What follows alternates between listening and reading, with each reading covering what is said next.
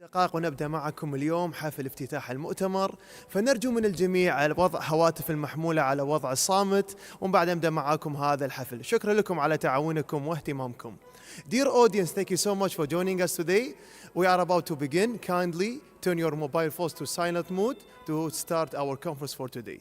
Thank you for your cooperation and also attention.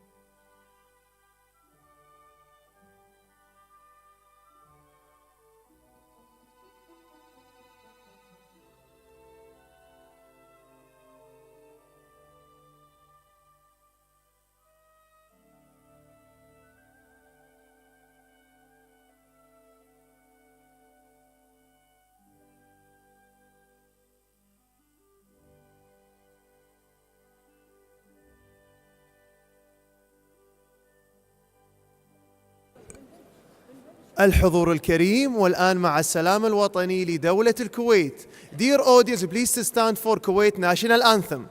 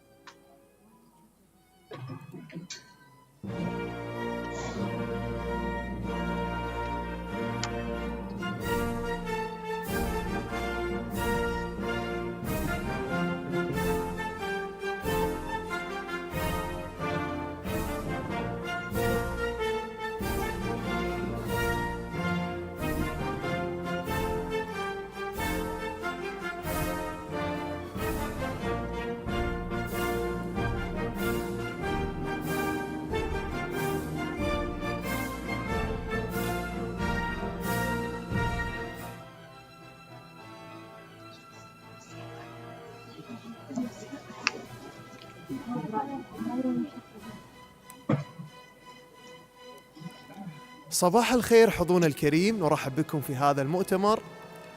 Ladies and gentlemen, distinguished guests, esteemed speakers, outstanding attendees, good morning everyone and welcome to the 5th Cybersecurity Education and Research Conference. Today, dear audience, we convey this conference to engage the vital dialogues and even the presentation already concerned the multifaceted domain of cybersecurity today. And also, dear audience, before we're going to start today, let me share with you a brief description about this conference. This conference, dear audience, started 5 years ago with a cooperation project between, first of all, British Embassy, Kuwait University, Kuwait College of Science and Technology, and all the government sector to the state of Kuwait to raise the awareness of the cybersecurity. And today, dear audience, it's already worth mentioning that this conference already sponsored by KFAS and also the UK Science Innovation Network. And now, dear audience, to inaugurate our conference for today we're going to mention today, and it's our privilege today to hearing the welcoming address from our stakeholders and organizers for today. حضورنا الكريم، نرحب بكم اليوم في هذا المؤتمر، نسعد بوجودكم معنا اليوم. طبعا الهدف من هذا المؤتمر ضيوفنا الأكارم هو تبادل الخبرات فيما يخص موضوع الأمن السبراني والتعرف أيضا على المختصين في هذا المجال. And now we're gonna also, it's our privilege today to hearing the welcoming address from our stakeholders and also our organizers, which will be all of them. Acting President of the Kuwait University, Professor Faiz Al-Dhafiri, and also Head of National Cybersecurity Center Kuwait, Engineer Mohammed Abdelaziz Bouariki. His Majesty's Ambassador to the State of Kuwait, Her Excellency Mrs. Belinda Lewis. President of Kuwait College of Science and Technology, Professor Khalid Al-Baqa'in. These are our stakeholders and organizers for today, dear audience. And now, dear audience, to kick off this morning for our conference for today, so it's our privilege now. We are pleased to have with us today our host, the acting president of Kuwait University, to deliver the first welcoming address to everyone. So please welcome Professor Faiz Al-Dhafiri to the stage.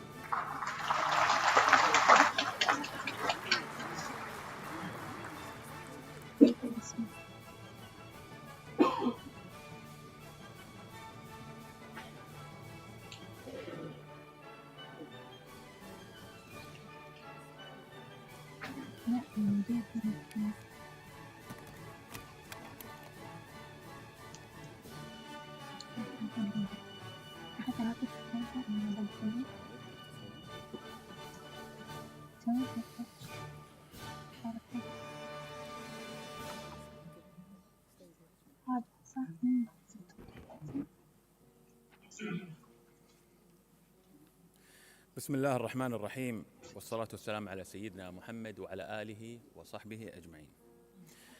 It is my pleasure to welcome all esteemed guests, participants, and speakers to this year's Cybersecurity Education and Research Conference. Kuwait University's College of Engineering and Petroleum has traditionally maintained that students are equipped with all the engineering background, skills, and necessary to be competent in what is essentially a highly competitive and evolving job market. Knowledge in cybersecurity is no exception. In a world ever more integrated and digitized, the consequences of security lapse range from minor inconveniences to monumental disaster that can affect millions, if not billions, of lives.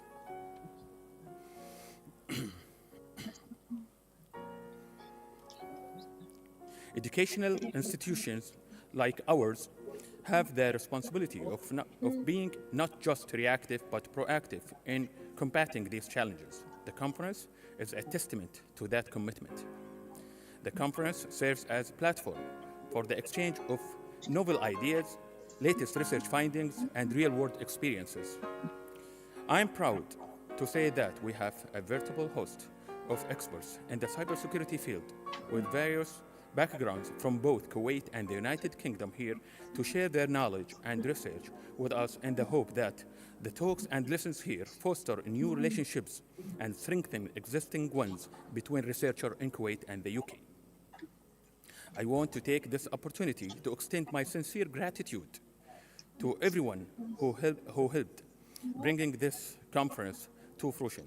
Our hardworking faculty members, dedicated students, and esteemed speakers and panelists. Thank you for your unwavering commitment to pursuing the boundaries of what is possible in cybersecurity. Finally, let us remember that our collective work here is not just academic, but urgently practical. In understanding how to build secured system, we contribute to a safer and more reliable digital society for everyone.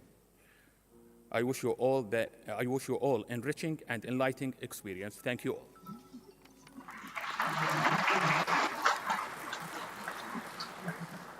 Special thanks to Professor Faiz Al-Dhafiri for his kind words. Now we're going to continue our conference for today, dear audience. We're going to hear a speech from the head of National Cybersecurity Security Center in the state of Kuwait, Engineer Mohammed Abdul Aziz Bouaraki. Please proceed to the stage.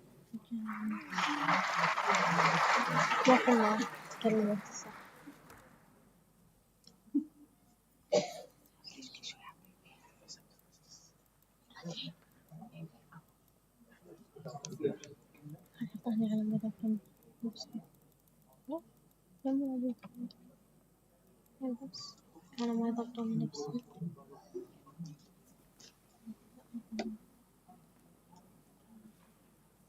السلام عليكم ورحمة الله وبركاته. بسم الله الرحمن الرحيم والصلاة والسلام على أشرف المرسلين سيدنا محمد وعلى آله وصحبه أجمعين. أصحاب المعالي والسعادة، السيدات والسادة، السلام عليكم ورحمة الله وبركاته. إنه لمن دواعي سروري أن أشارككم اليوم افتتاح مؤتمر التعليم البحث العلمي للأمن السبراني، وذلك في نسخته الخامسة، لنعبر فيه عن مدى حرص دولة الكويت على مواكبة دول العالم في دعم البحث والتعليم وتطوير الحلول والتقنيات المطورة لمنظومة الأمن السبراني بشتى مجالاتها، وبذلك بهدف خلق بيئة معلوماتية آمنة لجميع أفراد المجتمع والقطاع العام والخاص على حد سواء.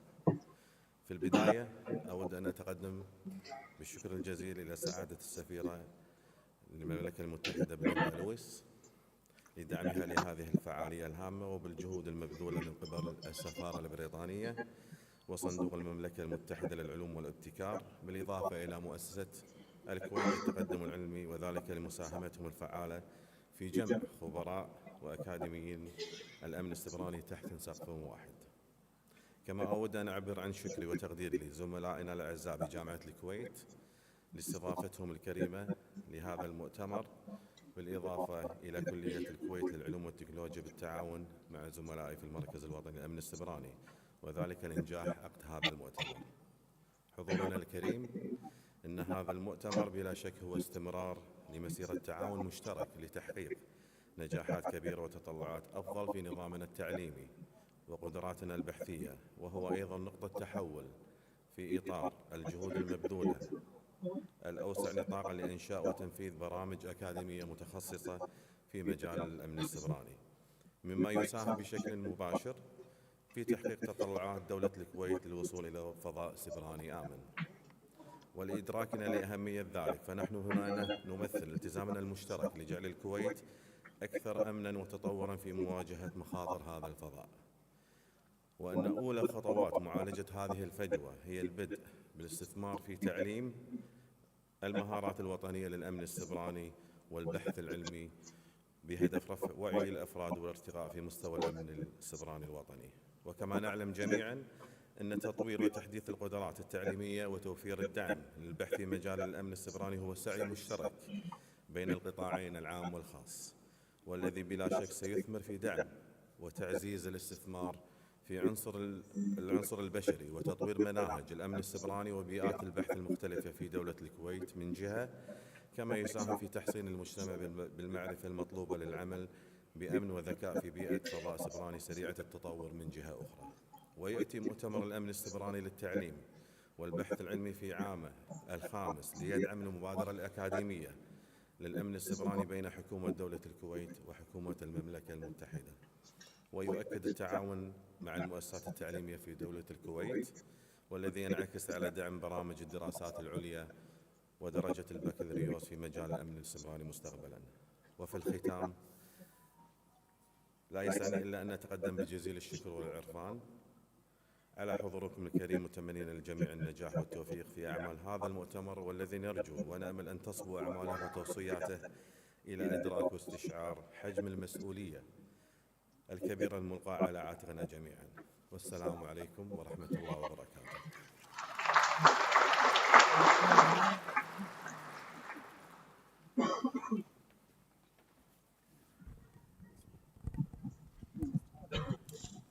A special thanks to Engineer Mohammed Abdelaziz Boualiki for his kind word and his wonderful speech. And also we appreciate the efforts of the head of National Cybersecurity Center Kuwait for doing their determination and their best for the sake for this conference. And now, dear audience, we're going to continue our conference for today. And we're going to hear now the speech of His Majesty's Queen to the State of Kuwait, Her Excellency Mrs. Belinda Lewis. Please proceed to the stage.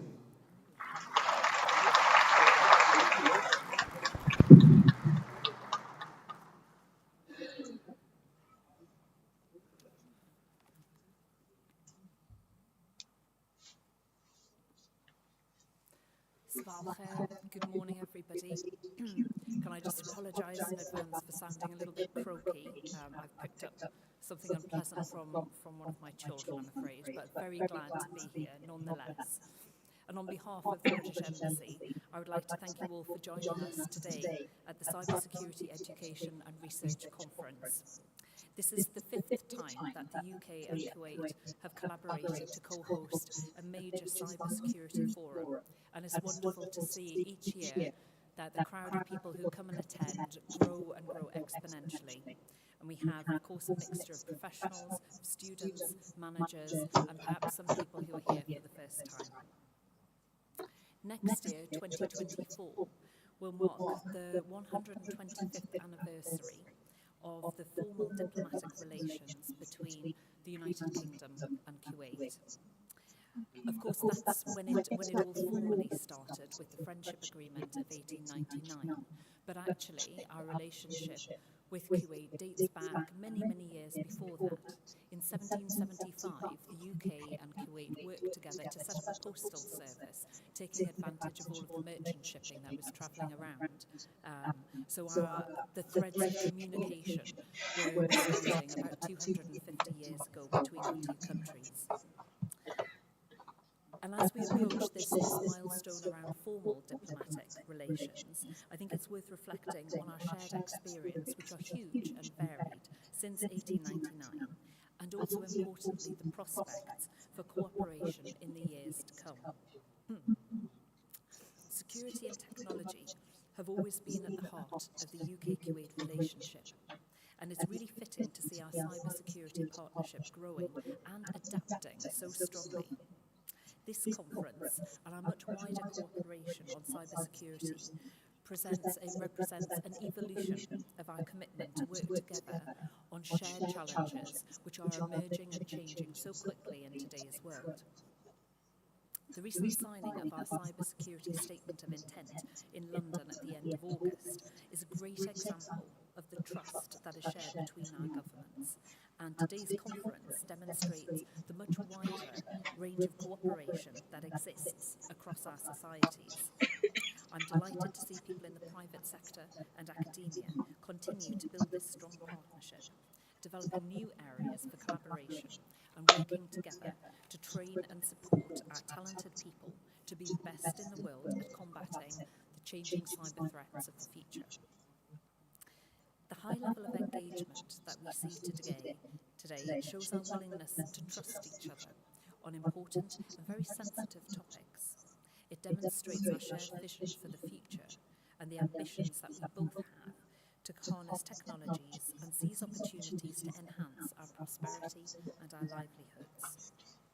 Cybersecurity touches on some of the aspects that are most important, not just to governments but also to the private sector and to individual citizens. This is around our security from attack. This is around our prosperity, looking after money that people deposit in banks, taking care of intellectual property that people have worked for years and years to refine. It reaches out across all different aspects of our lives, and I think this broader appreciation that cybersecurity is not just about computers and servers. Actually, it's about how we live, how we work, how we invest, how we bank, how we exchange our information, and whether or not we trust the organisations that we give our personal data to protect it appropriately. Before I go, I would like to thank some of the people who have contributed to making this event a success. First, I'd like to thank Kuwait University for hosting this conference in their really spectacular premises and an amazing sound system as well. Thank you. It's a really brilliant venue to house an inspirational event. I'd also like to thank Professor Khalid Al-Begin from the Kuwait College of Science and Technology, Dr. Amir Mohammed from Kuwait University, and all those involved in the planning and direction of this event. I would also like to thank the Kuwait Foundation for the Advancement of Sciences and the UK Science and Innovation Network for their generous funding. I'd like to say a big thank you to His Excellency General Mohammed Bouaki, the Chief of the National Cybersecurity Centre here in Kuwait, and all of his team for their outstanding support on this project. We are delighted to have everybody on board and look forward to growing this event in partnership. I'd like to thank those who have travelled from the UK, especially for this event, to be here today. I'm pleased that we have representatives from 8 of the leading British cybersecurity universities who are joining us at the conference. It's also great to see representatives from Thomas Murray and BAE Systems providing their private sector expertise. I hope you enjoy their presentations today and also tomorrow. And finally, I'd like to congratulate and thank all of the attendees from across the Kuwaiti government, private sector and academia who've decided to spend their precious time with us today. Whether you're from the oil sector or from the Ministry of Defence, whether you're a first-year university student or an experienced professor, I do hope that you leave this event with some useful additional knowledge or perhaps new contacts or connections to help you to protect your way of life here in Kuwait and also to help share that best practice with the UK. The next 2 days will, I'm sure, cement the continuing basis of our ongoing cooperation in the field of cybersecurity education and research for years to come. I will now hand over, I hope, to the correct person, Professor Khalid. Did I get that right? Yes, nodding. Thank you. Professor Khalid, I think the floor is yours. Thank you.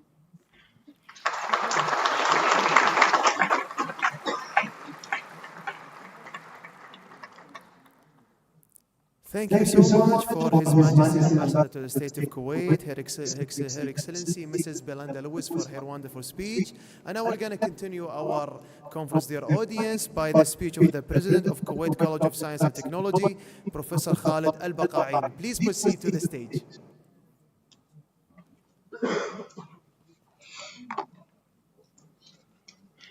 Assalamu alaikum. Good morning, everybody. Your Excellencies, thank you very much, Your Excellency, for the introduction. It's my great pleasure to be here at this fifth CERC conference and to have a speech. It's a privilege for me for the fifth time at the opening ceremony of this conference and to see that CERC has grown in its depth and its significance. CERC is not just a conference anymore. It is a platform. It's an annual platform for learning and collaboration.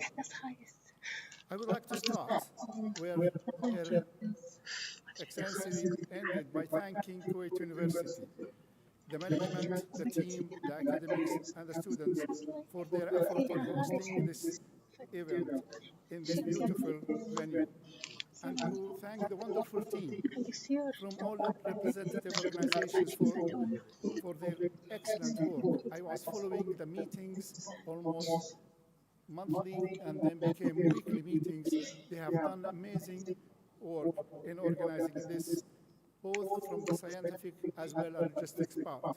So thank you for the team from the British Embassy.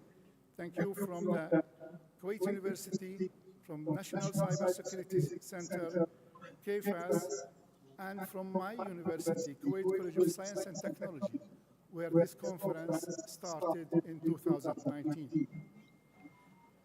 Cybersecurity is not anymore just about protecting data.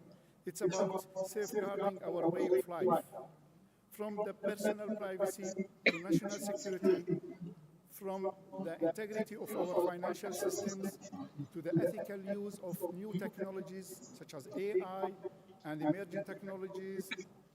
Our mission is clear: to ensure a safer and more resilient digital future for all.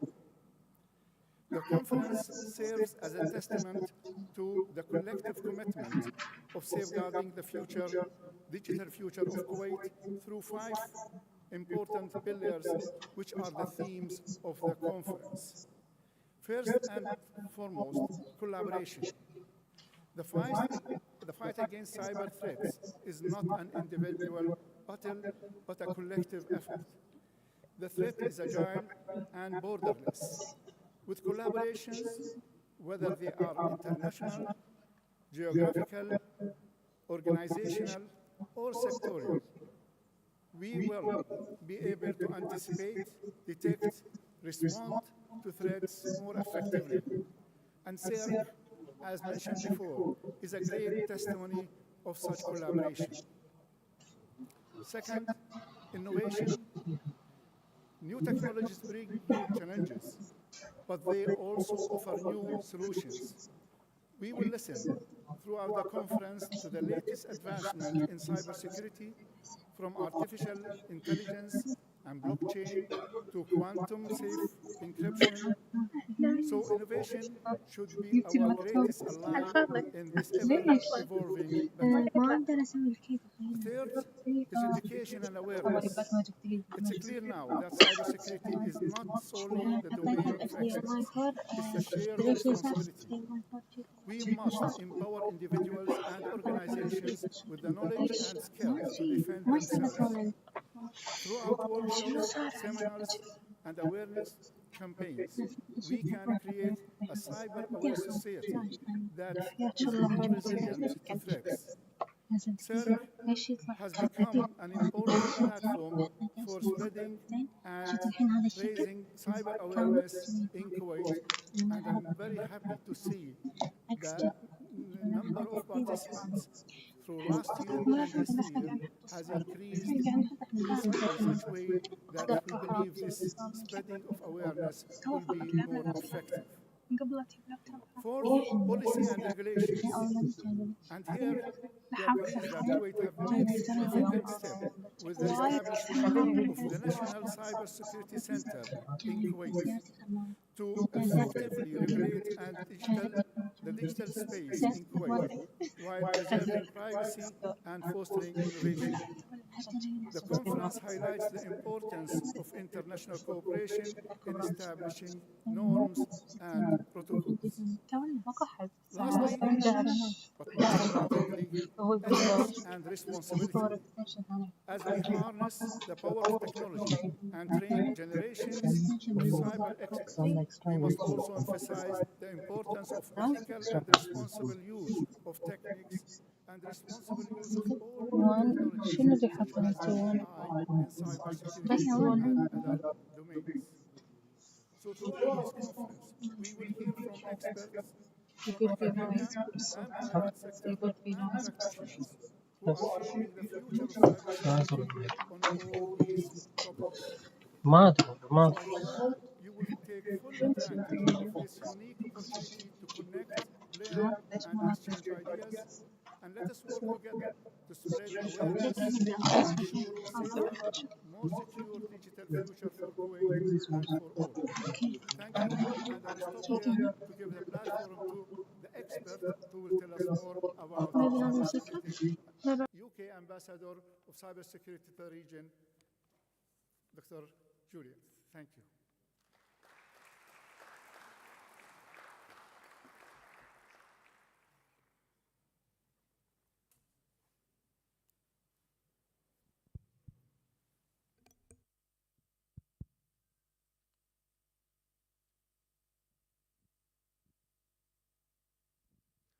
حضورنا الكريم، سعيدين بوجودكم معنا اليوم من خلال هذا المؤتمر. Dear audience, we'd like to thank you for everyone who's joining us today in the hall today. Before we're going to continue our speech for today, I would like now to start the award ceremony. حضورنا الكريم، نبدأ معكم الآن مراسيم التكريم. طبعا من قبل نبدأ معكم مراسيم التكريم يجب أن نشكر في البداية جميع الحاضرين اليوم من خلال هذه القاعة. وأيضا would like first of all, before we start our award ceremony for today, we'd like to welcome everyone. I'd like to thank everyone who's joining us today in the hall. So now is the time for the award ceremony. So we'd like to invite now the acting president of Kuwait University to the state of Kuwait, Professor Faiz Al-Dhafiri, to present the award to the partners in the conference. Please proceed to the stage. أهلا وسهلا بكم. حضورنا الكريم، من خلال مراسيم التكريم ضيوفنا الأكارم ندعو الجميع لالتقاط الصور التذكارية، فالتصوير هو لحظة من الزمن تدوم معاكم إلى الأبد. Dear audience, now it's time for the award ceremony. So if you like to take some photos from your phone, because photos is the moment of your life. Dear audience, we're going to start now our award ceremony, and now to present the conference block 2. Head of National Cybersecurity Center in the state of Kuwait, on behalf of National Cybersecurity Center, Engineer Mohammed Abdul Aziz Bourouki, please proceed to the stage for the award ceremony.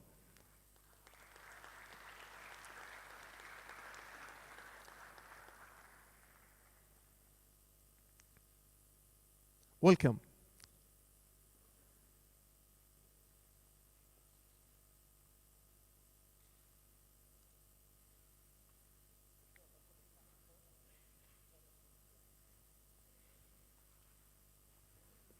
سعيدين جدا اليوم بوجودنا معاكم اليوم في هذا المؤتمر ومع الشراكة المجتمعية اليوم من خلال الجهات المعينة. نشكر سفارة المملكة المتحدة دولة الكويت وأيضا جامعة الكويت على هذا، وندعو أيضا المهندس محمد عبد العزيز بوعروكي للبقاء معنا على المسرح تبدأ لاستمرار مراسيم التكريم مرة أخرى. ضيوفنا الأكارم، نستكمل معكم اليوم مراسيم التكريم. We're gonna continue our award ceremony for today, dear audience. So Professor Faiz Al-Dhafiri and Engineer Mohammed Abdul Aziz Bourouki, we're gonna present the block 2. His Majesty's Ambassador to the State of Kuwait, Her Excellency Mrs. Belinda Lewis. Please proceed.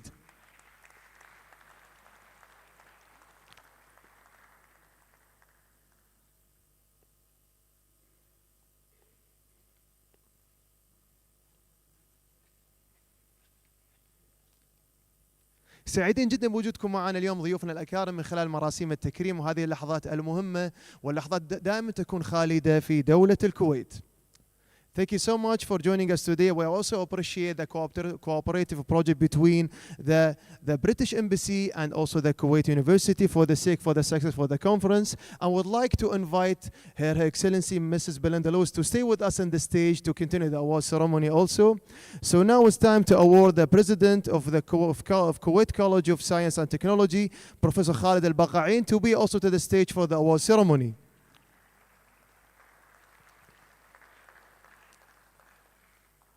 Please welcome. Thank you so much for joining us, and also we appreciate the efforts for Kuwait College of Science and Technology for the sake for this conference. And also now, dear audience, we'd like to invite all of you to stay in the stage. So all the organizers are going to award the Acting President of Kuwait University, Professor Faiz Al-Dhafiri. Congratulations and thank you so much for your cooperation today and hosting this event.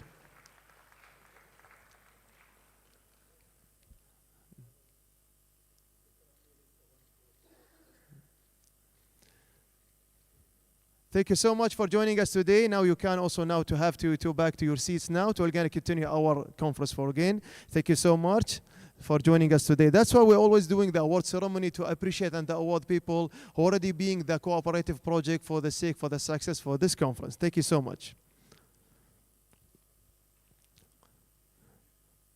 Now we're going to end our first opening session for today, dear audience. We're going to honor now to introduce our first speaker for today, the UK Cybersecurity Ambassador. We're going to presenting to us the keynotes. Please welcome everyone, Mrs. Juliet Wilkos.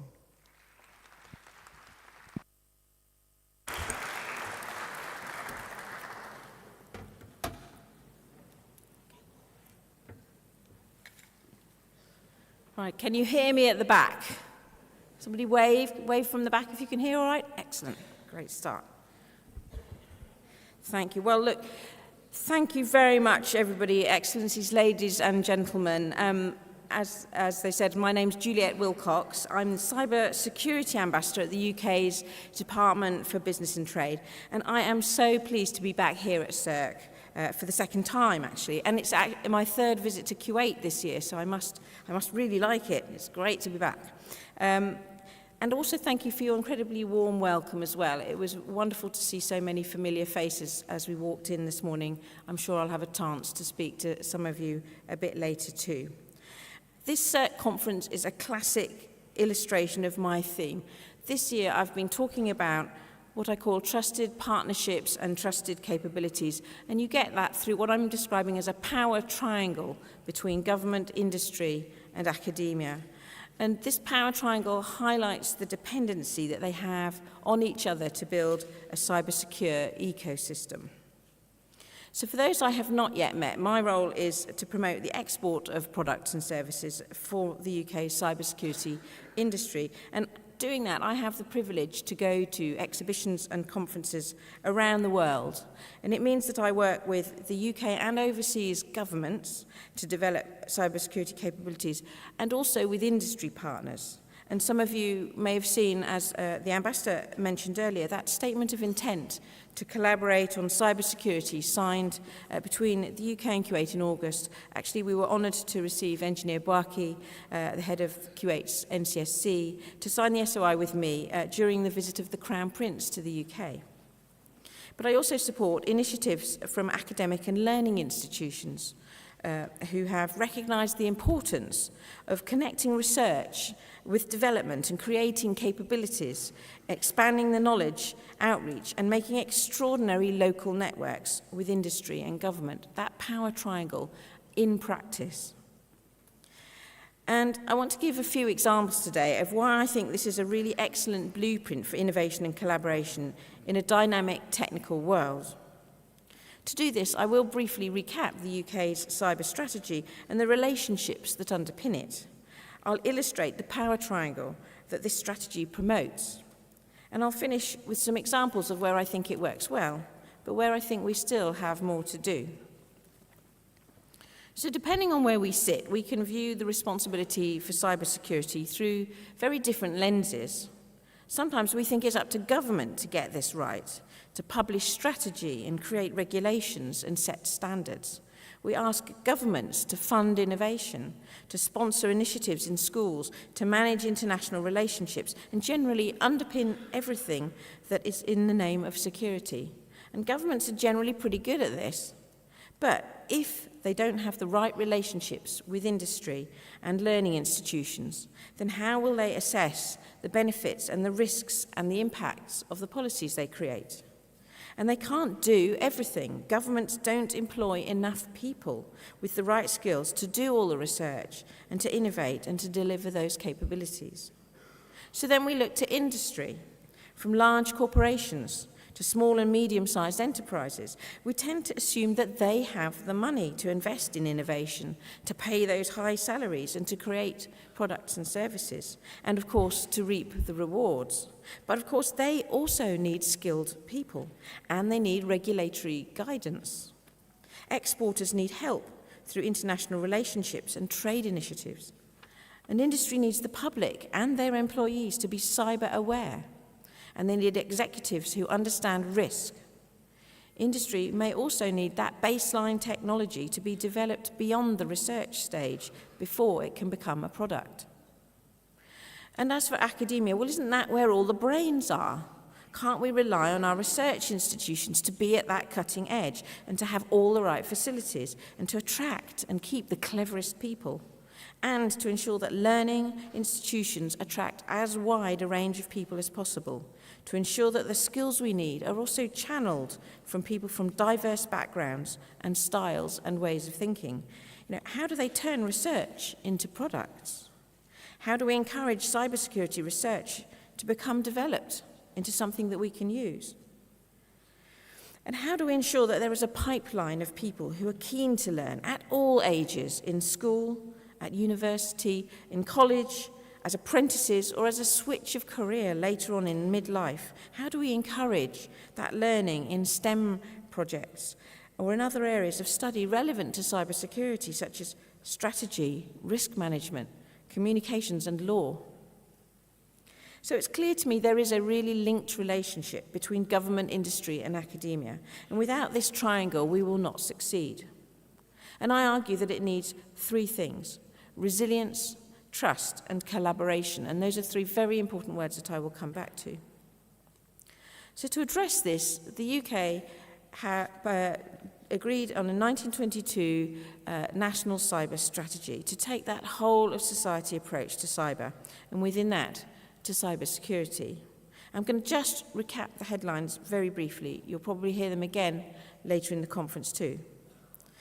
The 2022 strategy is our third strategy, and it's not a cybersecurity strategy this time, it's a cyber strategy, and it reflects that recognition that the UK has to approach cyber as a whole, for the whole of society.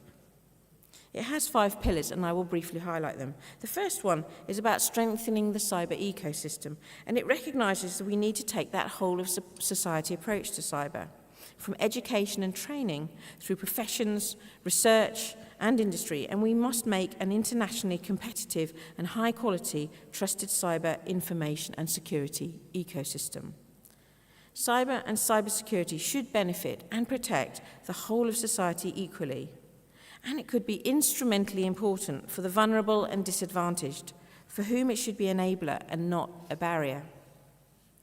Pillar 2 is about building a resilient and prosperous digital UK, and it calls out that issue of cyber risk, the need to improve awareness throughout organisations and society. It recognises that prevention of cyber attacks and the ability to respond and recover quickly are essential features of the organisational management for everyone. Pillar 3 sets that ambition to take a lead in technologies vital to cyber power, and it sets about recognising the need to anticipate and act on the science and technology developments which are vital. It considers those next generation technologies and the need to have that trusted and diverse supply chain. Pillar 4 looks to advance the UK's global leadership and influence, and it's all very well having great cybersecurity products and services, but a free, open, and peaceful, secure cyberspace doesn't have international borders. Making cyberspace work effectively for everyone requires some rules of the road, some common values and terms of use, and some expectation of standards and behavioural norms. And finally, Pillar 5 is about detecting, disrupting and deterring our adversaries. And this was the heart of our previous cybersecurity strategy. But with that whole of society approach to cyber, this now becomes a key pillar of a much broader strategy. And we recognise that defending against adversaries will be integral to our success. So how did we decide on this strategy? We live in a digitally enhanced society where almost every aspect of modern life is becoming more connected to a digital network of some kind. So whether it's your fridge self-ordering from the supermarket, or whether it's an automated shipping and cargo movement system, or the sensory system surrounding combat missions in times of war, or using your home devices to adjust the thermostat, or to call children for dinner. I wonder how many of you use Alexa in the home to broadcast around your house and tell people that it's time to come to the dinner table. The use of networks needs to be reliable and secure. And the whole of society is learning about the risks of navigating this new landscape. So we need to take advantage of the opportunities, but also to understand and mitigate those risks. So the cyber threat to the whole of society requires a whole of society response from government, from academia, and from industry. And they need to collaborate with each other and promote diversity of thought to develop those innovative solutions and master those future technologies. But it also presents an opportunity to make us efficient, effective, and secure, and to reach remote regions and overcome inequalities, to reach the parts that a non-digital world cannot reach. And we need that power triangle of government, industry, and academia to make it work. So I'm going to look to the UK's approach to this, and I'm going to follow it through those words I mentioned earlier of resilience, trust, and collaboration. So with resilience, we think of it as being able to resist pressure, to bounce back from challenges, to be prepared and ready for anything that might happen. But I also think it means strength in depth, being in a strong, reliable neighbourhood, knowing when to get help, innovating by using the things you've got around you, and not depending on any one thing to get you through, a diversity of thought and of approach and of solution. I very much admire the UK's recognition of the importance of what we call clusters. And clusters are supported by our central government. The UK's, we call it the Cyber Clusters Collaboration, or UKC3, and it links together local industry groupings with neighbouring academic institutions and local government in order to create centres of excellence. And there are 15 clusters throughout the UK promoting collaboration regionally and connecting together at a national level. And I'll give you an example today, and I'm going to talk about Wales. So can the people in the room from Wales please put up their hands? There. So I know there are some colleagues here from Wales because I bumped into them on the flight yesterday. And I was going to use this illustration, but I could just as well have said it about Scotland, Northern Ireland, the Midlands, the South, all over the UK. The cluster in Wales links together the Welsh Government, 8 universities to promote research and to encourage undergraduate learning, and leading industry partners who are located in Wales. And through this arrangement, you can find university professors sharing research premises with industry partners, law enforcement explaining their problem sets, and students sitting with industry, learning about the issues that they face as part of their studies. As I said, it's repeated around the country, and those government, industry, and academic institutions recognise the need that they have to rely on each other. It also creates those centres of expertise connected to a local industry. So whether that's defence or automotive or maritime, for example, and it reaches all corners of the country in search of the most diverse expertise, creating strength and resilience throughout the country. And this is underpinned by that whole life approach to education and learning. So Cyber First is a programme we run in the UK, supported by government, but it reaches into primary schools and it targets girls at the age of 13, and it supports undergraduates with bursaries and work experience as they explore their future careers. And there are also initiatives to support mid-career aptitude testing and reskilling through novel partnerships between industry and academia. And there are many, many initiatives to support the growing need for cyber skills. So I will repeat again, too, the need for diversity, and I specifically support Women in Cyber, where we risk missing the brains and different styles of half the workforce. And here again, I want to acknowledge the UK's Gulf Fellowship for Women in Cyber. Again, I believe there are some fellows from that programme here in the audience today, and it's a well-known programme in Kuwait. I've been delighted to meet the fellows as they've been in different places, both here in Kuwait and as they travel around the world. As a scheme, it gives access and visibility on a global scale, and many of them have spoken at the UN.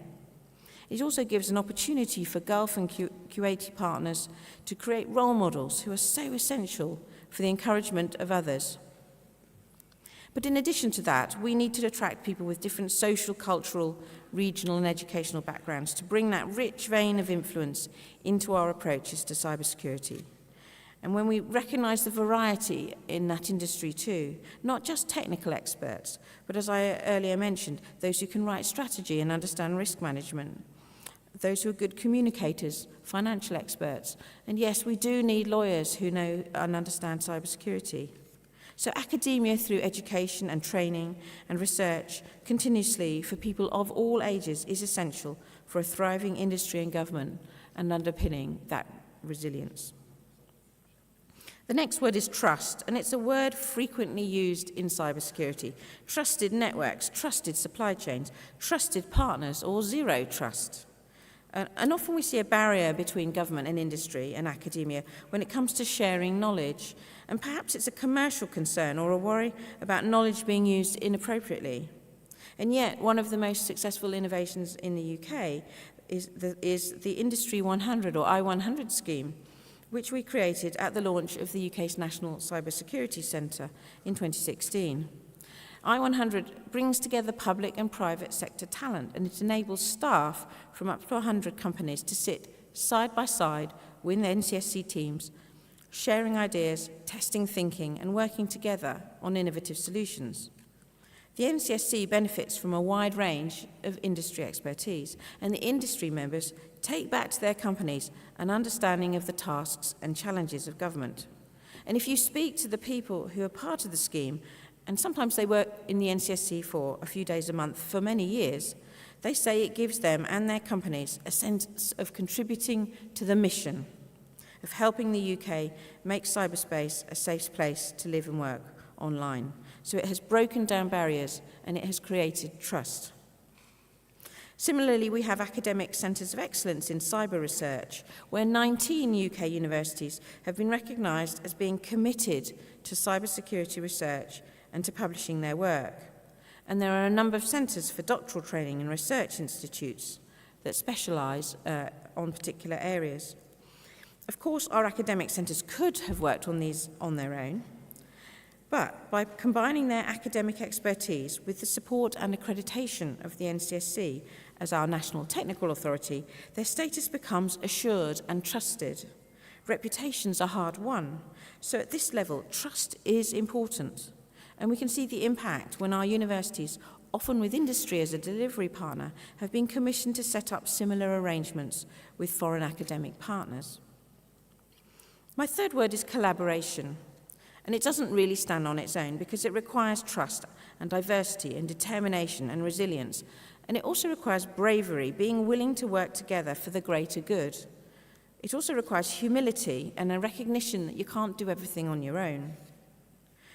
So collaboration is at the heart of that power triangle to create trusted partnerships and capabilities. And here I want to highlight that UK's concept of active cyber defence. The Active Cyber Defence Programme is an ambitious project designed to improve the security posture of an entire nation. It doesn't seek to solve all security problems. It's currently aimed at commodity attackers rather than targeted and APT attackers, but it gives the widest benefit in the shortest time. And its tagline is to protect the majority of the people in the UK from the majority of harm caused by the majority of cyber attacks the majority of the time. It's a bit of a tongue twister. And it primarily serves UK government departments and agencies, But since the outbreak of the COVID pandemic, of course, it also supported the NHS. And a new facet known as ACD broadening is actively exploring the expansion of that service to cover private sector organisations and indeed foreign governments and organisations should they wish to adopt this programme. The point is that the creators and the providers of the ACD products and services are industry partners. They are looking after our country's most precious assets. The services range from taking down malicious websites, enabling the reporting of suspicious emails, checking systems for vulnerabilities, applying a protective DNS system for government and other organisations, operating an early warning system, and providing free materials for exercise scenarios. They are trusted and they are supporting national resilience, and we couldn't do it without them. I'll conclude by reflecting on a few areas where I think we could do more. Governments must work with industry, but they also need to think about the contracts and procurement in a different way. A contract to deliver cybersecurity capabilities needs to be more adaptable and agile than most governments' organisations are used to. What is decided today is likely to be very different in 3 years' time, so a 5-year fixed contract won't really work in this area. We also need greater international mutual recognition of standards, both in capabilities, in skills, and in technology. And that would go a long way to help the best people and capabilities to be available around the world. They don't all need to be the same, but we do need to get to a place where we can trust the testing regimes of strong cyber partners, being able to recognise and approve similar frameworks, whether it's the Cyber Assessment Framework in the UK or NIST, or skills frameworks, or other government testing regimes such as FedRAMP in the US. That requires trust and collaboration, but the benefits are potentially huge. And then thirdly, how can we work together to ensure future technology, the use of AI, the use of quantum, becomes an asset to the world of cybersecurity before it becomes a threat? This is a key debate for governments around the world. In the UK, we're about to hold an AI Safety Summit at the end of this month. And I know there are conversations going on like this at conferences like this all over the world. But I think it will only be solved through that power triangle of government, industry, and academia working together. I am an optimist. I know that cyber threats will increase with our digital dependency, but I also think we do have the capability and technology to keep ourselves safe. We will need to be agile and adaptive and innovative, but we do need that environment that fosters resilience, trust, and collaboration. And I think we can do it through that power triangle of government, industry, and academia. So I'll end by thanking you once again for inviting me here to this conference. I know you've got some wonderful speakers over the next 2 days. I'm sure they will bring up to the forefront many of these really critical issues that we face. And I look forward to continuing to discuss all of these with you as we move forward. Thank you.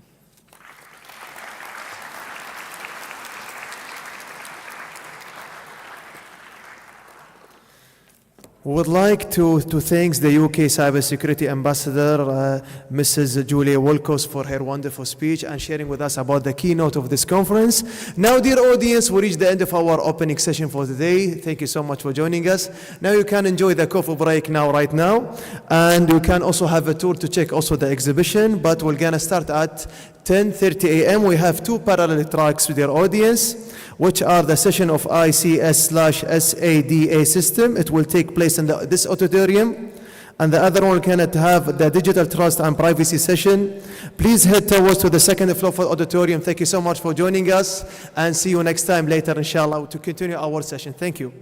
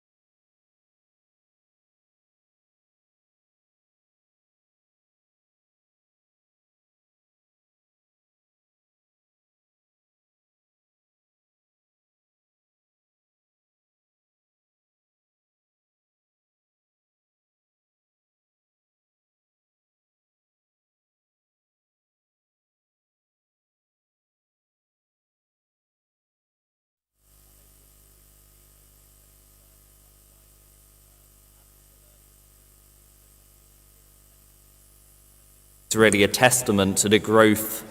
Sorry, could people at the back hear the opening of that? I may need to repeat. I'll start again. So good morning, ladies and gentlemen. Welcome back from the break. I hope you all enjoyed the opening session of CERC as much as I did.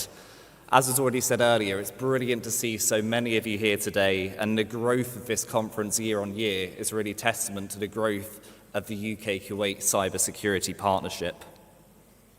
By way of introduction, my name is Andrew. I work in the political section of the British Embassy here in Kuwait, and I'll be your MC for the next couple of hours until we get to lunch. As has been touched on by both our UK ambassador and our cyber ambassador, Her Excellencies Belinda Lewis and Juliet Wilcox, our cybersecurity partnership with Kuwait is a core part of the embassy's work here. And as a diplomat, I've noticed there are a few similarities between the fields of diplomacy and cyber, not least of all our mutual love of acronyms. So based on that, the focus of our upcoming set of presentations is set to be ICS SCADA systems, and we have a great selection of speakers lined up for you. To kick us off, it's now my pleasure to invite Professor Siraj Sheikh of the UK's very own Swansea University to present on ICS SCADA systems. Please join me in welcoming him to the stage.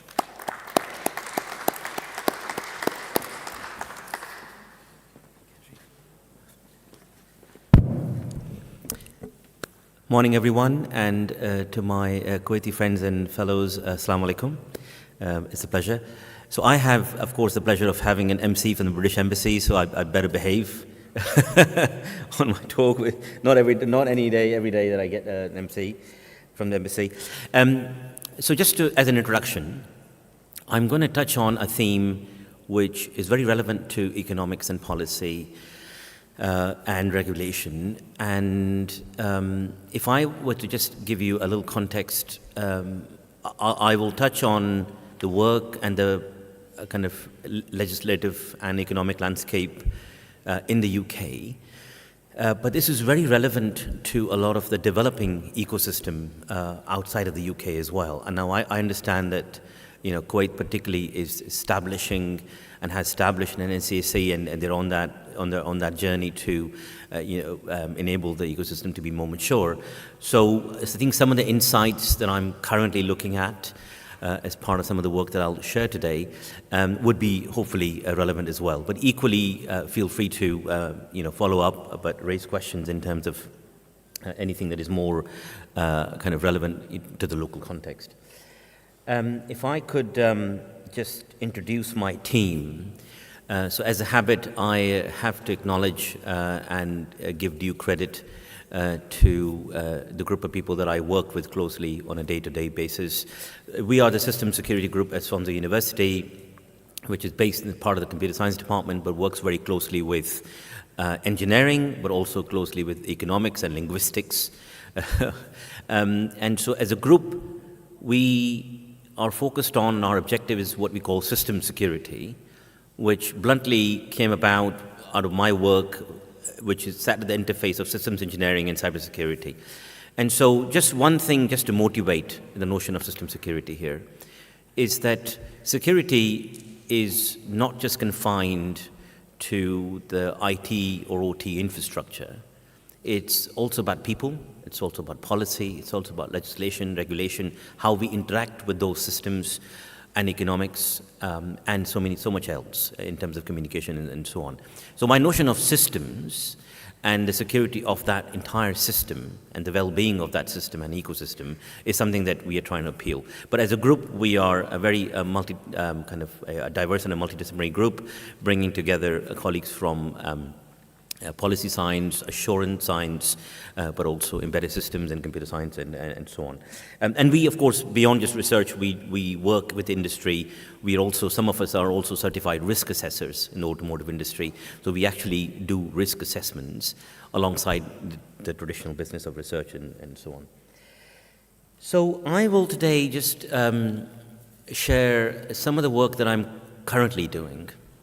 And this is really coming out of a body called RITIX, which is a research institute based at Imperial College in London, funded jointly by NCSC, the National Cybersecurity Centre in the UK, and the research councils. And myself and a colleague in the audience there as well, both of us are current fellows, RITICS fellows.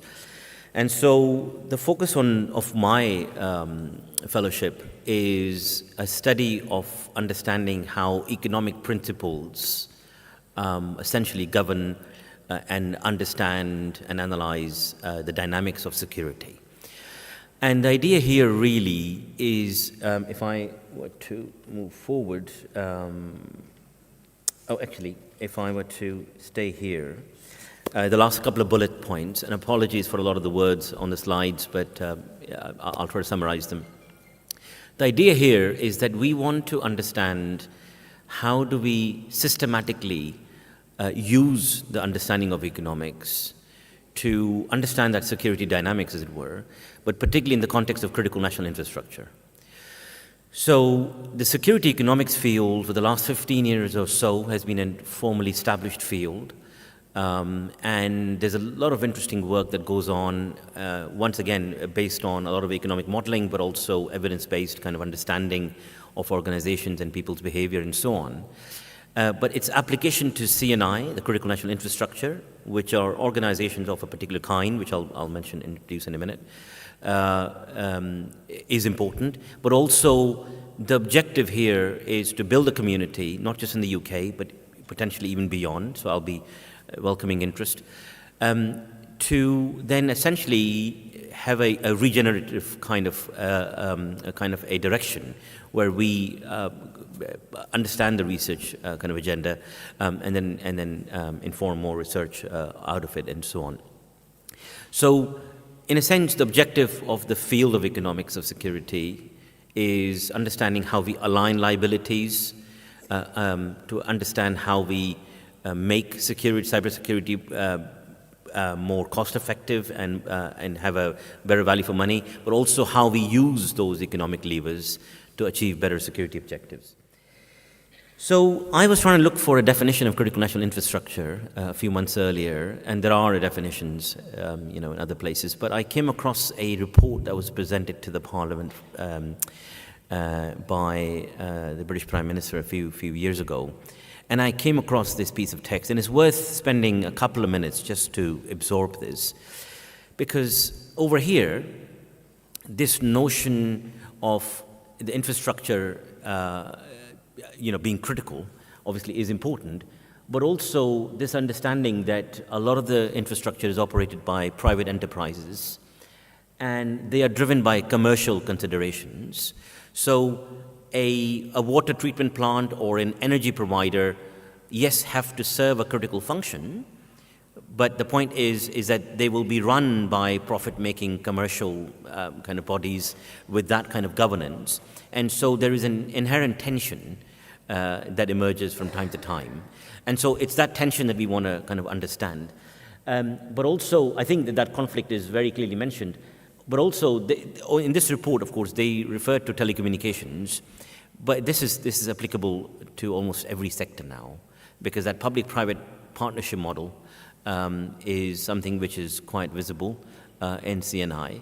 And of course, the corporate financing of such organizations also lends itself to those commercial imperatives.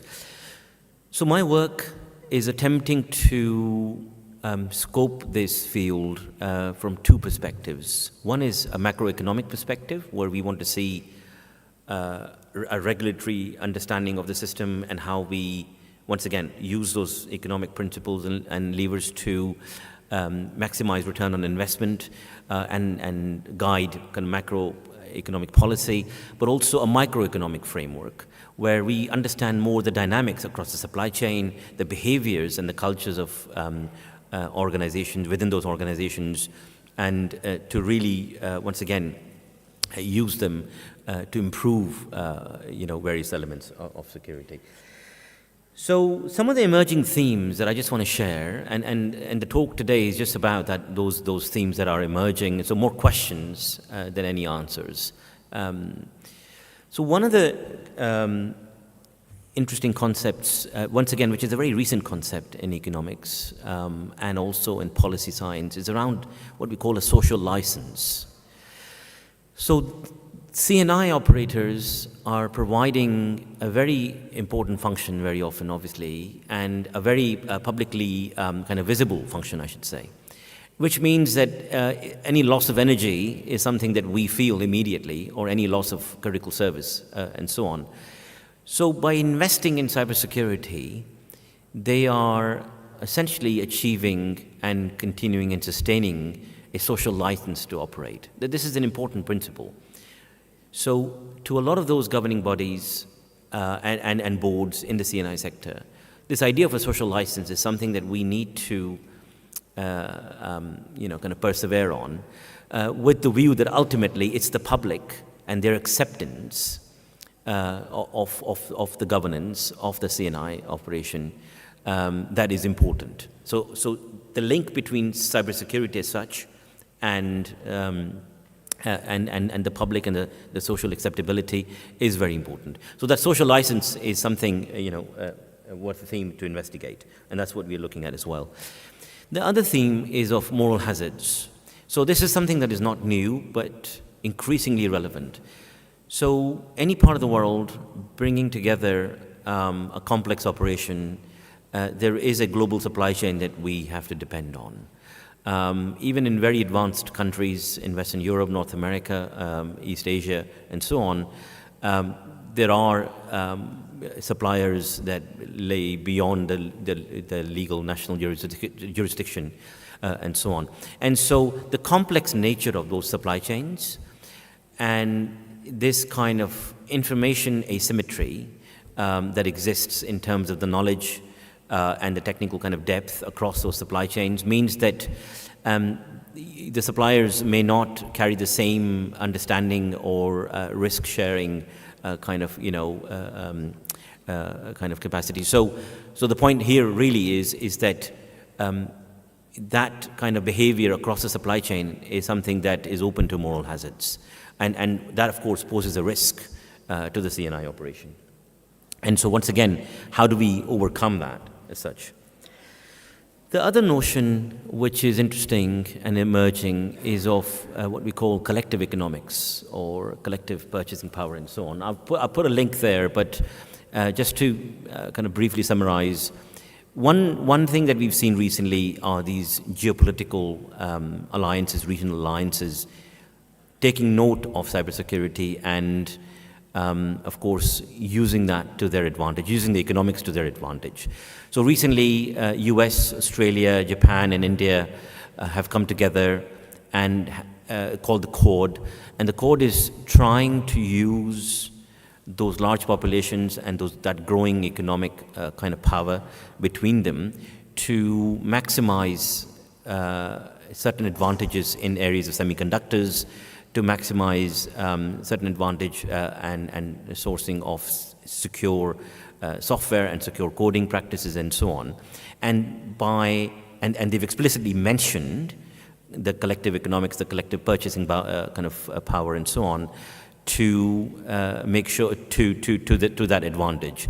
So how do we understand that? How do we make sure that nations, be it small or big, could come together or even within kind of certain ecosystems and industries, various customers and clients and organizations could come together to leverage that kind of power. So that collective economics is not new as a principle, but of course for cybersecurity, that could be quite interesting. And we are seeing that as a very clear example in the case of code, for example. The other challenge, of course, is, and I'm sure a lot of you would be familiar to this, of course, is the research and development and innovation that a lot of us are involved in. Now, when we come to commercializing that technology, the new novel technology and so on, very often the imperative for that kind of investment and so on is to realize that commercial growth and return. And the notion of innovation rents and a healthy innovation rent, of course, is important to incentivize that investment, particularly the private sector investment, into then generating a good return, and then of course adoption of technology and so on. So the notion of innovation rent essentially is about the heightened or the additional growth in return that we get compared to traditional technologies and so on. So how do we then make sure that the novel technologies can attract innovation, kind of higher innovation rents? And so for C&I, this is particularly important because a lot of them are built on legacy systems and so on, but then as they move on to new suppliers, they'll have to obviously, kind of understand this and enable higher innovation rents. These are 4 themes that have come about, which are driving a lot of my kind of fellowship work. And so hopefully, we'll see more insights as I go through.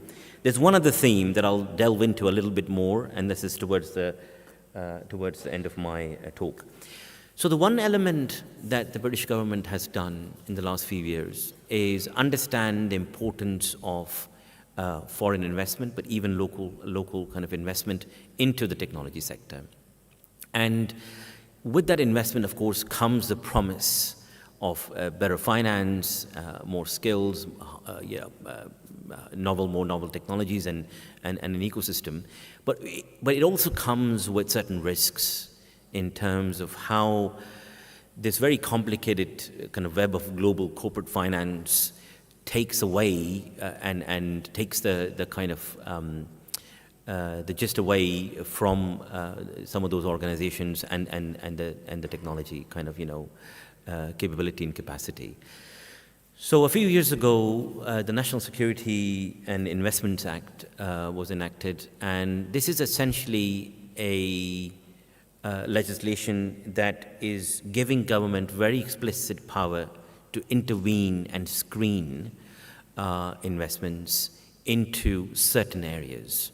So I'll share the areas in a minute, but in the legislation, there's very clear mention of the kind of assets that are mentioned here, including kind of software assets and intellectual assets and so on. Beyond just that, but also physical assets, beyond just physical assets, of course, as well. But this is relevant to 17 explicitly mentioned areas of economy, which we can see, including from defense and energy and military, which is what you would expect, but also communications, hardware, robotics, transport, and a number of those digital sectors, which are, once again, the subject of a lot of cybersecurity attention as well. And what the Act does, it allows the government to actually intervene and block certain investments if it thinks that it is not in the interest of the UK in terms of UK's national security or in the interest of certain kind of use of information or access to information and so on.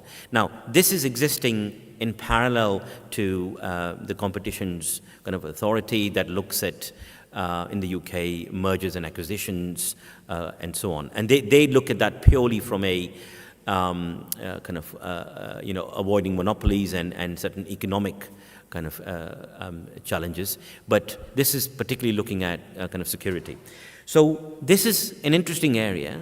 And what is emerging from this, which seems to be a national security imperative, what is emerging from this is a very strong link between cybersecurity and the corporate financing of this sector. So here is a review of, so the Act is very new, the last few years only, or 2.5, 3 years. And this is a review of all the interventions that the Secretary of State did under this Act in 2022.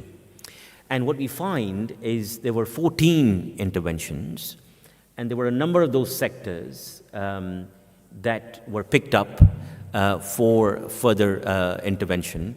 And there were actually more cases that were kind of, notified, of course, many more, but a lot of them were just cleared through. Of the 14 that were picked up, there are a few that are actually blocked, which means that there are, the Secretary of State basically took that investment as a threat to national security or in the kind of greater conflict of kind of economic security and so on, but particularly national security. And then there were a few that were cleared with certain conditions.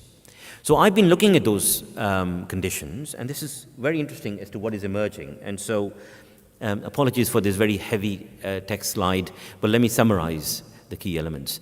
So in certain cases, the NSIA is allowing investment to carry on, but it is insisting that it is subject to assurances that controls are in place to protect information from unauthorized access. So this is very interesting now, if you just put yourself in the foot of the organization being invested in. If any of you is involved in a new company or a startup or even a mature organization and you're receiving investment, that's a very important step for your corporate life and growth and so on. But if the NSIA is basically enforcing a condition that you have to operate good cybersecurity controls and make sure that access to that particular types of information is controlled, as a condition to that finance, it means that we need to take cybersecurity very seriously and to make sure that we have good governance principles and so on for that investment to come through. So there are at least 3 cases where we very clearly see this. This is from the subset for 2022, where this link is being made. So I think this is very important. Once again, I just want to re-emphasize this. It is the investment in cybersecurity that then ensures good corporate finance. And now it's become pretty much regulated and legislated in the UK. And this is something that is not new. In the US, there are similar acts that screen investment and so on. But what that means for us, for a lot of the innovators and researchers and so on, and people working in industry, is that we need to sit up and take notice and understand that security is not just a technology problem anymore. It is a problem of governance, it's a problem of corporate finance, it's a problem of economics, more so. And that link is something that we cannot artificially detangle. So this is something that is going to keep me busy, and I hope to share more insights. Today was just an opportunity to share some of the themes.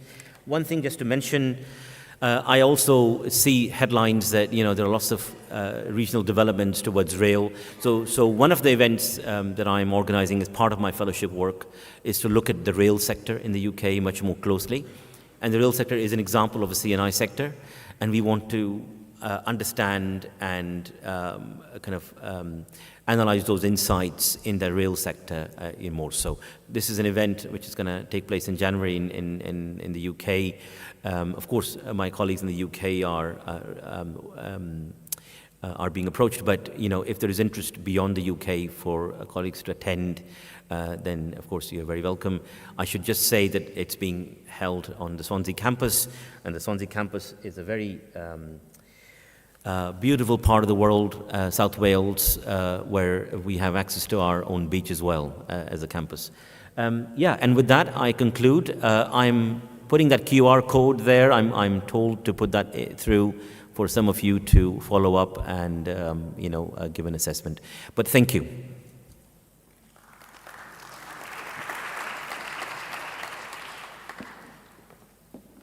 Thank you very much, Professor, for that insightful presentation. As an economist graduate myself, I think that was really fascinating to learn more about the link between economics and critical national security infrastructure. It's a token of our thanks for coming all the way from the UK to present for us. My colleague Marwa is going to present you with a small token of our appreciation. So please, let's put our hands together one more time for Professor Siraj Sheikh.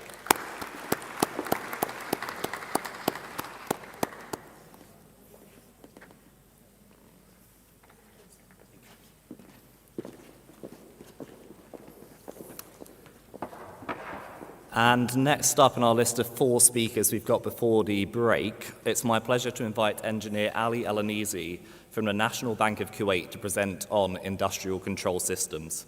Please welcome him to the stage.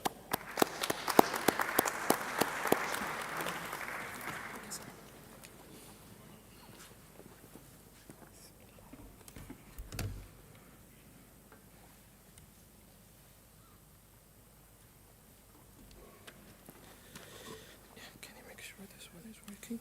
Okay. Here we go.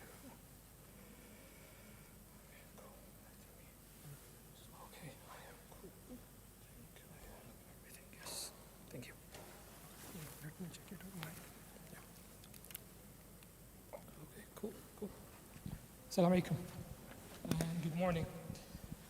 I don't like to stand it, I will be working here and there. My name is Ali Al-Anazi, and I work in National Bank of Kuwait.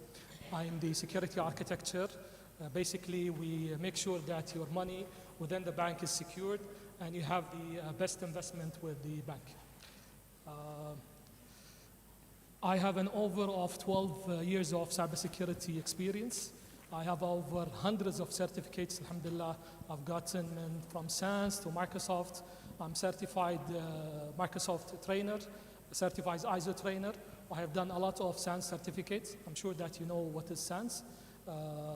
These are the things I request you to explore. Very nice certificates to have. Let me best tell you, this is what I'm currently doing is on a lab. We have published the paper back in 2018, but we are currently working on improving the paper and getting more results and more results to help Kuwait. So I will show you, for example, a dream that I wanted to have. This is where I started in 2018, where I dreamt to have a smart Mbarkiya SSUC. If you can see, مثلا, I wanted to have traffic sensors, water sensors, noise sensors to make sure we have the best experience for everyone who is visiting Mbarkiya. And that has been taken to another project. I was involved with Euronews to talk about the smart cities in Kuwait. I will take you on a journey. Where did we start it? And what we are doing now and what we wanted to land on. How it is started, actually, while I was working in IT, I have seen this news back in 2012, what happened with Saudi Aramco and how the Saudis reflected and built their national security on the attack and how what they are currently doing and how they are presented their country and what they have reached. And the things happened just 3 months ago or a month ago with the Ministry of Finance. This compels us to have the right skills to keep continuing doing what we are doing in cybersecurity. And a brief, what I will talk about today is what is ICS, how to secure it, and what's in my dream that I wanted to Kuwait to have. So let's start, for example, what is a control system? I think you have seen something like this. This is a thermostat at your home, for example. So this is a control system that controls your AC within the room, controls, for example, this room. So this is a basic example of a control system. And take this example as a bigger example for example, Kuwait oil refineries, or for example, any gas stations, how we are controlling them. So imagine that you have a default password in these such devices, and what attack that could lead Kuwait to. So what we are currently doing is we wanted to have such a policy. The scope of our work currently is that we wanted to have a policy and we wanted to have a ground, the right laws and regulations for Kuwait. And then from that, we will start having the right protections to secure these devices. So take the example of the thermostat, and now we reflect it to the industrial controls. So for example, we have the operator species, how to control the operator species, how to control the network itself. And I want to take you to something called, this is the modules of the manufacturer. I want to reflect it, for example, in the Purdue module. The Purdue module is how to, architect the ICS control system. So in simple information security, it has levels from 0 to 4. 0 is where the sensors and devices are connected, and then how these devices are connected to the network and the IT network. There is a difference between the OT, which is operation technology, and information technology. What we are currently doing is we can't mix these networks together because of there is many issues with the ICS devices, patching. Sadly, most of these devices, the ICS on the ICS network are not patched. So if you can see here, like we have industrial security zone, the delimited DMZs, and then we will go to enterprise. The enterprise security zone is where IT will land. Like we will have a jump PCs to connect to these PC networks. So we wanted to introduce this module. This module has been there since 19th, but this we wanted to build a Kuwaiti framework based on it. I have done some research on IoT. IoT is Internet of Things, and it's similar to ICS, where that is focused only in industry. But now you can take industry as everywhere. You can have it like in your home. You can have it, these controls. So we wanted to have these projections for the devices. So we want to make sure that everyone in Kuwait understand how to have the right secure infrastructure for these devices.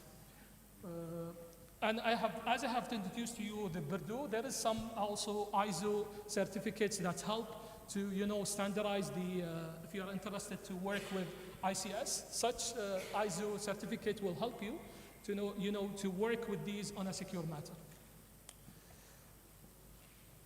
Okay, this is the difference between IoT and IT. Basically, the IT network is the normal network you are logging to, you know how to work with, and you're normally working with. The other network is OT, where the sensors and the PLCs and SCADA system are connected to, and how we could bring them both together. As I told you, we can, like we have, if you don't, something like jump PCs, firewalls, and how we wanted to, make sure that the OT system is secure by having such technologies. A quick question. How secure is ICS? Can we hack ICS now? Can we do a demo? Can we? MashaAllah. I can just show you something سريع, but use it in an ethical way, please. Shodan. Shodan is a Google, something like Google search, but for ICS devices, water treatment. For example, by the way, this page is just a screenshot from their website. You can just go and you search for a SCADA system or ICS.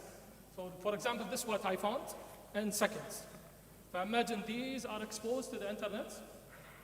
Please make sure you don't click on these. It will put you in a huge trouble. For example, if you can see here at the end, I think this is a water system, or this is an ICS system. I don't know, I didn't click on it. And what I have searched, I searched for SCADA. If you can see, there is a machine or operator that has SCADA system. These are all exposed to the internet with seconds of clicks. But imagine your PCs, if you are planning to have, for example, a CCTV network and these things, and how you secure them. So make sure you are secured from Shodan at least. Shodan basically what it will do, it will go and using their bots, they will go and scrap everywhere the cloud for any open ports, like AT, or RDP, and these open ports. This is just a screenshot from first page. I didn't go evenly to the next one, second page. There's a lot of water system treatment, SCADA systems exposed to the internet. Sadly, it's not that secure. So you want to make sure that you are not using a default password. We wanted to introduce these types of controls to the industrial controls systems within Kuwait. And I want to quote from Dr. Siraj that the important thing is that when you secure these environments, you will improve your investment. The partnerships or the countries that want to invest within, for example, any project within Kuwait, they will have the trust of spending their money on a reliable infrastructure. And this is where I wanted to,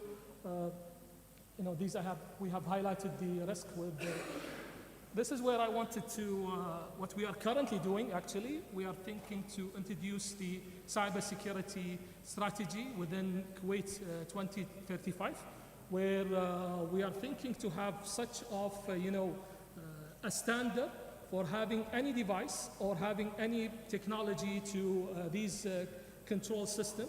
And we will start, as I told you, we'll start building the standards. We will see how the devices are connected and how we could introduce them to the network. It's just a dream. It is just what currently I'm doing within my lab. I hope that, inshallah, we will take it from Kuwait University to any entity who is responsible for these things. Oh, by the way, I started my research back in 2018 from Kuwait University while I was doing the Master Certificate in Information Technology. The first research, it was from Kuwait University, and I want to thank Professor Paul and Dr. Zainab for their help. This is, for example, what we want to have. Like, we want to introduce risk management strategies. We want to introduce cybersecurity measures. We want to have it within the develop the 2035 plan for Kuwait. And by the way, I think Pillar 6 or Pillar 7 talks, and we need to have a reliable infrastructure within Kuwait. So if you want to have a reliable infrastructure within Kuwait, you need to have that infrastructure is secured. So this is what we, inshallah, we are thinking to have it within the 2035 vision. So moving forward, I'm working also with the cybersecurity desk in Dubai. They have built the IoT strategy. So inshallah, we wanted to start from there, building based on what the team in Dubai has built. They have, by the way, an IoT standard for UAE. It's a very nice standard, talks about how to secure the IoT devices, how to deal with them, and what types of controls that you need to work on, and how you, work with IoT devices. And that's it, I think. Thank you so much. If you have any questions, please let me know.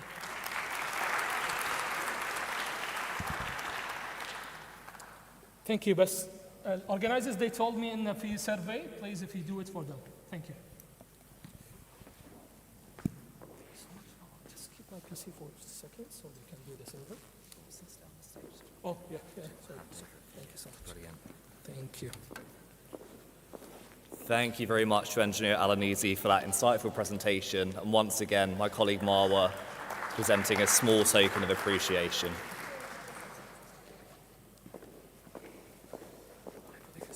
Thank you so much.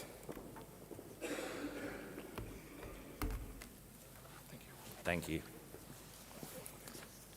Next up, I have the pleasure of inviting Mr. Faisal Al-Balushi from the Open Worldwide Application Security Project's Kuwait chapter present and talk about enhancing supply chain risk management using OWASP Cyclone DX and Dependency Track.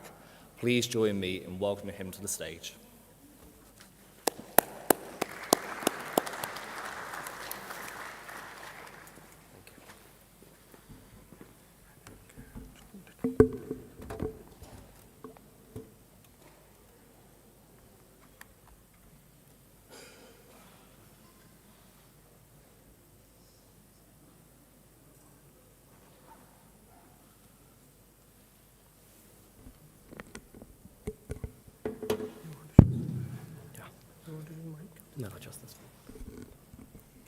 Assalamu alaikum wa rahmatullahi wa barakatuh.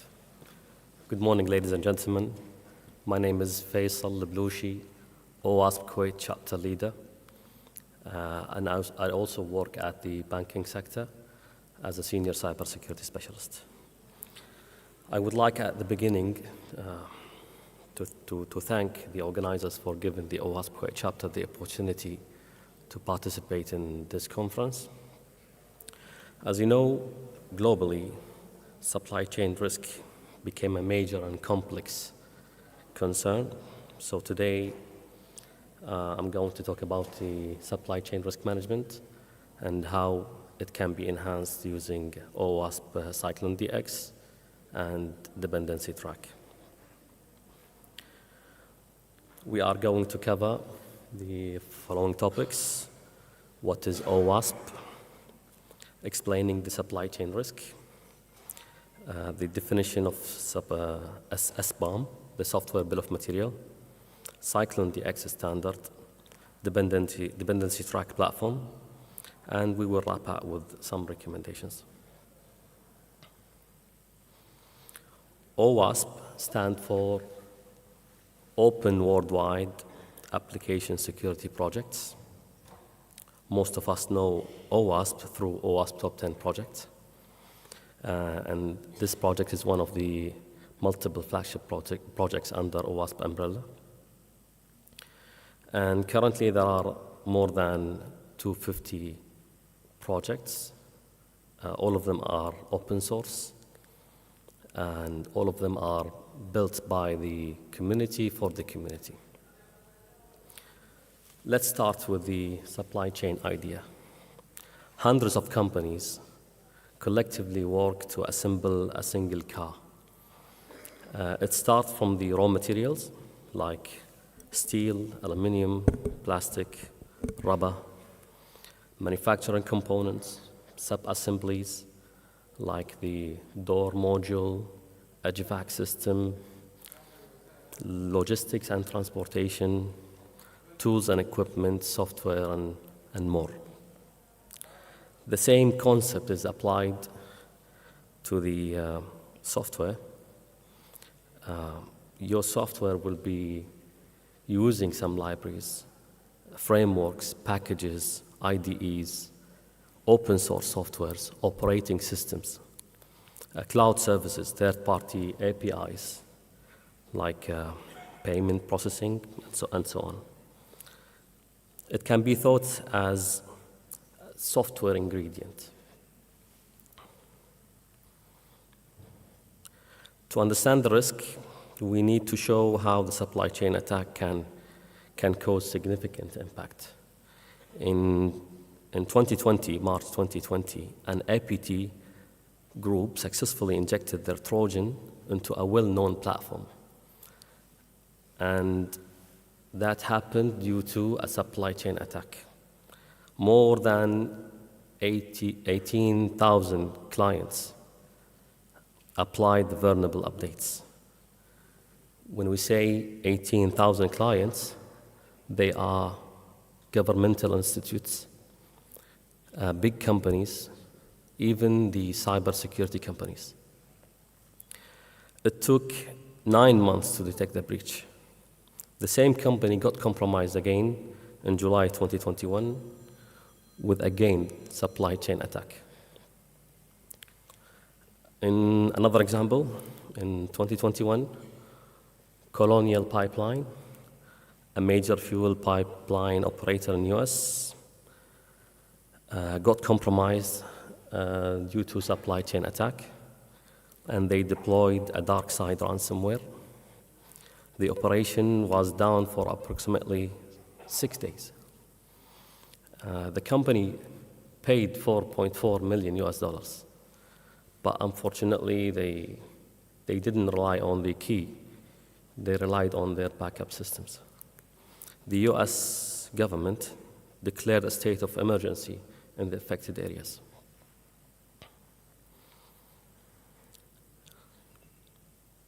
As shown in the slides, these are the published and disclosed vulnerabilities for some packages. For example, PyPy has almost like 10,000 plus vulnerabilities. NPM, 12,000 disclosed vulnerabilities. Linux packages, 13,000 plus. NuGet, 500 plus. So it's better to monitor your packages. Just going back to our example, a car. You have a car, and this car has a lock module. This lock module is built by a third-party company. And this module can be vulnerable, for example, to authentication bypass. So monitoring third-party components and dependency is essential. essential to avoid major incidents. That's why the SBOM, Software Bill of Material, came into the surface, just to keep records of third-party components and dependencies. ANTIA defines SBOM as a formal machine-readable inventory, most likely XML or JSON. This inventory for software components and dependencies, information about those components, and hierarchical relationships between them. OWASP developed a standard called Cyclone DX. It is a full stack bill of materials, not just software bill of material, but it also covers the software as a service bill of material, hardware bill of material, and hardware bill of material is widely used in the industrial control systems, IoTs, electronics, machine learning bill of material, manufacturing bill of material, operations bill of material, vulnerability disclosure report for vulnerability intelligence, and VEX, vulnerability exploitability exchange. And the VEX, the vulnerability exploitability exchange, can be used to know which vulnerability is exploitable. A tool center can be found on Cyclone DX website. It contains a set of open source and commercial tools. Cyclone DX Generator is a good tool to start. It supports most of the languages and package formats. It supports also automation, CI/CD. Also, it submits the bombs to the dependency track automatically. So have a look on it. It's very useful to enhance the SDLC, Software Development Lifecycle. So Cyclone DX use cases, the following are some cases, like inventory, known vulnerabilities, integrity verification, authenticity, assembly, dependency graph, and vulnerability exploitability through the VEX. Starting to adopt SBOMs would fall under a simple generation process as shown on the top. Generation, consumption, and analysis. You will be using one of the tools in the generation process, and usually it starts in the build phase. After getting a hands-on experience and being familiarized with XBOMs, your process or your generation process would be enhanced. So after generating the bomb, you can just verify the results. You will be adopting or using some tools and compare the results with the bombs you generated. And then if you need to correct, you can correct the results. You can enrich, adding some hash values, adding some references, annotations. After that, you can consume and analyze the results.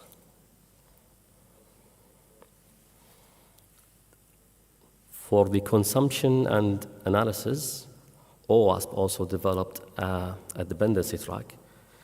It is a platform for component analysis. It can be used to track vulnerabilities, outdated libraries, licenses, certificates, etc. Infrastructures can be monitored like servers, network components, firmwares, and so on. It helps in asset and patch management. It supports components like application, libraries, frameworks, operating systems, containers, firmware, files, hardware, services. Let's take an example. If you want to know if you are using OpenSSL with a specific version, just simply can type OpenSSL and it will show you where you are using this. And if you are using an outdated version or not, do you need to, so it's very useful. This is the ecosystem that can be built. Cyclone DX, the dependency track can consume or generate Cyclone DX bombs, consume and produce also VEX, Vulnerability Exploitability Exchange.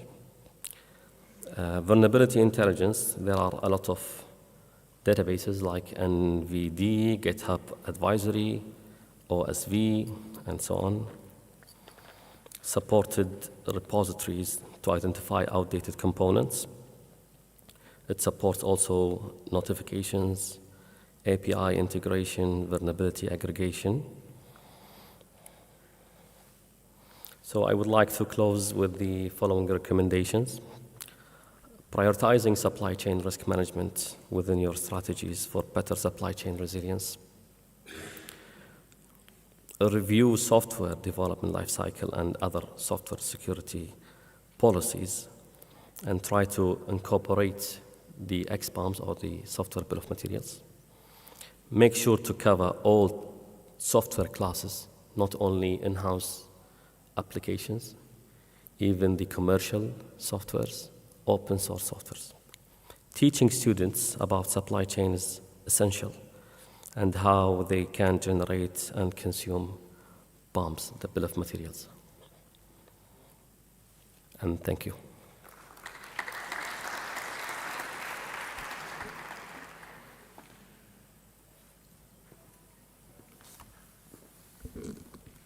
Thank you very much, Mr. Al-Baluchi, for your presentation. Can I invite you to stay on the stage just for 2 seconds? And my colleague Mar will once again present you with a token of appreciation. So thank you very much.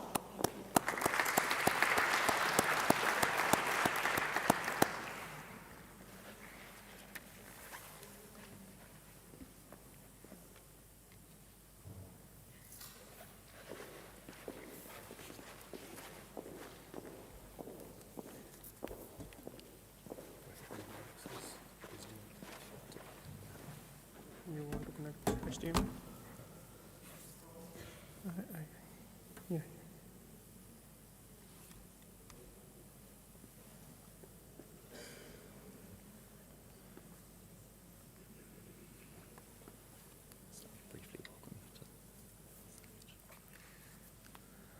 I think it's not connected.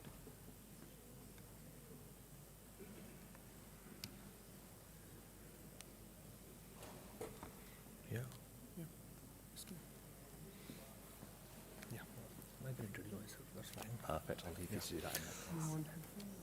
No, I don't. No. Hi, everyone. Myself, Sridhar Adepu. I'm a lecturer in Bristol Cybersecurity Group from University of Bristol. I think before the coffee break, mine is the last presentation. Siraj, Ali, and Faisal, I think they presented about critical national infrastructure security and CNI security. So I'm going to continue for next 10 to 15 minutes. Please bear with me. Yeah. So I will introduce the topic. I think already I will go a bit fast because already the previous speakers are introduced, and a bit of research work and ongoing research funded projects, and what are the infrastructure and programs we are offering as part of the group. In general, critical infrastructures are in different sectors: oil and gas, manufacturing, and other sectors. And so this has physical processes, computation, and communication. We can see in the feedback loop. If you look at the physical process, we have physical process, and the state of the physical process is collected by sensors. And sensors send this information to controllers. Controllers are nothing but PLCs or a embedded computer, and which takes a decision and send it to the actuators. And actuators takes the action again to the physical process. This is a loop. Of course, we are modernizing the infrastructure. That's where automation is increasing, and together with automation, vulnerabilities and attacks on the systems are also increasing.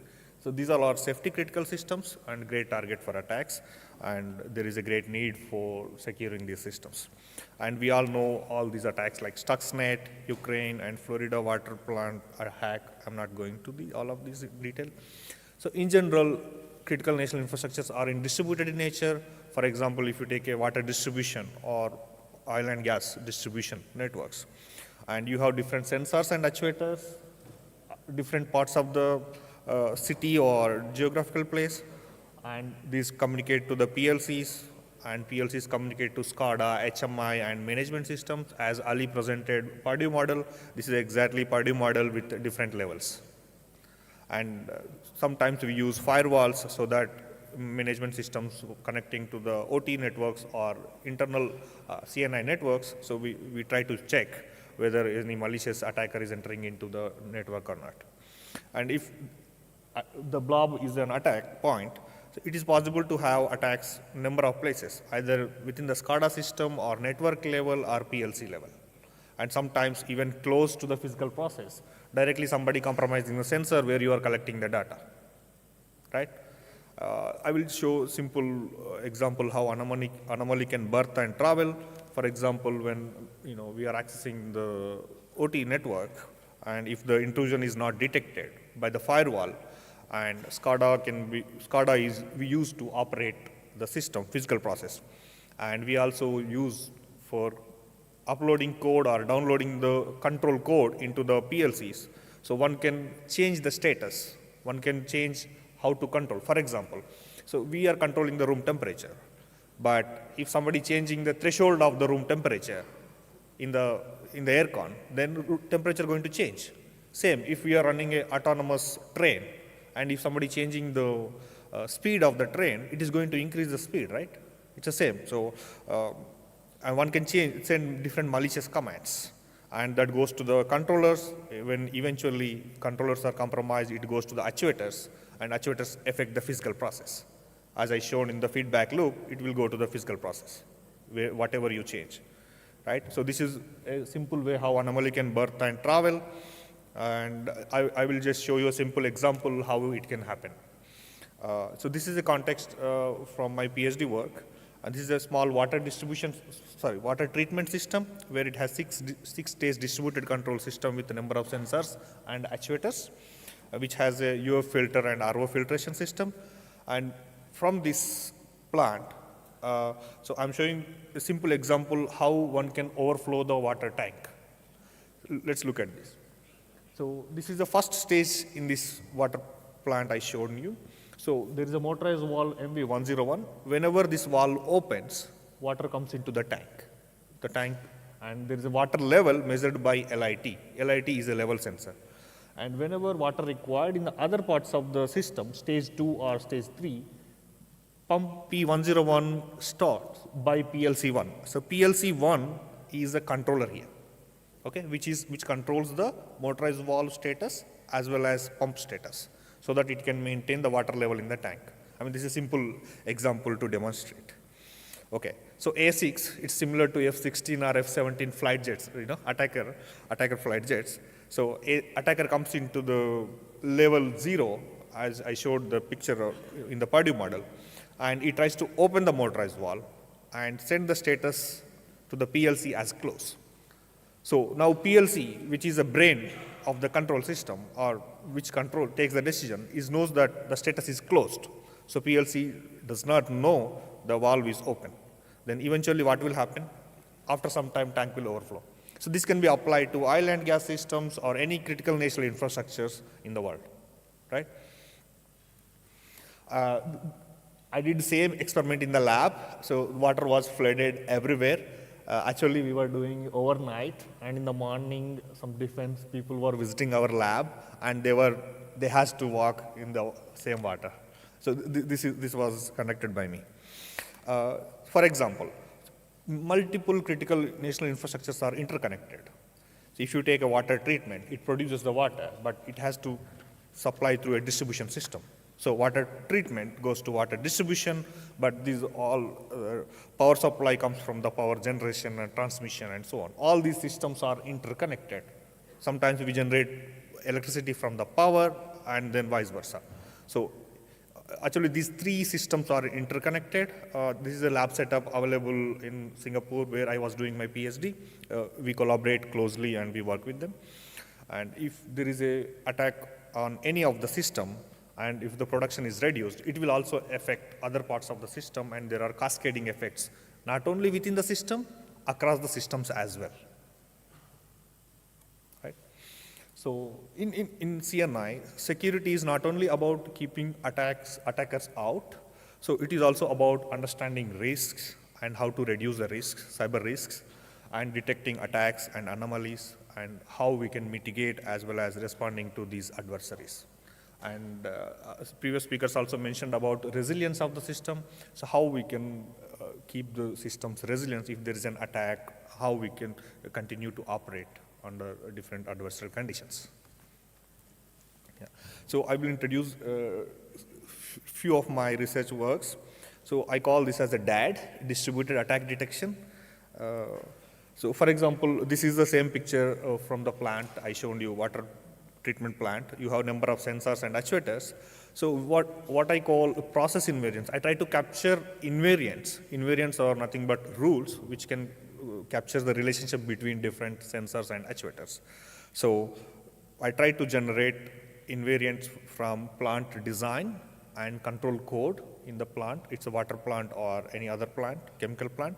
And then I use these invariants to act as a monitors so that I can generate alerts whenever there is an anomaly in the plant.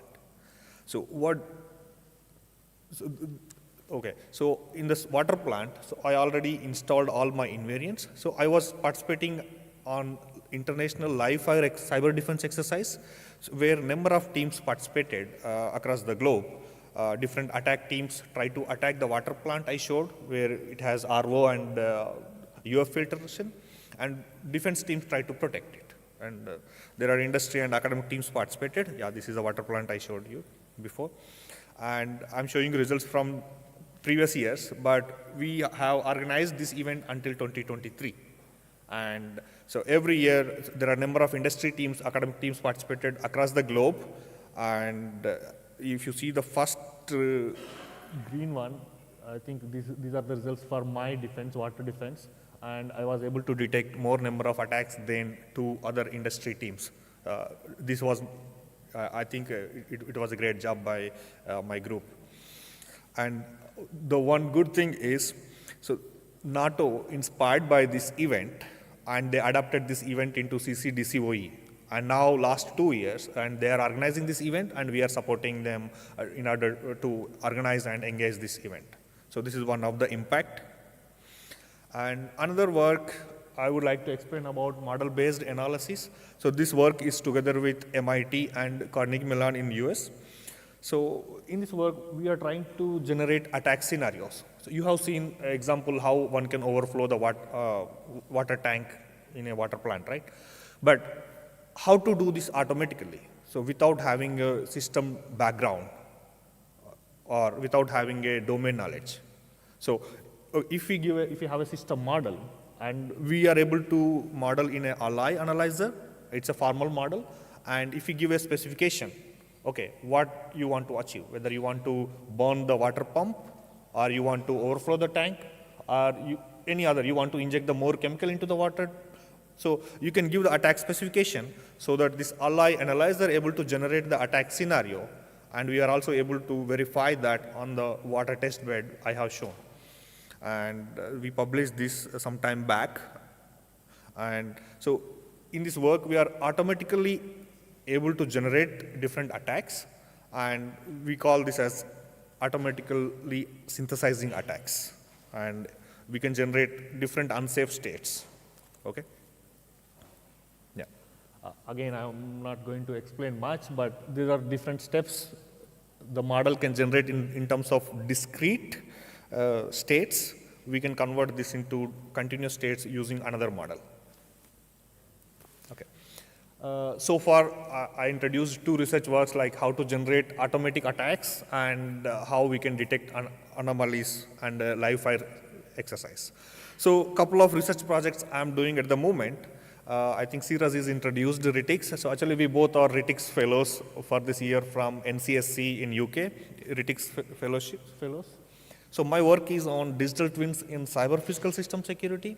So where I'm looking into how we can apply digital twins into different applications within the CPS security. At the same time, I am also working on how to protect the digital twins. So we are trying to collect the data or different form, and we are modeling it. So how we can protect digital twins themselves. Yeah, so these are two contexts I am looking in different sectors within the CNI. And this is funded by RITIX. And another funded project is RISIX. Actually, this is also aligned with RITIX. I think, as Siraj explained, RITIX is NCSC Research Institute within the Industrial Control Systems or Cyber Physical System Security.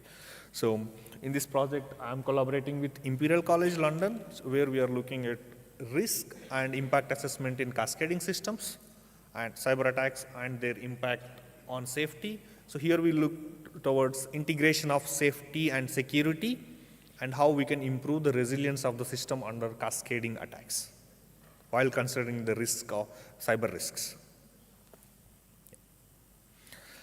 Another hub, actually this is a large hub with 6 to 7 universities engaged, more than 50 industry and academic partners all around the globe. Bristol is leading it. We call Supergen Energy Networks Hub. It is for 5 years, so where we bring different vibrant communities in the energy networks, oil and gas, windmills, and power generation in power grids, and all the communities together. So I am the cybersecurity lead for the project. This is one of the UK flagship projects in energy networks. And this is funded by EPSRC. We look in, my focus is cyber risk and cyber resilience in this project for 5 years. Okay, so the last few slides before the break. So we have, within the Bristol, we have good infrastructure facilities within our group. So we have test beds. This water test bed here is from our group, one of our research associate accessing it. We have number of PLCs and training exercises. For training exercises, we have number of infrastructure to play around, conveyor belts, PLCs, and you can see the right side SOC. So this is from our lab. So we have a big SOC. I can also show another, like, we also have the manufacturing Lego and real-time simulators to play around energy networks and other critical national infrastructure. Right. And okay, so what we offer, so we offer MSc program in infrastructure security with a focus on critical national infrastructure security. We also offer PhD programs in the same area. And of course, we also offer training and certification programs in the same area. And if anybody interested, they can contact me. Yeah, this is my last slide. Thank you very much. If anybody is interested in general critical national infrastructure security, I'm happy to have a chat with them. Thank you. Thank you very much, Dr. Adibu, for the presentation. Once again, my colleague Mara is going to hand over a token of appreciation. Hugely appreciate you coming all the way from the UK.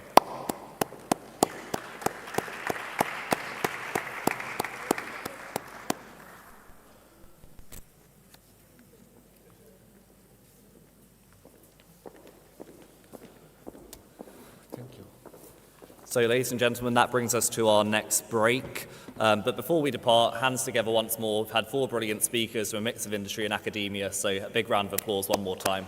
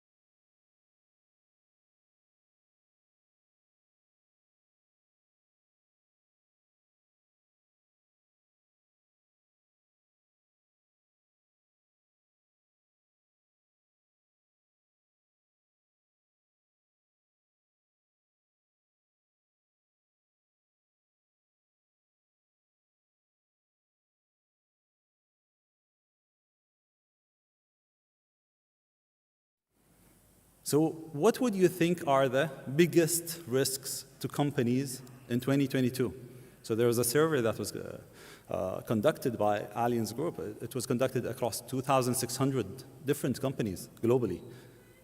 And all of or most of them ranked cyber incidents as the #1 risk to the organization itself. What's interesting in this, you can see that the pandemic outbreak is ranked in the #4. So people are less concerned about pandemic outbreaks, but more concerned about cyber risks. And this is something very interesting for us to see as well. And this is where the emerging of risks and threats come to us. But what are the impacts? So if you look at the impacts, look back at the impacts. Our impact is totally different from the IT world. So the impact of a bank getting attacked is stolen money. So you lose some money at the end of the day. But our impact is safety incidents.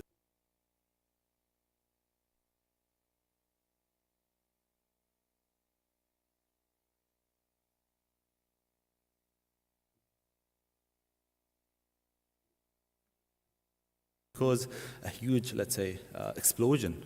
And we care about the safety aspects of it. And this is our #1 priority at the end of the day.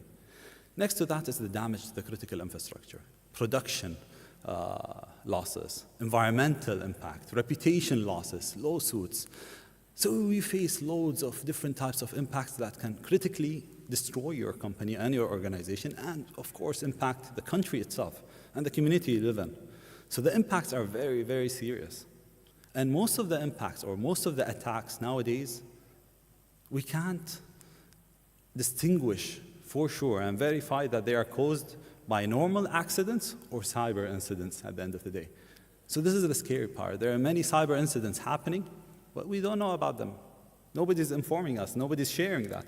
And nobody wants to share about his company getting hacked. That's another aspect we need to keep in mind. So let me take you through our journey. And this is the magical journey we have started and embarked upon in the different years. So we started our journey with the OT cybersecurity in 2005, where we assessed our posture. Basically, we depended a lot on third-party consultants and vendors, manufacturers. And in 2006, we have created our first cross-functional shared resource team as well. So this shared resource is basically a cross-functional team between IT and OT, so we can speak to each other in one language. And in 2007, we started by adopting our first standard, which is the ISA 99. Now it's called the ISA 62443, which is the industrial standard for, or the main standard for industrial cybersecurity, globally recognized as well. In 2007, we did the first assessment with one of our manufacturers or OEMs that provide control systems. And from 2008 up until 2014, we have done multiple gap closure projects where we see we can reduce the risks from that area. But we did something critical in 2015. We invited independent auditors. Rather than bringing the OEMs themselves, the manufacturers assessing themselves, we got independent auditors in 2015 and 2018 that can assess what we have installed in place and find out these gaps that we face. And accordingly, we took the risks or the identified gaps that were identified in 2015 up until 2022. We kept on closing these gaps with multiple projects, internal and external as well. In 2015, there is also another big impact or big change that happened in our organization. Earlier, we depended on shared resources, cross-functional teams, consultants. Then we have dedicated resources, mainly to focus on OT cybersecurity and get them understanding the IT systems, the IT certifications, and incorporating them into the OT world. And in 2019, we have established our CSMS, which is a cybersecurity management system in place, which helped us, manage cybersecurity throughout these years. And in 2022, we established our first visibility, full 24/7, 365 days a year, visibility into our networks and into our risks as well. So what challenges did we face? Was it an easy journey? No. we were faced with many different types of challenges. The first challenge we faced was basically the activities we were doing are random, pretty random. We were doing well. We had different solutions in different areas, but we weren't organized. So we faced that organization issue. The second challenge we faced is converging, talking to the IT folks. So this is a sensitive subject, but whenever we talk to the IT folks, we talk in different languages. So how can we align ourselves, understand each other from that aspect? And the third part, which is the most important part for us, is understanding our risks. So when you understand the risk, you're able to protect yourself from that risk that you're facing. And then the fourth one is protecting our legacy systems that have no controls, no security at the end of the day to protect these systems, and they're built differently than what you're used to. So most of the approaches that we have taken started like this. It was just a spaghetti. We had different systems everywhere. We had different protections, countermeasures everywhere. But is it organized? Is it clear? Is the process sound? And this is what we have changed throughout these years. So we did that basically by adopting the 62443 cybersecurity management system in place. So this management system helps us to categorize basically all our activities into risk assessment, then into addressing these risks, and then lately into monitoring these risks. So with this being installed, we have multiple layers of defense and multiple layers of countermeasures. And we have made sure that our critical infrastructure is really protected at different angles when we see these risks that we have assessed. And finally, we have enabled our monitoring capability. And this is very critical and very key to maintain our security throughout the years. The second challenge we faced is communicating with IT. So what did we do? We used the NIST framework. So basically, IT follows a different standard, which is the ISO 27001. And OT follows the ISA 62443 standard. So how can we communicate? How can we align on the activity? What is IT? What is OT? What's the difference between them? And how do we exchange services and inform each other? We use the NIST framework, which is a tool at the end of the day. It's a tool to translate our language between different domains. So with that being said, we started with the initial security requirements, such as antiviruses, firewalls, identity management. And slowly we have moved from the initial stage into the developing stage, into the defined, and fortunately nowadays we're in the managed stage of managing our cybersecurity. So we have the right solutions in place to counter for the risks that we have identified. And hopefully one day we can reach the optimized stage at the end of the day. So what does this mean as an organization? If we look at the organization from a bird's eye view. So we installed multiple layers of protection, different types of systems, right? So our maturity increased, but at the same time, cost increases. Money is important to the organization. We're a private company. We care about what we spend on. So at the end of the day, how do we justify that? How do we make sure we can quantify that as well?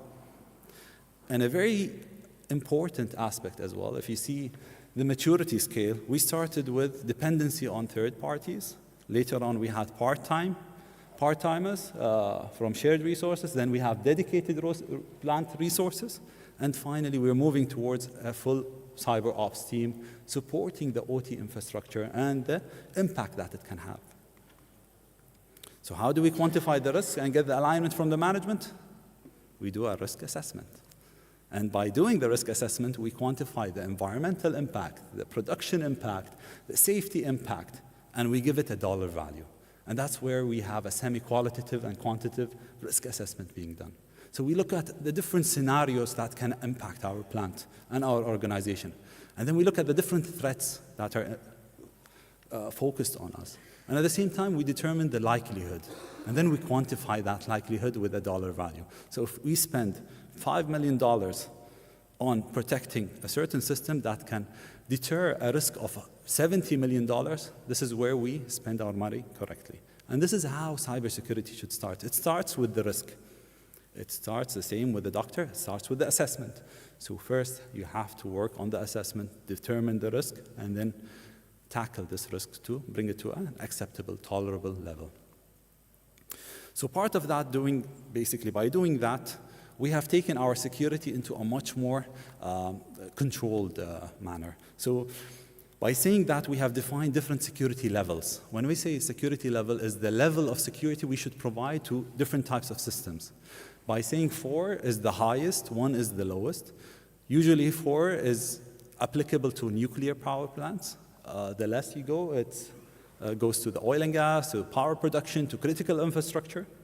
So rather than having a monolithic approach where we have one security level for everything we follow, we have segmented that into much more smaller granular level and zones that we have applied different security levels.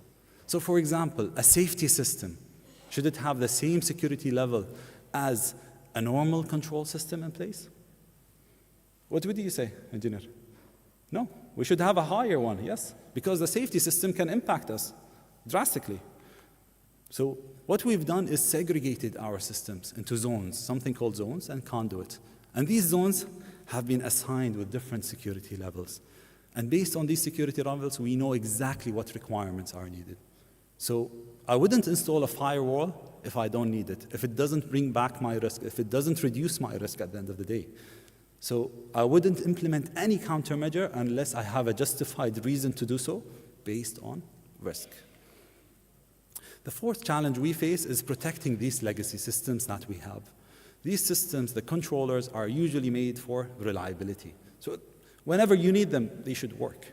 But they're not built for security. So the vulnerabilities keep evolving. And with an evolving domain and connections and connectivity to the internet and IoT, the bigger the attack surface we face.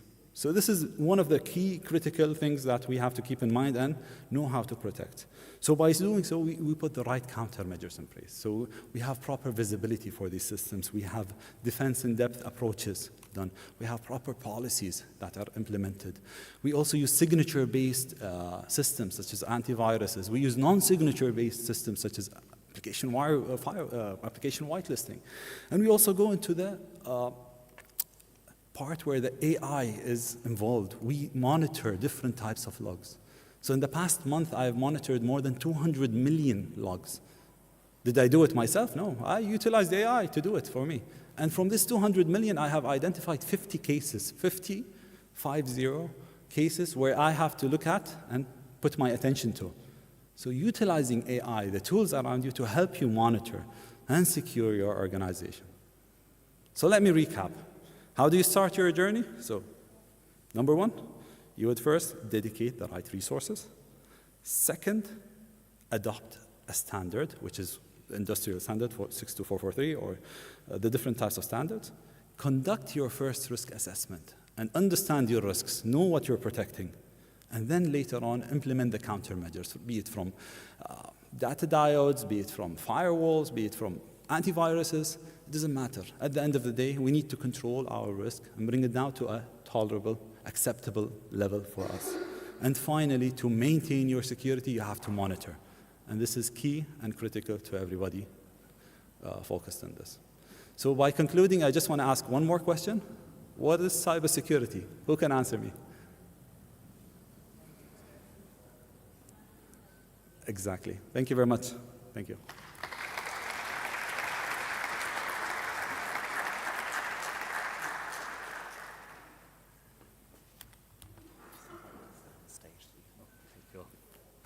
Thank you very much. It's a really interesting presentation and great to hear about Kuwait's cyber journey specifically. Once again, my colleague Mara is going to present a small token of appreciation. Let's put our hands together one more time. Engineer Dari Al-Ajmi.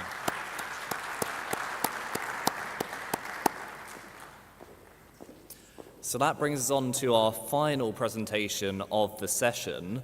It's now my pleasure to invite Engineer Abdulaziz Al-Hamoud to present on ICS, SCADA systems, and cybersecurity. Join me in welcoming him to the stage.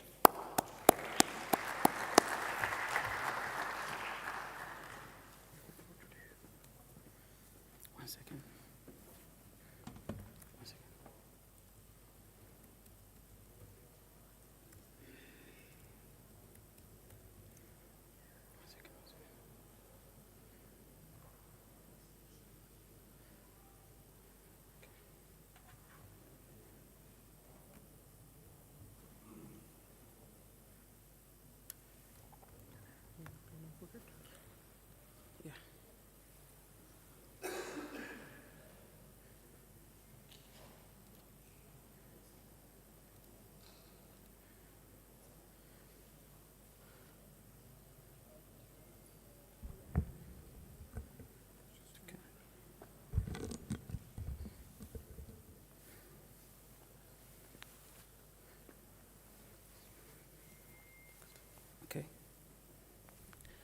Assalamu alaikum.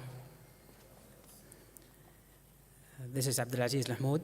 I work as a researcher in cybersecurity and in multi-domain, and also work at Quebec. I would like to thank you to have the opportunity to stand before you to remark the cybersecurity event for the second time. Thank you also for the organizer who did the hard work and dedication work to gather us for the for more to secure to know more about the cybersecurity, and we move forward for a safe cybersecurity environment. In my slide, I will talk about the OT to understand what the difference between the IT and the OT. Also, the type of the security threats in the OT. I will mention and cover the vulnerability and why the vulnerability assessment and why we need to know more about the vulnerability of our assets. And I'll give you some real-world attack or to show you how the dangerous of attacks in the OT environment. Plus, I will show you some interesting movie, which cover the OT attack, and you can see how it is difficult if we manage the cybersecurity and manage the security at our environment, how it is very hard for the attacker or the threat can gain their money, or how they can make the damage to the industrial environment.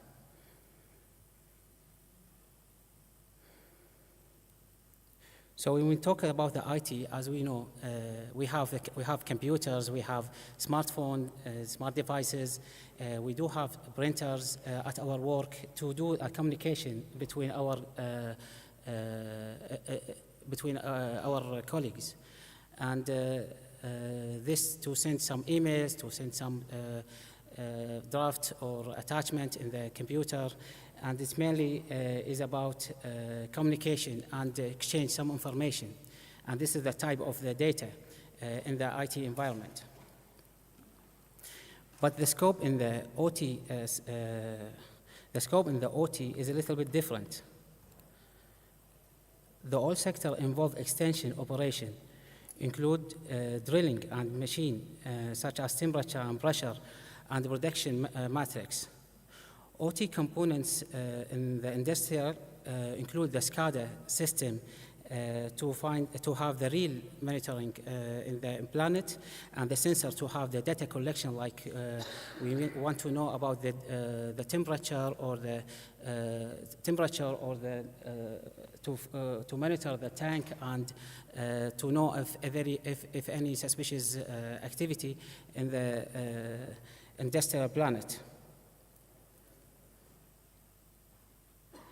And the priority in the IT, as we know, we want to have the confidentiality of the data, since our communication is about data, and we want to ensure to have the integrity of the data, plus the availability of the data. But in the OT is a little bit different. So the priority in the OT is to have the human safe. We want to ensure that the environment is work and have high availability to run the business. And if any damage happen in the OT devices or OT environment, it might cause a very big issue for the employee plus the citizens and around the planet. The Industrial Control Unit is a mastermind of all industrial control systems in various fields that use technology in their manufacture. If these important devices are hacked, this might lead to operational disruption damage and damage for the business, especially since the recent years cybersecurity attacks have been increased by high percentage.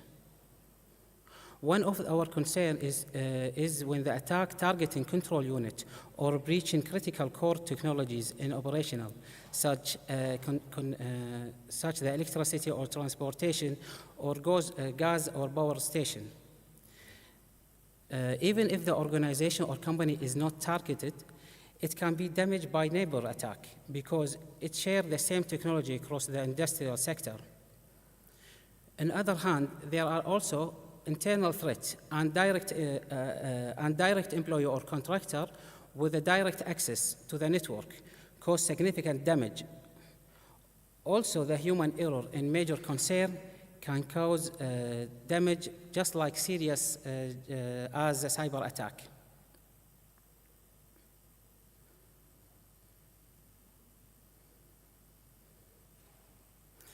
So I would like to ask a question for any of the candidates. Who knows why we need to consider the vulnerability for our assets? Why the vulnerability is important? Anyone can participate for this question?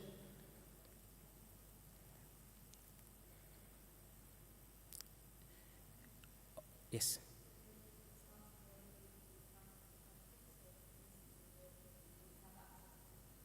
That's right. Any other answer?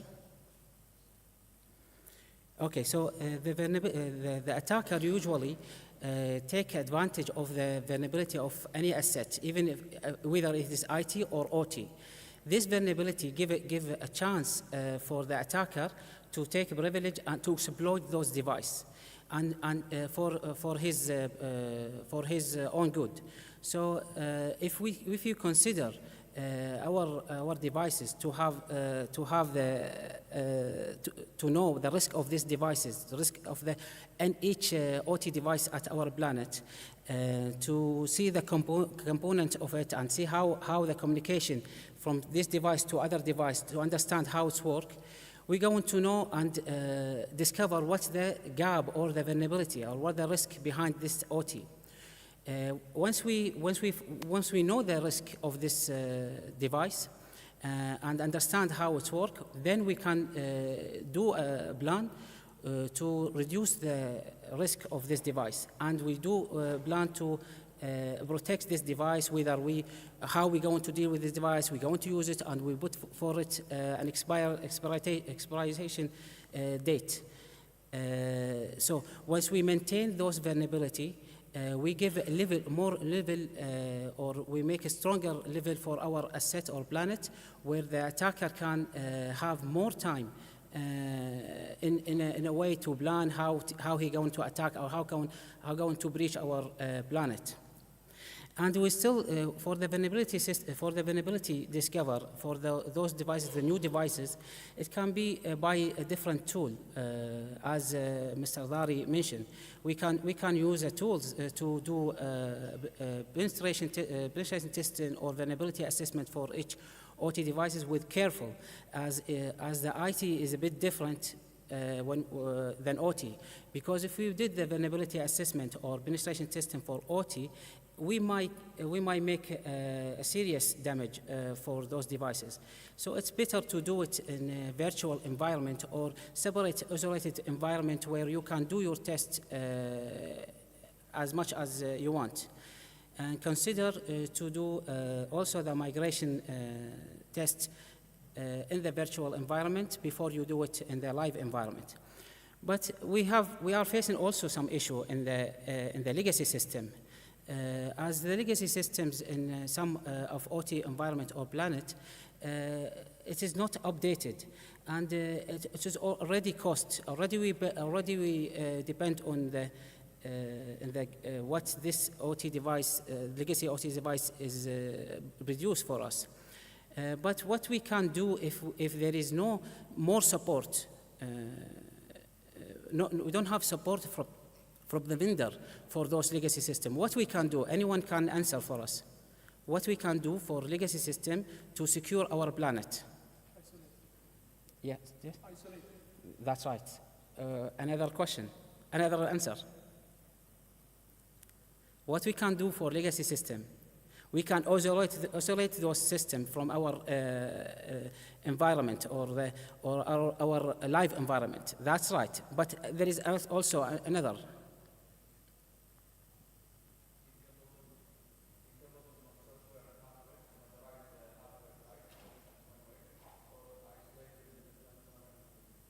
That's right.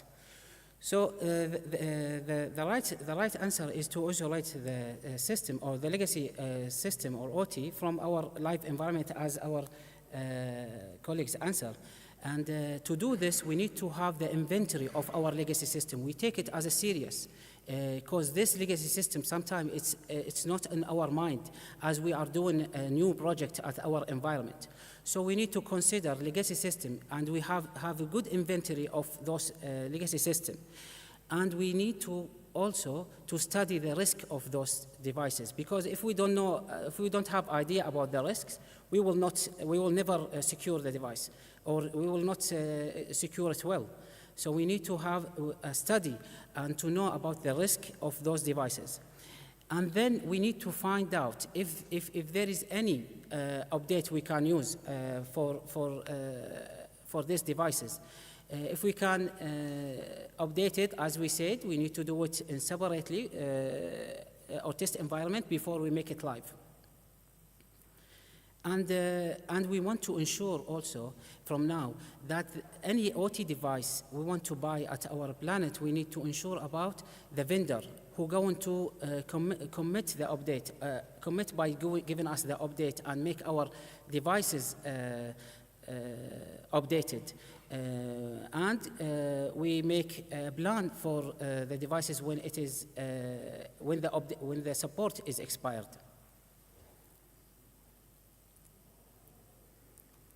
Here I'm going to show you a real attack happened in an Iranian company last year with a malware called Angry Bird. Who heard about Angry Bird? Angry Bird, which attacked the OT devices in Iranian company last year.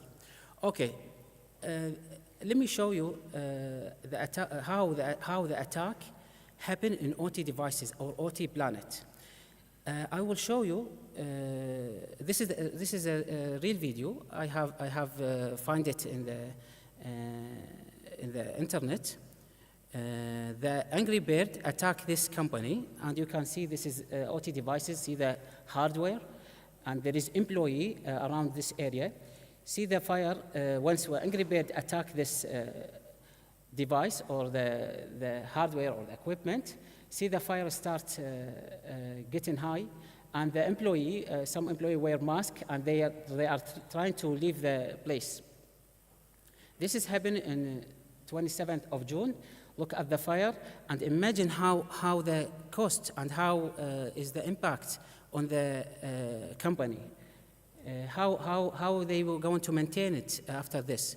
I think there is no, as we see, the human is left earlier before this happened. So there is no human lost, but we can see this going to majorly or significant impact the company, and it is the availability of the company. This is so the Angry Bird. Let me give you imagination how the Angry Bird reached to this planet. The Angry Bird was this attack was happened by a group or the big organization, and it have history of attacks. They take the advantage.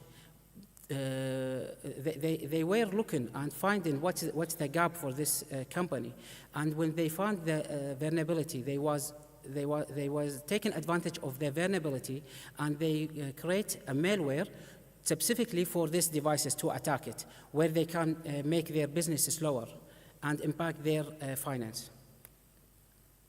And they were not consider any life of the human. They have a goal, and they need to do it in either way, whether someone died or no. They don't consider once the attacker want to attack the OT environment, they know the risk of the human life of these attacks. So what we need to do and consider to secure our OT environment.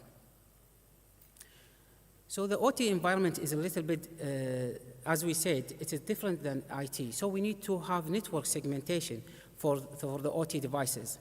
And we need to consider the latest update for those devices. We need to have a very good asset inventory where it's mentioned this device, when we bought this device, what is the latest update, and when the support is going to be end for this device. So we can do an action before the support is ended. Of course, the employee need to have good training to how to deal with those devices and how they can patch those devices with the latest update, plus to know the protocol for each device, what the protocol this device need or require for running the business or to communicate with each devices. So he can find out if there is any new protocol discovered while they're monitoring the traffic between the OT devices. If there is a new protocol discovered in the monitoring system, that means there is suspicious activity in the OT environment where the very well trained employee can do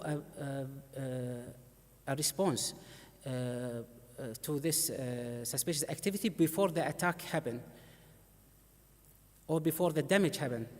Of course, this is under the incident response plan.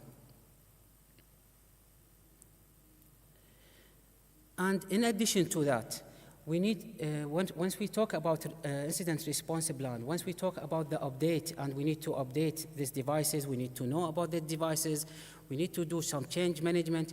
This is going to be under the policy and procedure. The policy and the procedure, ladies and gentlemen, is very important for the environment, for the OT or the industrial environment. This is going to highlight or going to help the employee to work as a plant from the stakeholder and the owner of the business. The procedure, once the procedure is fit for the business, and I mean and I mean this word when I say fit, because every company or every environment have different process and procedure for the OT devices and how manage the OT devices. So once they have a very good policies and procedure fits this company needs, it's going to be slow the attack from our environment and make our business more stable and continuously.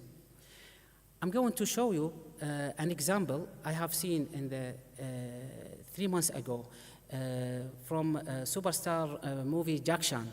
Jack Chan, I know that you are familiar with Jack Chan, where his role to protect the industrial environment, a refinery or oil and gas environment from a military attack.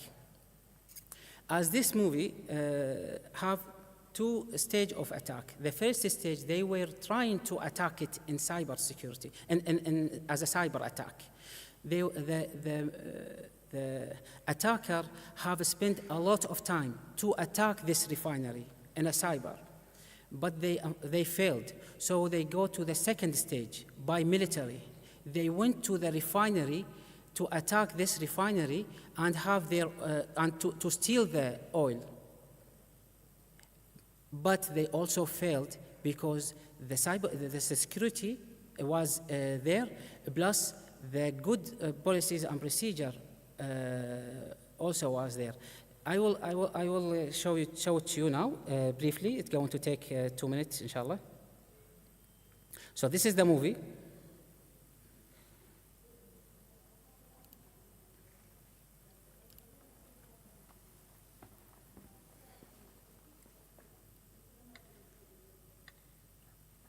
Can you play it again?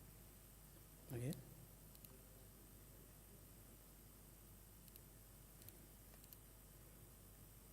One second.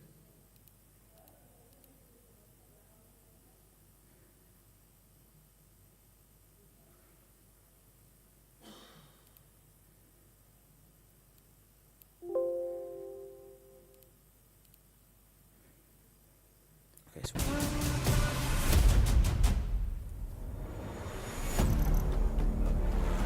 So this is the refinery. And this shows how they come to the military.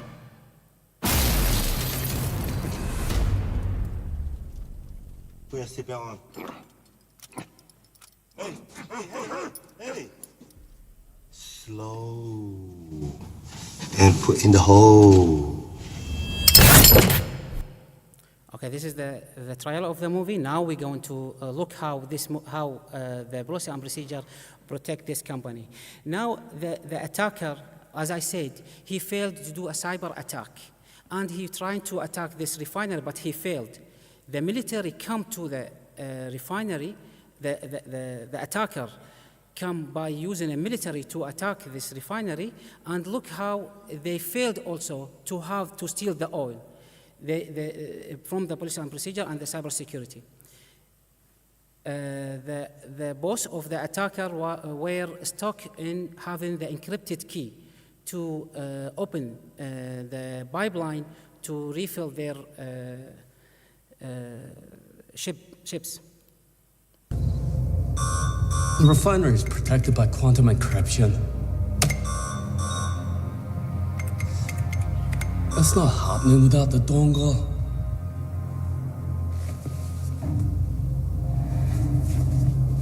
All right, Professor.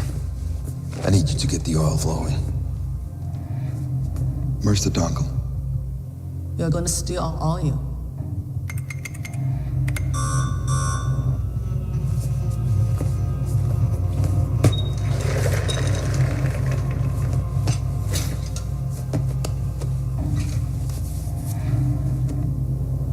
Some of my men, my friends have died. Their families, they didn't get anything, so I'm just taking back what they owe us. Are you gonna help me? You're stealing. I think everyone is stealing from this country. We buy it. I also need the code, please. It's a very complex process. This is what I want to show you. She told him it is very complicated, and it's really complicated because the cybersecurity have fit cybersecurity and policies and procedure for their OT environment. Now let me show you how the attacker can take advantage of the IT once the IT is not secure.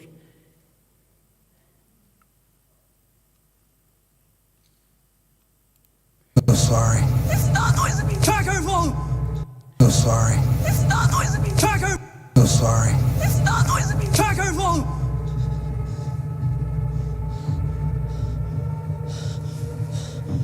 Her phone! Is in her bag! Stop. Go get the bag. So sorry. So sorry. Okay, so here the encrypted key was in her bag, and he were asking about her bag. They don't know where is her bag. So the only way to find her bag is to find her cell phone. So the boy here or the guy here ask them to trace her phone. She forget to close or turn off the tracing in her phone. So they found her phone. They don't want her phone, they want her bag. So they found her phone. It's like we got ourselves an old-fashioned standoff. Look, here's your tracking device, but you don't know where the girl is, and you're not gonna find her. Because they don't want her phone, they want a bag. So they want to open the file. I'm only here for the bag! The bag? Hey, where are you going? No! What are you doing? Chris!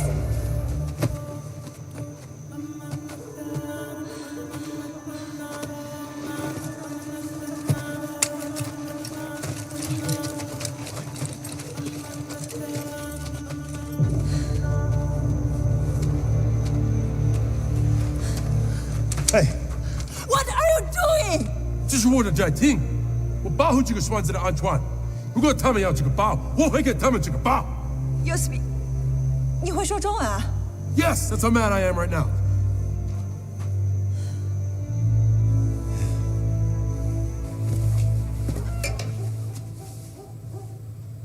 What's so important about that bag anyway? The bag has the USB key and the password to open the flow from the refinery. So they took the bags by tracing her phone, and the encrypted key was in her bag. Now they will take the bag to the refinery to open the pipeline where they steal to steal the oil. What I would like to highlight here, that this company or any other company, if they want to really secure their environment, depend on the business and how the critical of the business, they need to consider the cybersecurity carefully, and they need to stay with the stakeholder to understand how the business is run. What is the risk? What can impact the availability of the business, and what is not need to be considered to secure, and how much we can lose, and what we can lose and what we can't lose. Without it, the business will stop. In this case, once we have the all information about the risk behind and what is the risk related to the environment or the business, we need to have a plan, a proper plan to secure the OT devices, the IT devices plus the OT devices, and have policies, fit policies and procedure to maintain those devices, to be updated, to have this vulnerability on it, to close the gaps, and make the all IT and OT devices available 24 hours.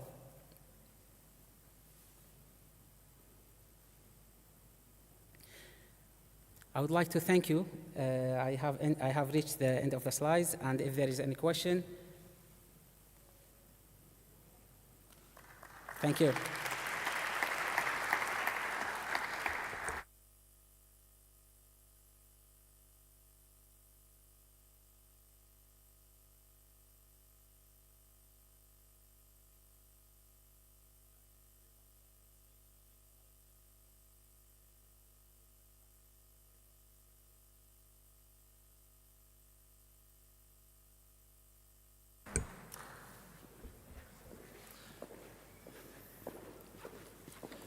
So ladies and gentlemen, that brings us to the end of our presentations for this session, but we do have a fun panel lined up for you. So I'm delighted to welcome Dr. Suleiman Al-Hassawi to the stage, as our moderator, and we're going to have 4 of our speakers from the past 2 sessions coming back to the stage as well. So can I welcome Dr. Shedadiya, Engineer Abdulaziz Al-Hamoud, Engineer Daria Al-Ajmi, and Engineer Ali Al-Anizi back to the stage for this panel on ICS SCADA systems. Thank you.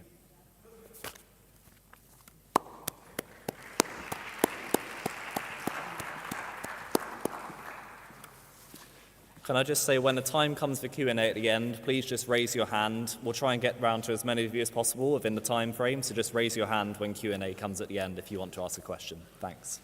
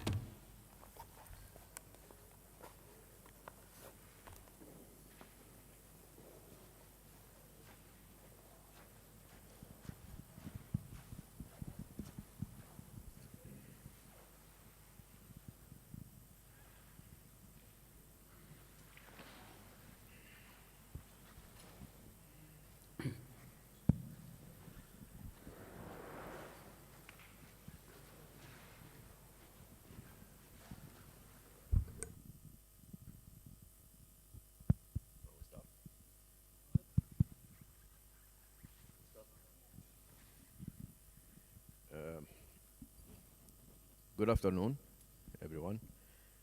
My name is Dr. Suleiman Hassawi. I'm founder of Zero in Tech. As a company, we do ICS and OT cybersecurity. I do many things. I write blogs and articles about cybersecurity and OT security. I also podcast on YouTube and interview professionals. I also offer training and consultation. So, addressing the significance of today's panel, our world is rapidly digitizing, and with it, the convergence of IT and OT is gaining momentum. The protection of our industrial control system is not just about securing data, it's about ensuring the safety, reliability, and continuity of services that millions rely on daily. This panel brings together bright minds to discuss, understand, and collaboratively find solutions to be pressing challenges in ICOT cybersecurity.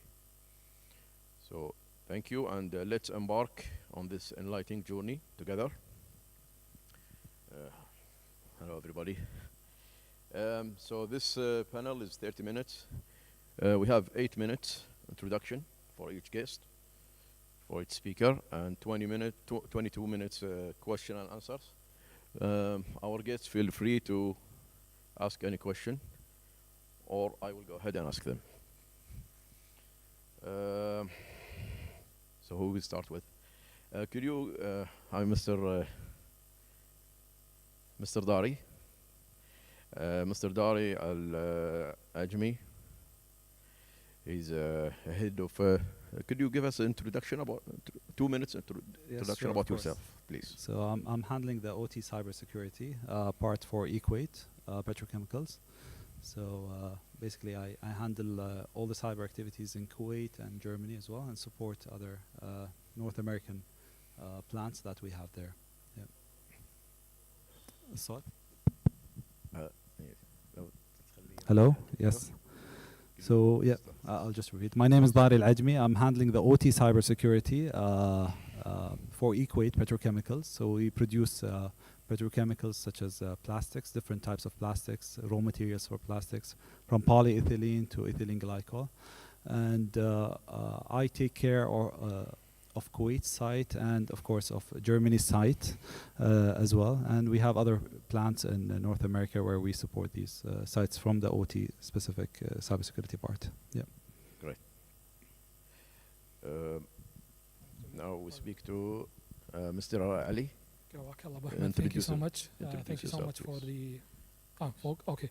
Thank you, Ahmed. My name is Ali Al-Anazi, and I work as a security architecture in National Bank of Kuwait. I know that National Bank of Kuwait does not have any, ICS infrastructure, but this I do it as a interest. I have done a research back in 2018 in IoT and how to improve the cybersecurity within the IoT infrastructure within Kuwait. So my research was about, how to introduce the cybersecurity controls towards something like, Suq al-Mbarkiya, smart cities in Kuwait. So from that point, I have taken SANS course 410, which is about PLC, HMI, and how to secure them, Purdue model, how to work on that. From that sense, I have built my own small traffic control system, and I have presented that in India back in 2020 in Loyola College. So I felt like I have a connection with this field. I'm not doing fully ICS, but times to times, I follow your tweets and videos. So on that field, this is what I'm interested. Cool. Thank you. Now we speak Dr. Sridhar from University of Bristol. Could you introduce yourself? I hope everybody can hear me. Hi everyone, I'm Sridhar Adepu. I'm a lecturer at University of Bristol. I'm part of the cybersecurity group. My research around industrial control system security, I started this field in 2015, and most of my work, experimental work, where I was establishing and operationalizing test beds in different sectors like water as well as power. As I showed the pictures like water treatment, water distribution and power. And then I was also doing much into cyber exercises. where we involve different attack teams and defense teams from industries as well as academia, including governments actually. And then, we conduct the CTF events and see how to train the people in this field, because as many people mentioned from the previous talks, so we have like OT side, developers and the cybersecurity teams. In general, they are not talking. I think they are not working together. I think that is one of the problem in industry. When it comes to research side, I apply foundations of cybersecurity, formal methods, and machine learning into safety, security, and resilience of cyber physical systems. From risk assessments and evaluation, reducing the risk assessment, evaluation of resilience, and anomaly detection, and so on. Right. Mr. Engineer Abdulaziz Al-Hamoud, introduce yourself, please. Assalamu alaikum. This is Abdulaziz Al-Hamoud. I'm working at Quebec, and I also a researcher in cybersecurity in the field of OT, in addition to the IT. I have a professional certification as a CISSP, CEH, and CHFI. I have been working on this field around 15 years. And welcome to your questions and answers. You're welcome. Okay. Now I have my notes. We start with Dr. Sridhar. But before I ask you, anybody has any question for Dr. Sridhar? Before I ask you. Anybody? Maybe people want to go for lunch, it looks like. Okay, maybe later. Maybe later. Okay. I saw your presentation. It's quite interesting. Thank you. And you focus too much on the test beds and labs. So what's the goal of doing that? The test bed. What was the goal, the motivation, the objective of doing this? Okay, so we would like to do practical work, which is directly transferable to the industry. Even I'm part of the university. So let's say if we do work in simulation like MATLAB or other simulations, so that is not directly transferable to the industry. And same time, let's say if I'm training people in MATLAB or simulation, and they are recruiting them to do like oil and gas systems, how they can work? They never touch the device. They never touch the PLC. They never touch the real protocol. They never touch the real SCADA system. So it's not possible for someone who trained only in simulation environment and go and work readily for the industries or government, and some people go for policy making and so on. I think we should have a realistic environment to train the people. That is the main purpose of, we are educated, universities are educating the people, right? Yeah. And apart from that, as a researcher, we try to spin out companies, and we engage the people as part of the Smart Nation initiatives. We train the government and industries into OT security. So we need this environment so that we can advance the research. At the same time, we can also translate the same to government and industry. Okay. Yeah. Okay. So, Sulaiman, can I add another question, sure. if it's okay? Go ahead. I just have a question for you as well. From a research perspective, from your side, because you're into the research part and the academic part as well, what's the most effective countermeasure for industrial control systems? And what would you rank? If I told you, give me one countermeasure, you'd say that was the most effective one that I would use from a research perspective. I think this depends on what is the state of the security at the moment any organization is holding, right? So I cannot judge, I cannot assume exactly what kind of security state of organization is without evaluating that state. But to my mind, so SCADA systems and remote desktop, sometimes even oil and gas to water and power systems, we do provide remote access for various reasons. for easy management, and sometimes operators try to access, and even for management purposes. So when we were building this power plant, engineer always wants to control remotely the power generation. We have 2 generators. This entirely can generate 72 kilowatts. It's not huge, like, not industry scale, but for a university setting, 72 kilowatts power generation is a big one. And so whenever there is a problem, engineers do not want to come and work in the lab to make it better. So he want to have a remote access. And we were worrying that, you are working in this setup, OT setup, and you want to have a OT. So it is better to not to have a default passwords, at least for these settings. That is first thing I would say, without knowing any of the state of the security at the moment. Yeah. Okay. Mr. Ali, it's very interesting that you are maybe thinking to develop a project for smart water facility, or is it smart what? Smart Souk al-Barkiya. Smart Souk al-Barkiya. Everything, yes. You didn't elaborate enough in the lecture. Could you tell us more about it, how it looks like, and how you implement it? And do you have the agreement from the... I don't have the agreement, actually. It's a dream for me. I wanted to implement. I have been working back in 2018 on the same, prototype, a small prototype. It is, I used a Raspberry Pi to simulate the, the traffic lights and use an AI that helps connected also to computers, for example, to an ambulance or a police station or any control system that controls these things using AI, for example. And then I think move to water systems, control the water system within Barkiya, and later to noise system. Like, for example, if you want to introduce, in February where we have celebrations and these things, how you control the noise system, and then how to control the traffic, the crowd, how the people will enter.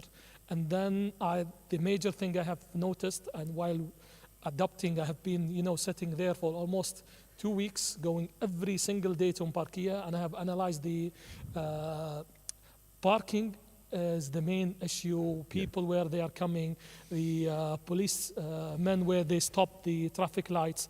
So I have identified, for example, the parking, how to move the crowd to the available parking lots. So these things were developed basically on a lab. I hope that one day that we will see them controlling everything. So maybe let's focus on water, because it's very close to ICS more than the rest. Why do you think you need to make develop water system there? Why do you think you want to do this? And I want to, first avoid any water waste. Use the water for, building a fountain, control it, use that water system on a free water fountain, a free decoration fountains, control any waste will happen during, if we are using these types of things in Barkiya. Okay, so will you use industrial devices for the water facility? I was thinking to have a PLC, for example, a controller, to control these, and the admins, the operators will have, connected to, let's say, Ministry of Works. They have directly a pipeline under the, next to the parking where is the underground, and it's connected directly to Barkiya.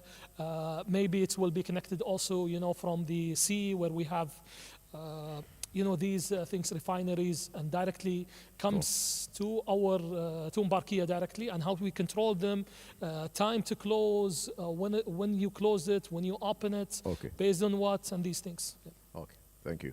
Thank you. Mr. Dari.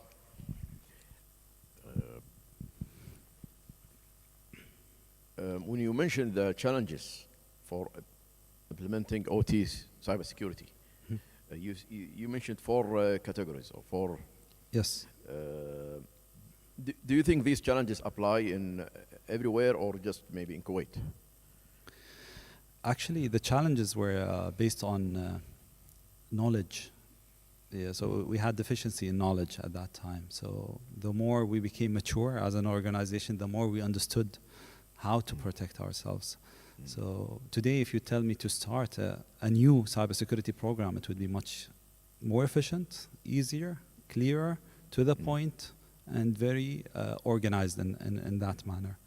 And the standard, the 62443 standard, is a great standard to adopt, to learn from, and to use the tools that are available in the standard as well, such as the CSMS. If you ask today, what is the highest risk your organization is facing today, that would change on a daily basis. So we have to keep updated, knowing what's happening around us, aware about the issues around us, especially in a geopolitical region as well. And the solutions that we employ protect us based on that risks that we have identified earlier. And that was one of the key parts which we mentioned. So to organize or to sum up, you have to follow a standard. You shouldn't do something from the start. If you're mature enough to build your own standard later on, then excellent, do that. And many organizations do that, but based on their risk tolerance and what they accept as risk or not. So this is how you mature in cybersecurity. This is how you understand the risks behind it, and you add to it. Any question for Mr. Dari or the guests? Yes, Can I ask a question? Any question? You know, standards come much later when research community know about it for sure, 100% verified and tested. I mean, many, not only once, like 100 times, then it becomes a standard, right? Okay, so do you want to follow standard? That means there are people who are much ahead. So if there are research people, and of course many governments, they might have many different things which they are not revealing, of course, number of reasons. So they are also ahead of the standards. So if you want to follow standards, then how you want to cope up with all these people? Okay, excellent. This is an excellent question, and this is actually a dilemma we face usually. So just to add to what you're saying, I'll just give you an example. Like the standard doesn't today, if we open the standard, the 62443, it doesn't talk about virtualization, virtual environments. It doesn't talk about cloud computing. So these are emerging, technologies that are well established in the IT sector. However, it's really difficult to implement in the OT sector. So what do we do in this instance? We evaluate. We evaluate the opportunities based on the threats that we face. So we have to see how we can secure it, put it in place. However, keep in mind, at the end of the day, you have insurance in place. So your insurance will audit you based on the standard. You have auditors in place which will audit you based on the standard. So if you deviate outside that standard, you're deviating out of the game. Unless you have defined and created your own standard and advanced to have a maturity of that level, then you shouldn't do it. So you should have a real understanding of what you have in place, and that's possible. That's allowed in the future. Yeah. I remember I had a chat with you before, Bari. Yes, go ahead. About the virtualization. And when Dr. Sridhar talked about digital twins, what do you think about it?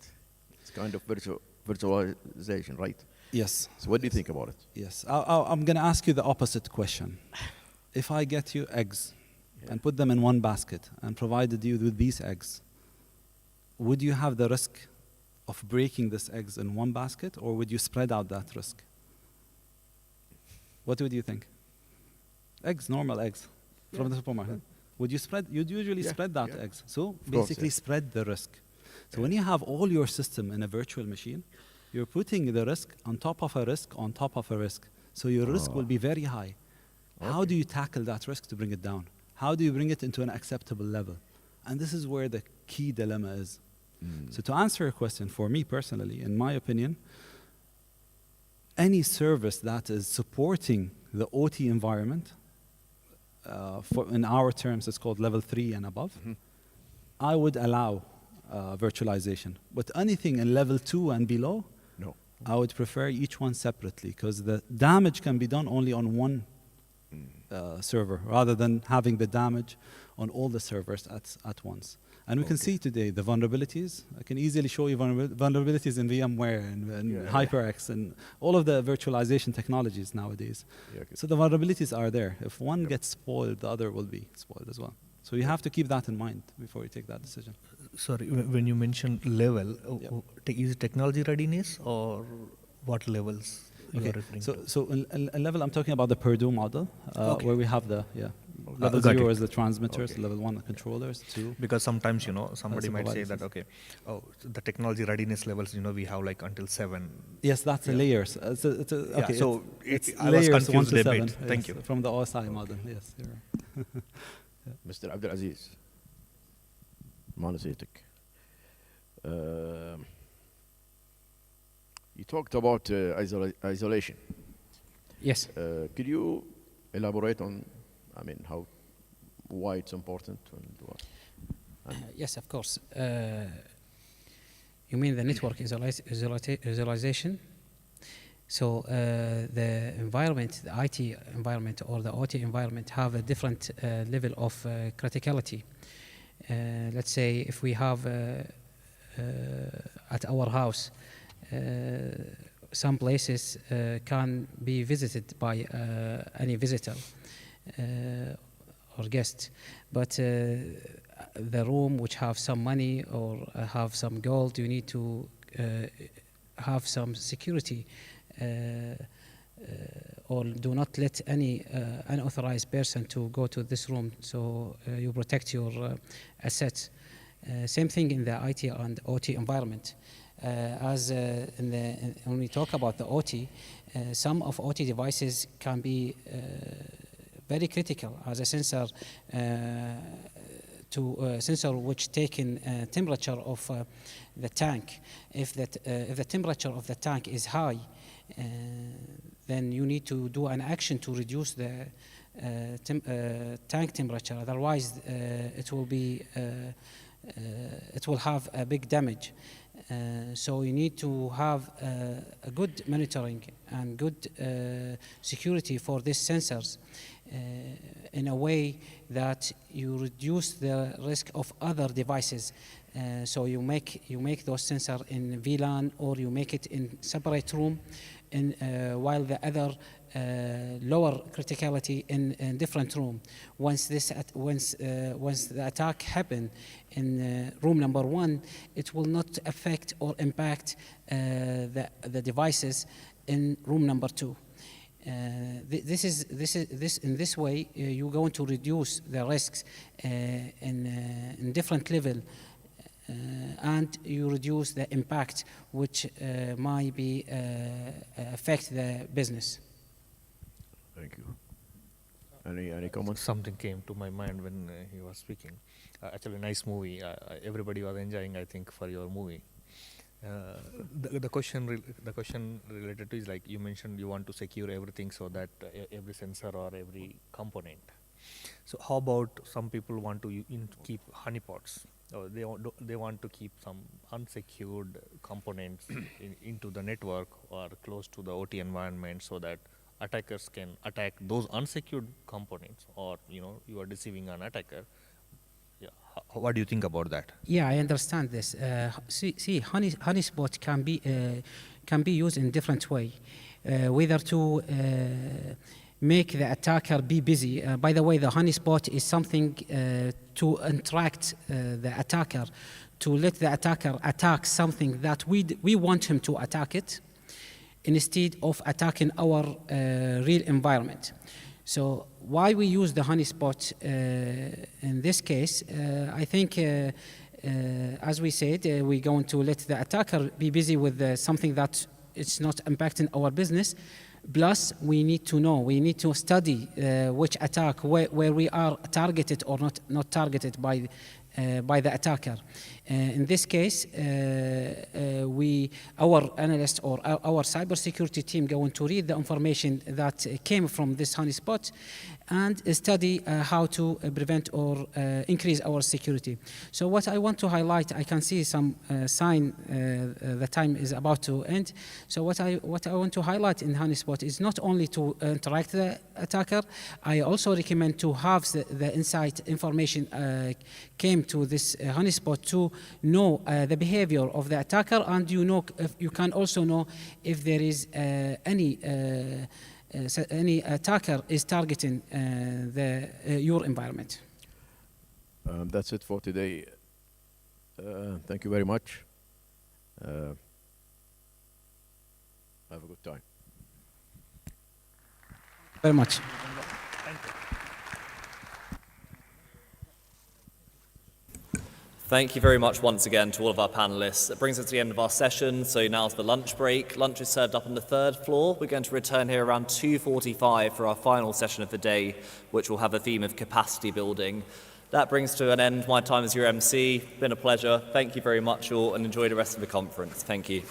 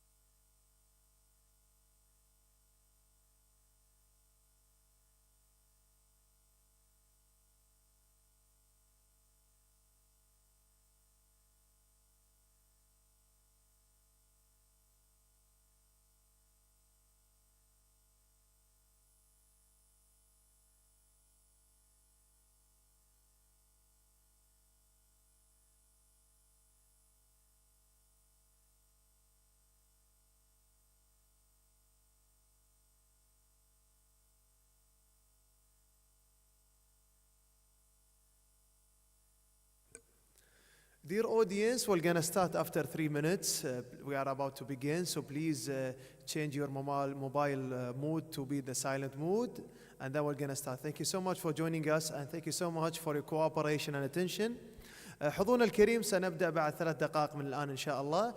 طبعا ننوه للحضور الكريم بوضع الهواتف المحمولة على وضع الصامت، ونشكركم على حسن تعاونكم. كونوا على الموعد.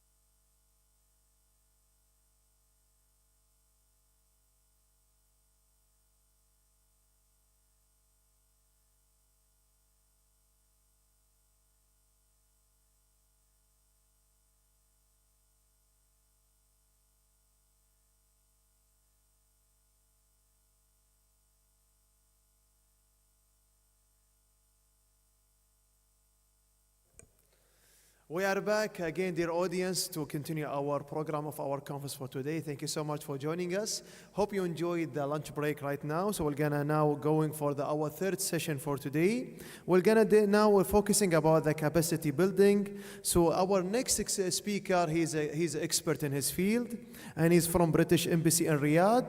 He will gonna talk more about his topic about developing cybersecurity skill and a professionalization toolkit. So let's welcome William Thier.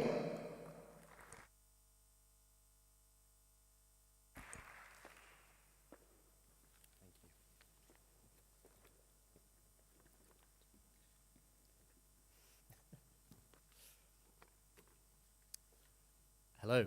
I had prepared some interactive slides that were going to be captivating, fun, and very, very exciting. However, they don't seem to be here, which is fine.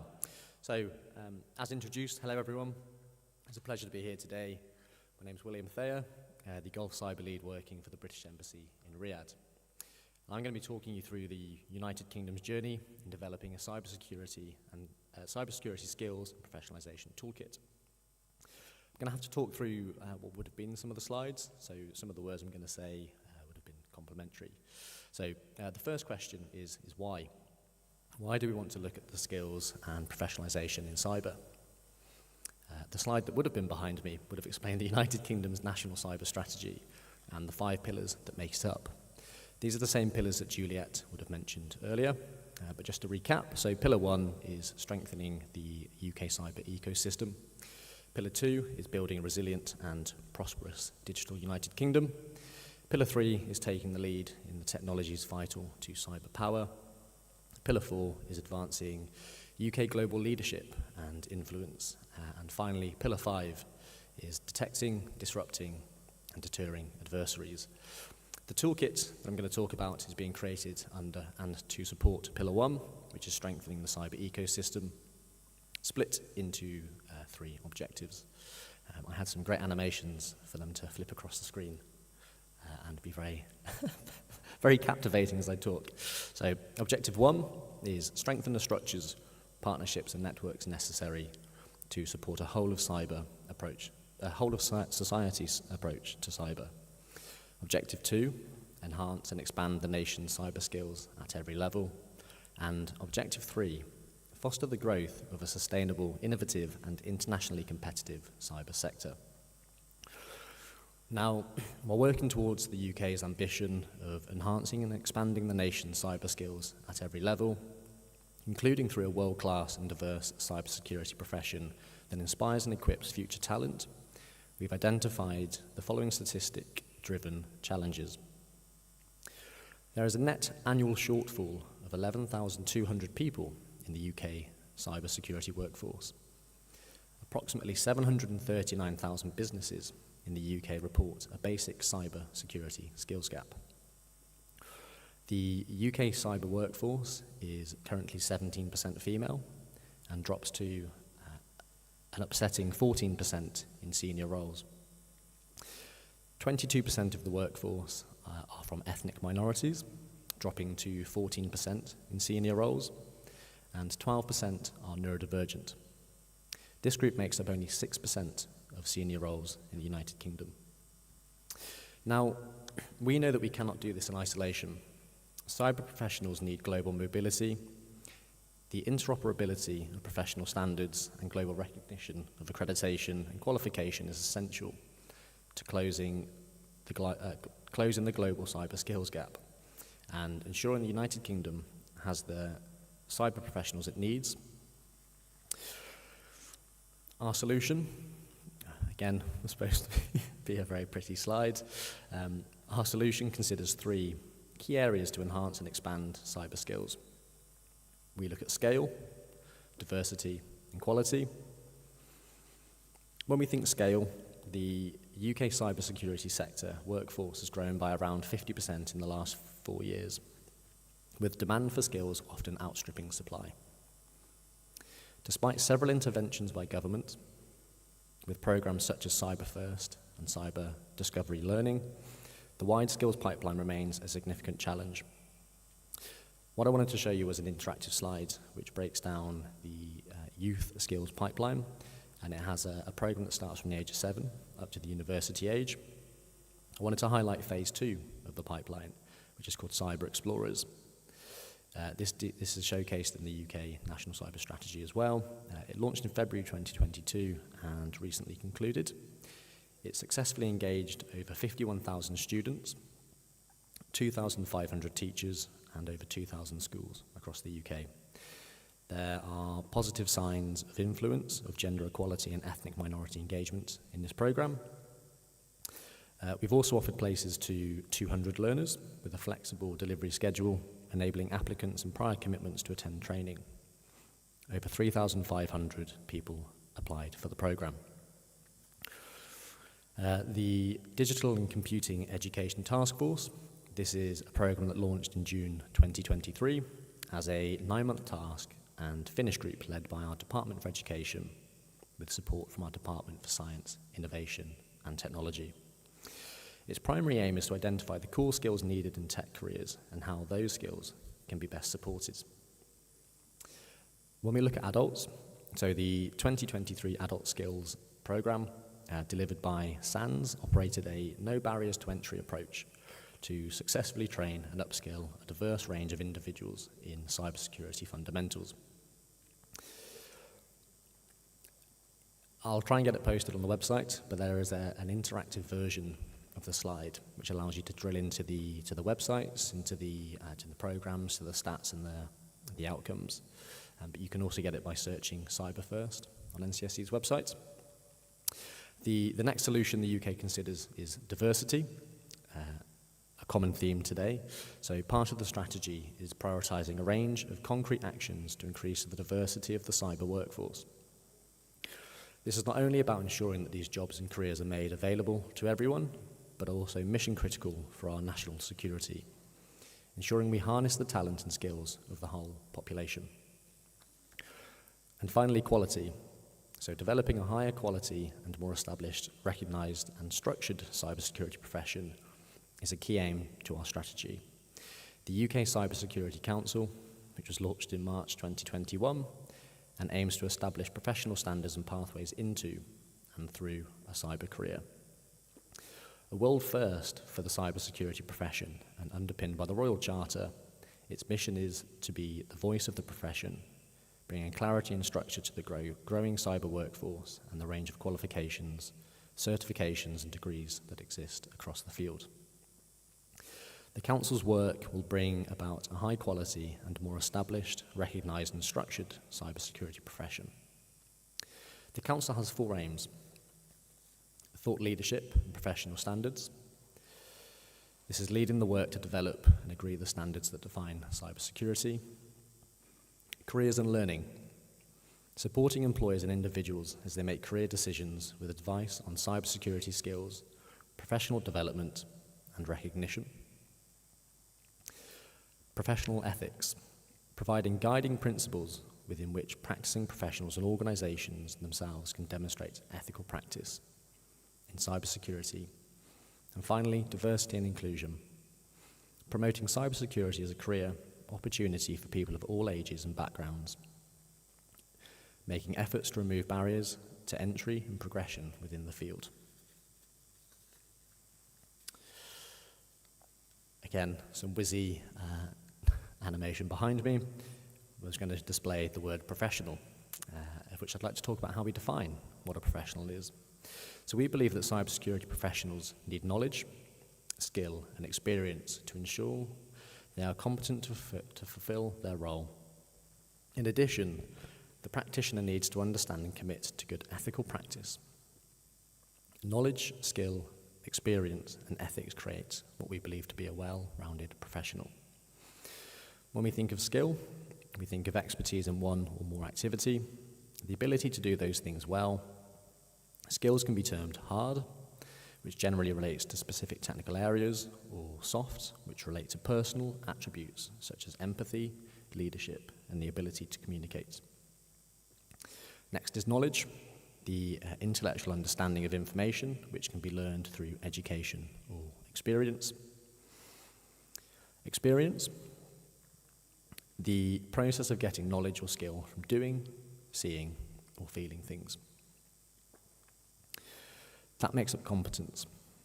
Competence is the proven or demonstrated capacity of an individual to carry out a specific function or functions using their know-how, skills, qualifications, and/or knowledge. To competence, you need to add ethics. We see this as a system of accepted beliefs that control behavior, especially such a system based on morals. The UK Cybersecurity Council focuses on 3 areas within their ethical declaration: credibility, integrity, and professionalisation. The UK Cybersecurity Council's glossary of terms can be found online through their website, but again, I'll try and have this circulated or shared. Next, a cyber ecosystem, which is a full circle back to the start. So how do we build a cyber ecosystem? A fully functioning cyber ecosystem is essential to the growth and sustainability of the field. The cyber skills ecosystem has 5 areas where join-up is necessary: government, academia, industry, regional, and international. If I start with government, so government joins up across education, technology, defence, as well as business and trade. Through open dialogue and information sharing, we can ensure that the skills programs that are being developed support several parts of the economy and bolster our national security. The UK National Cybersecurity Centre in the United Kingdom is also an essential partner for the development of programs as the technical expert on cybersecurity matters, including in the educational space. Academia. Developed and quality-assured academic partnerships are a core focus of our ecosystem. This includes efforts to recognise good university institutions and degrees. Primarily, these are done through the NCSE's accreditation schemes, such as the Academic Centres of Excellence in Cybersecurity Education and the NCSE-certified degree programmes. By engaging with the cybersecurity body of knowledge, or CyBOK as it's termed, I think there were some fans of CyBOK in the crowd, educational programs can define what knowledge is needed in specific areas and consider how the knowledge absorbed by students can be applied in practical scenarios. Industry. So industry both supports and benefits from the cyber skills ecosystem. Industry needs to send clear demand signals to both the professional bodies that certify good practice, as well as the higher and further education institutions that teach and develop knowledge and skill. This includes over 200 industry partners across the Cyber First portfolio of interventions, as well as the National Cyber Advisory Board and the Cyber Growth Partnership. These were populated by industry members across the United Kingdom. Next is regional.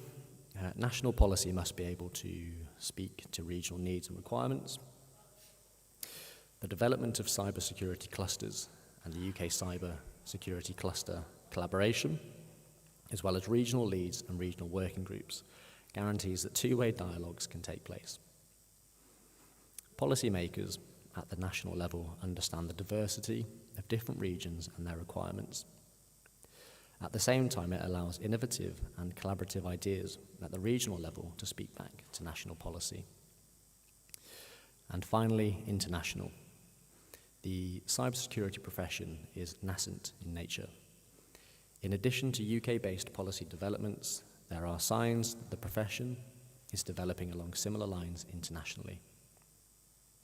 As cybersecurity profession policy develops globally, it is important to recognize that interoperability of standards and mutual recognition of such standards will improve the movement of practitioners. By starting dialogues with other countries early, we can preempt divergence and look for commonalities within developing frameworks and methodology. I had some case studies that I wanted to show, but I'll have those posted either through the CERC website or online. Just a bit of interaction to show some programs and some initiatives and how they've proven to be valuable, but also taught us some really valuable lessons as well. With that, that's the end of my talk. My contact details will also be shared, but would have been shared behind me. But thank you very much for listening, and I hope that wasn't too speechy. I did plan a grand charade of activity and interaction with you, so my apologies. Thank you.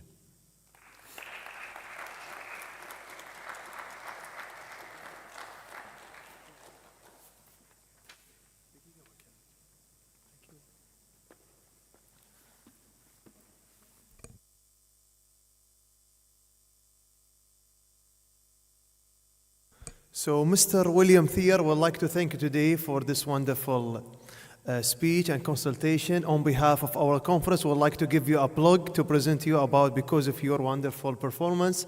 Thank you so much for joining us, Mr. William. Can you please proceed again to the stage? Thank you so much for joining us with a stand of applause with Mr. William Thier. Thank you so much.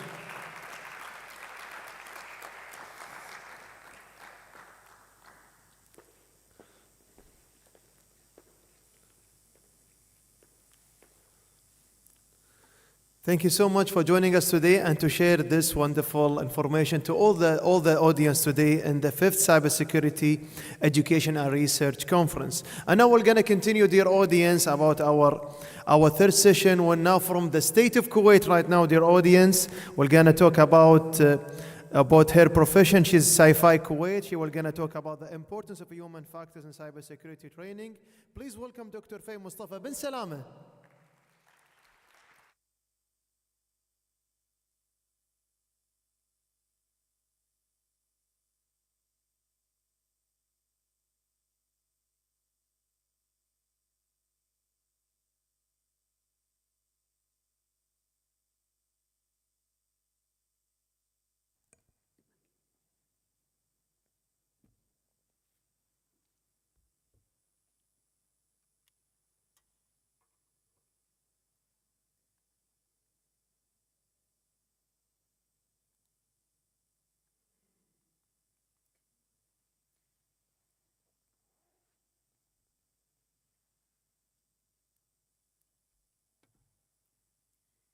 Bismillahirrahmanirrahim. Hello everyone, and thank you for having me. When I started my PhD project, I was not sure what I could provide to the field of cybersecurity, but I was confident that I have to work on something I am passionate about. My passion is I like to transfer information to others. I feel very happy when someone asks me about something I can answer, or at least I can provide them to get the direction to get the answer. Also, at that time, I was certified training by Civil Service Commission, so I said to myself, why do I not do something regarding training in cybersecurity? Then many questions raises in my mind. I asked myself, why do people repeat the same mistakes, although there are many cybersecurity training approaches available? Why do people repeat the same mistakes, although there is many training such as workshops online, the events that happen regularly? What's the problem with these training approaches, why they are not compelling enough? Then when I start searching about the topic, I found that the weakest link in cybersecurity domain is the human factors. And I found from the statistics that cyber criminals and hackers utilize humans to get a credential, to get unauthorized access, and to infect systems with malware, and also to get credentials. So I made sure that training and education people is crucial in cybersecurity. Also, there is many questions raised about why humans are the weakest links, and in what sense. So hopefully I found an answer to my question based on analyzing more than 100 research, investigating 641 employees working in Kuwait, such as military, healthcare, business, and other sectors in Kuwait. And also interviewing 25 people and with those who set policies in place, and those who experienced cybersecurity training before, and those who formulate cybersecurity training in the organizations. In general, I found that people have different perceptions towards cybersecurity, different interests and preferences to cybersecurity training, and also they have different levels of knowledge. As a result, it makes sense that the one-fits-all cybersecurity training approach is ineffective. What I found, to be more specific, I found that those human factors contributing and determining the level of knowledge people have in cybersecurity. Those are the following: age, job role, the experience they got at work, gender, education, and the time they spent on social media. To be more specific, we found that those who work in office and administrative support, and those who work in business and financial operation were having the lowest knowledge about cybersecurity and the knowledge about cybersecurity, so that when we compare them with other job roles in the organizations. When it comes to age, we found that those fresh employees until the age 35 and those who exceeded 55 years old, they have lower knowledge about cybersecurity topics, and they have many questions in their mind about cybersecurity when we compare them with others. When it comes to experience in years, also we found that those fresh employees with less than 2 years of experience, and those with more than 25 years of experience, also they have lower knowledge in this area, and they need to prioritize for cybersecurity training, and they also have many questions in their mind about cybersecurity.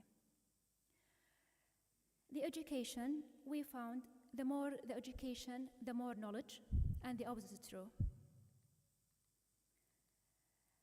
Unfortunately, we found that females have less knowledge about cybersecurity than males, which is also correspond with much research in this area. Surprisingly, we found that those who spend less than 30 minutes a day on social media and those who exceed 3 hours a day on social media have lower knowledge and about the other average users. So this is the reason why we say that the one-fits-all cybersecurity training approach is ineffective, but we also found another reason that indicated that the one-fits-all cybersecurity training approach is not effective, because people have different perceptions, different interests, different interest towards cybersecurity training, and also different needs. So this is another reason why we suggest that it should be not a one-fits-all training approaches. To be more specific, we found that training preferences of employees mainly depends on people's role in the company. For example, we found that those who work in office and administrative, they prefer to attend events. They like the motivation in such a way to attend the training, and also they prefer phishing tests. But those who work in IT, they have no problem to have all kinds of training approaches during the year and to mix them, and they have also no problem to have a long in-depth training. However, those trainers or those work in education sectors, they prefer to attend the training in person. They like the interaction. They want to interact with the trainer, so as the opposite of others.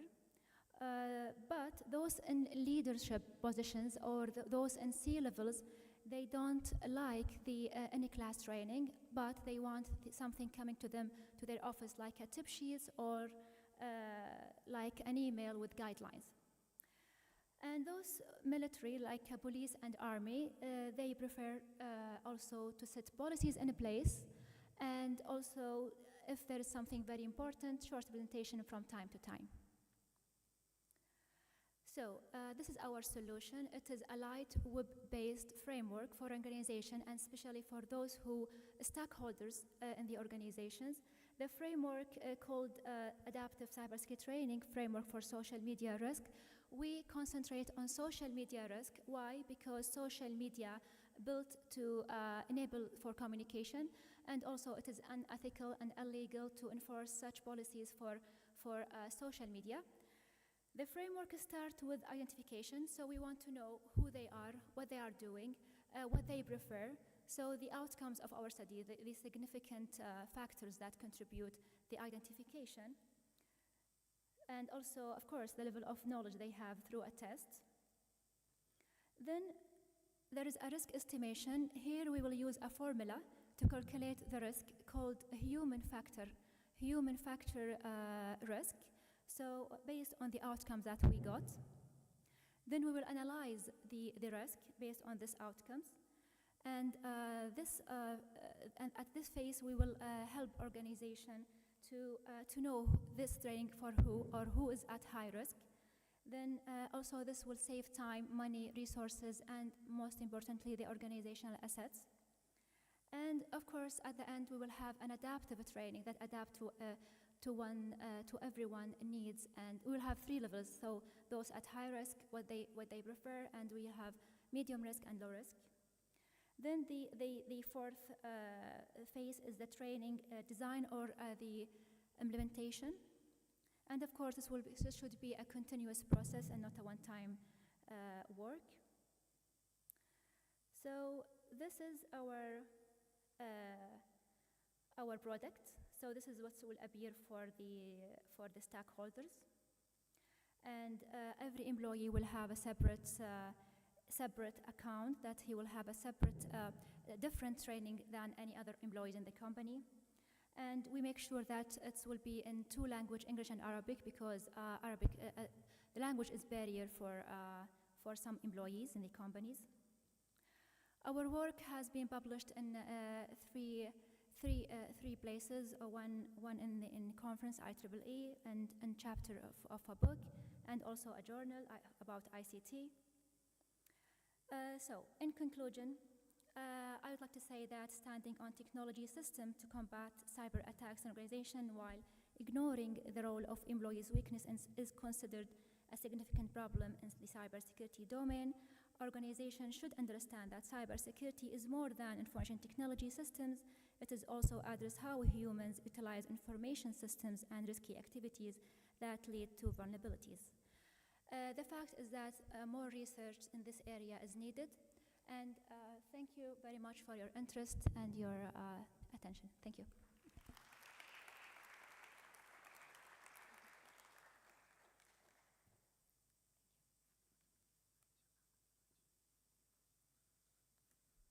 Special thanks to Dr. Faye bin Salama for her wonderful speech and also about her already, we call it lecture. Now is the time to send the award ceremony. It's time to send the blog, present the blog to our speaker, Dr. Faye Salama from the organizer. Thank you so much for presenting to us today. And this blog is already represented to you about your amazing work today and your wonderful also experience with us. Thank you so much for joining us for the 5th Cybersecurity Education and Research Conference. Thank you so much.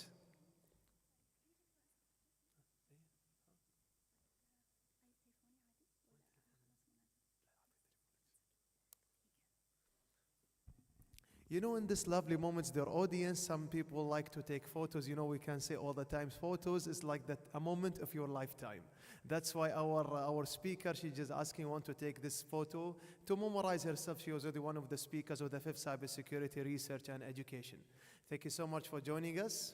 Before we're going to start, let's talk also a group picture. She wants to take it with the plug. So for 1 minute, we'd like to give her a stand of applause. Just to welcome her. Thank you so much for joining us today.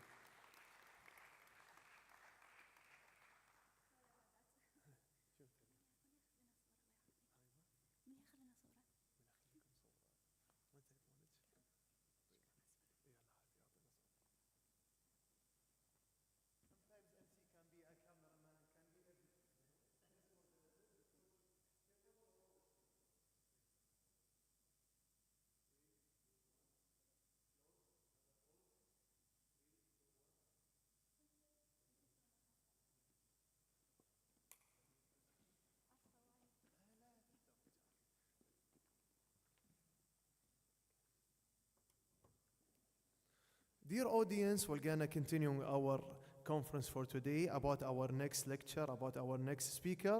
So we'd like to welcome from UK, from the CERC Limited UK to present the Operation Technology, Cyber Workforce Development, Building a Cyber Capable Operation Technology Workforce. So please welcome today Mr. Tim Harward.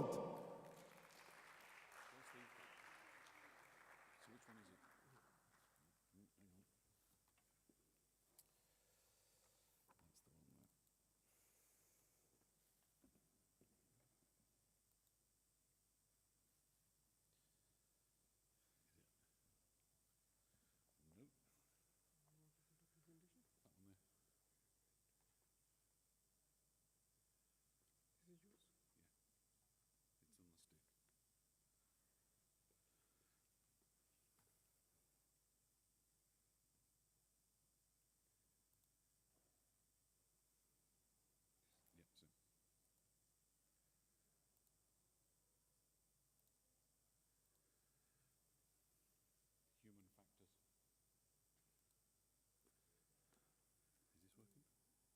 Is this working? Yeah, this is working. Okay.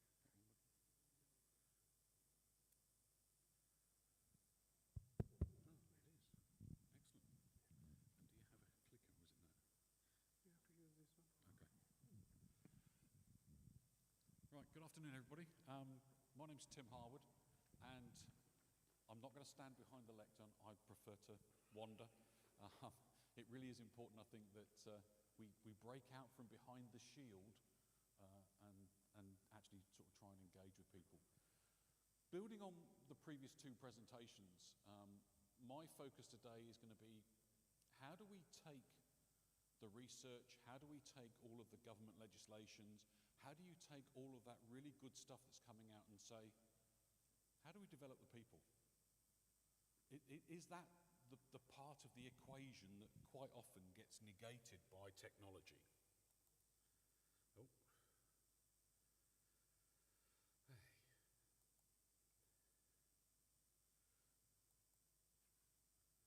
It's not going.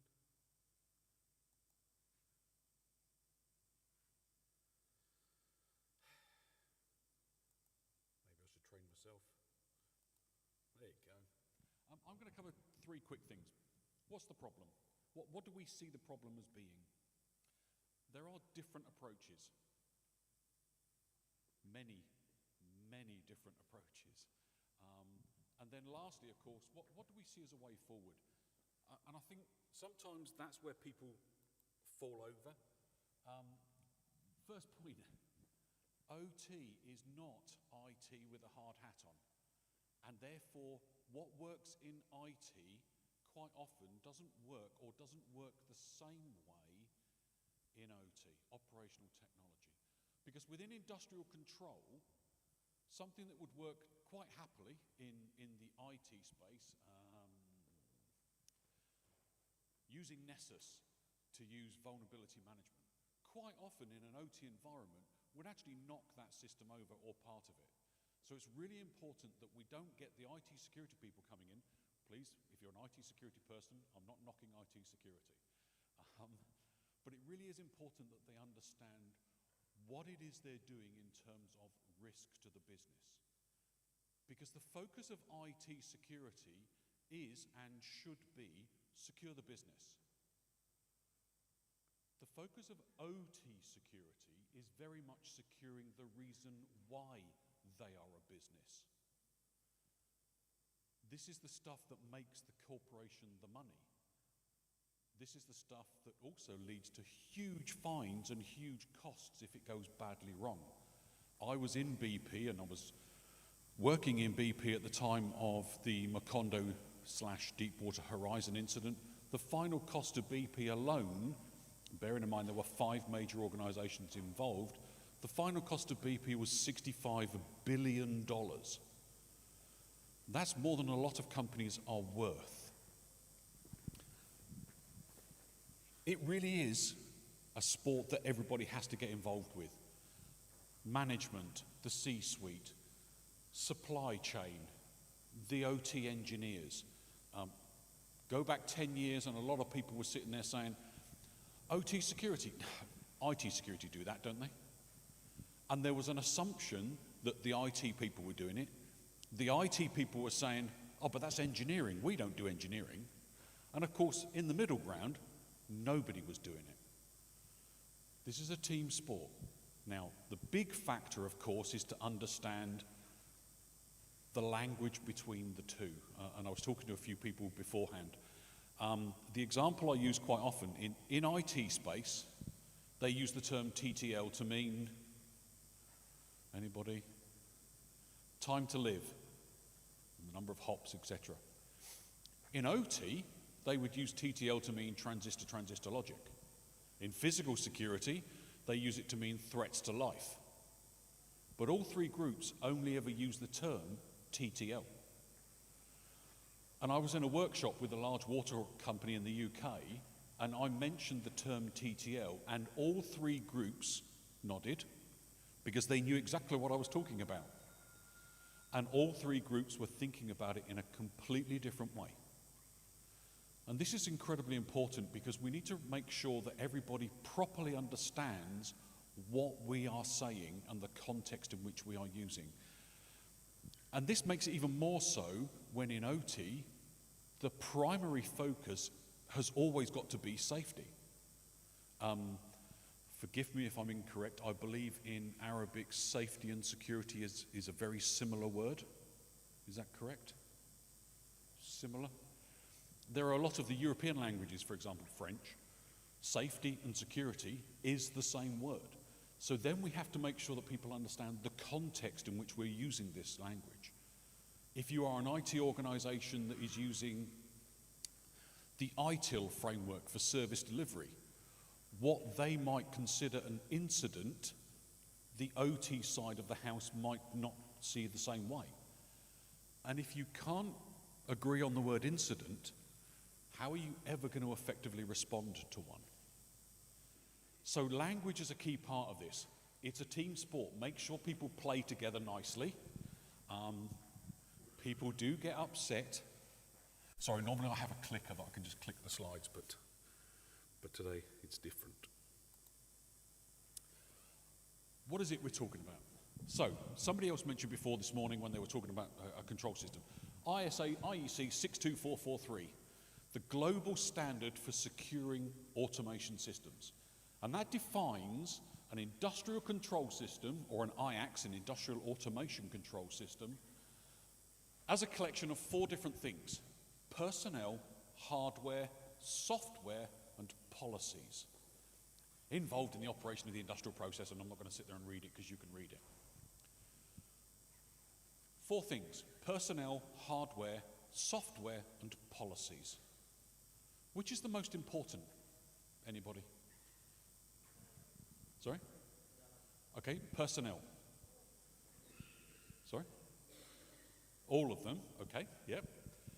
Arguably, I'm playing devil's advocate now. Arguably, people write the policies, people implement the hardware, etc., etc. And there are many different arguments on both sides of the coin. Now, I deliberately said which is the most important.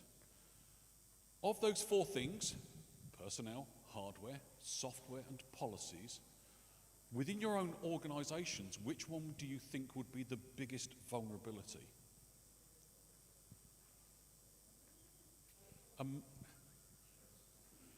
Personnel.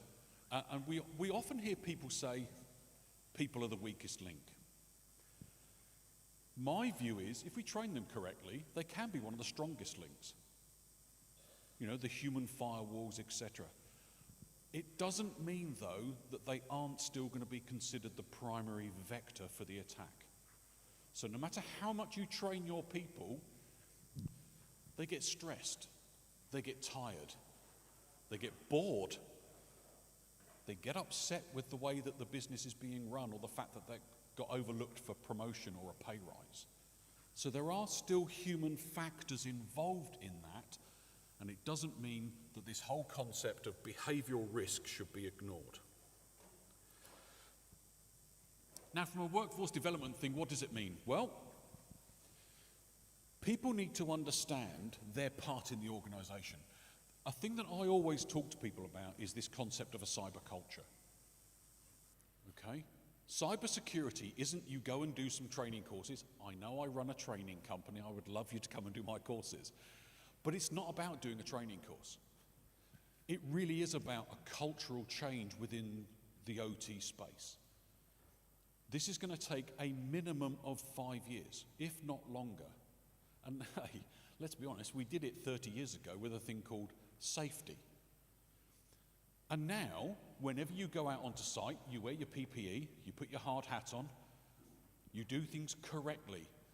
And certainly from my background in the oil and gas industry, when you walked down a set of stairs, you held onto the handrail, you didn't use your mobile phone, you didn't carry too much paperwork.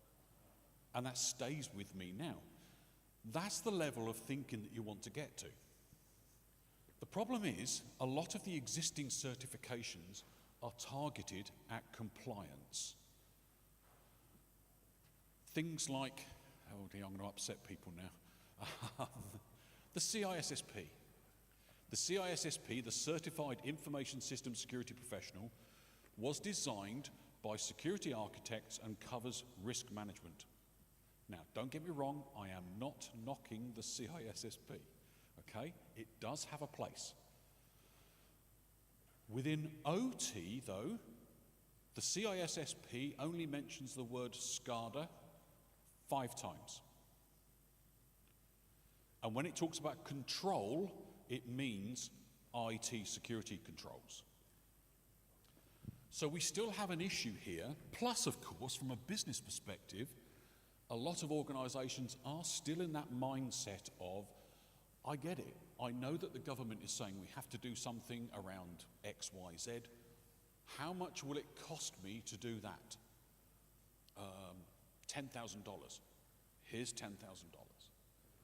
Because I need to tick that box. They see things, they don't go beyond that about doing the right thing. And that's a key failing, I believe, my personal opinion, in senior management sometimes. Now, what does the business want? Let's change it round. They want a workforce that is capable of identifying when something's going wrong.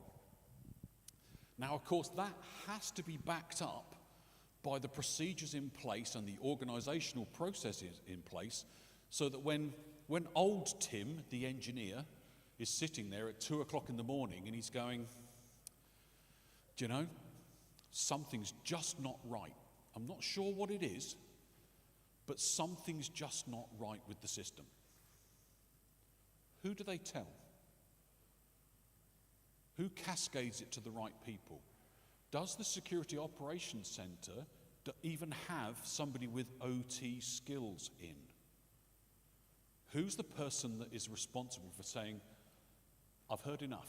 I am now declaring an incident. And from that point, what happens? And quite often, that's the bit that people are missing. The understanding of who identifies that? How far's it got? What type of incident is it? What do I do next? And it's those processes and the procedures. They have a policy, but quite often what they don't have is the guidance that underpins that policy. Step 1, do this. When you've finished step 1, go to step 2 and tell this person. And with that, you have this building of a resilient organization. The ability to respond and get back to normal. Now, of course, that brings in a different conversation. Getting businesses to properly articulate what is normal is really hard work. Because quite often, it's in old Tim's head. Because I've been using this system ever since I implemented it 30 years ago. And that concept of understanding what does normal look like, again, is extremely important, because if you don't properly understand what normal looks like, how do you know when it's not? How do you know at 2 o'clock in the morning when something's going wrong and you're sitting there thinking, it doesn't normally happen like this? Well, what are you measuring that against? We are getting better with the newer projects because we can build it into things like FAT and SAT. How do you do that with a system? For example, I was on a nuclear site early this year, and they were still running a system called DOS. Now, I'm sure most of you have heard of DOS. Predates Windows. The biggest problem that they had wasn't the system itself. It was the fact that they were down to one person left in the organization who understood DOS. And the younger generation coming into the organization had no clue, because it's not something that is contained within their training or their academic studies. Of course, within the OT space, there are people that have different views as well. The operator view, make sure that things are working correctly. The maintenance view, do I think something's breaking? Am I doing acoustic monitoring in predictive maintenance to make sure that things are working correctly and not beginning to break down? Or preventative maintenance. They have different views, therefore they have different needs on your time and your requirements. The management want to make sure that everything's working according to plan. I am making sufficient product using the right amount of raw ingredients, and we can keep the business going. Again, critically important, but different roles within the organization have different needs on your systems. A lot of this is covered by previous speeches, so I'm not going to sort of go deeply into this. Obviously, IT and OT view things differently, especially around high criticality and high availability systems. A couple of you are taking pictures. I'll wait 2 seconds. I'm not going to go into this too much because other people have covered it today. There is, however, a key thing that we do need to understand. We have controls in IT. For example, under 27001 and 2, so 27001 turns around and says your IT systems must have an information security management system. 27002 are the controls that are contained within that system, etc. 11.2.9, clear desk, clear screen. Whenever you walk away from your system, says me walking away from my system, lock the screen. But in 62443, it's really important that you don't lock the screen, especially if the system that you are working with is vital to the safety response and shutdown to the system. So we have to work out which one's correct for the business. The biggest thing that I tell my students whenever I teach anybody is to learn the phrase, "It depends."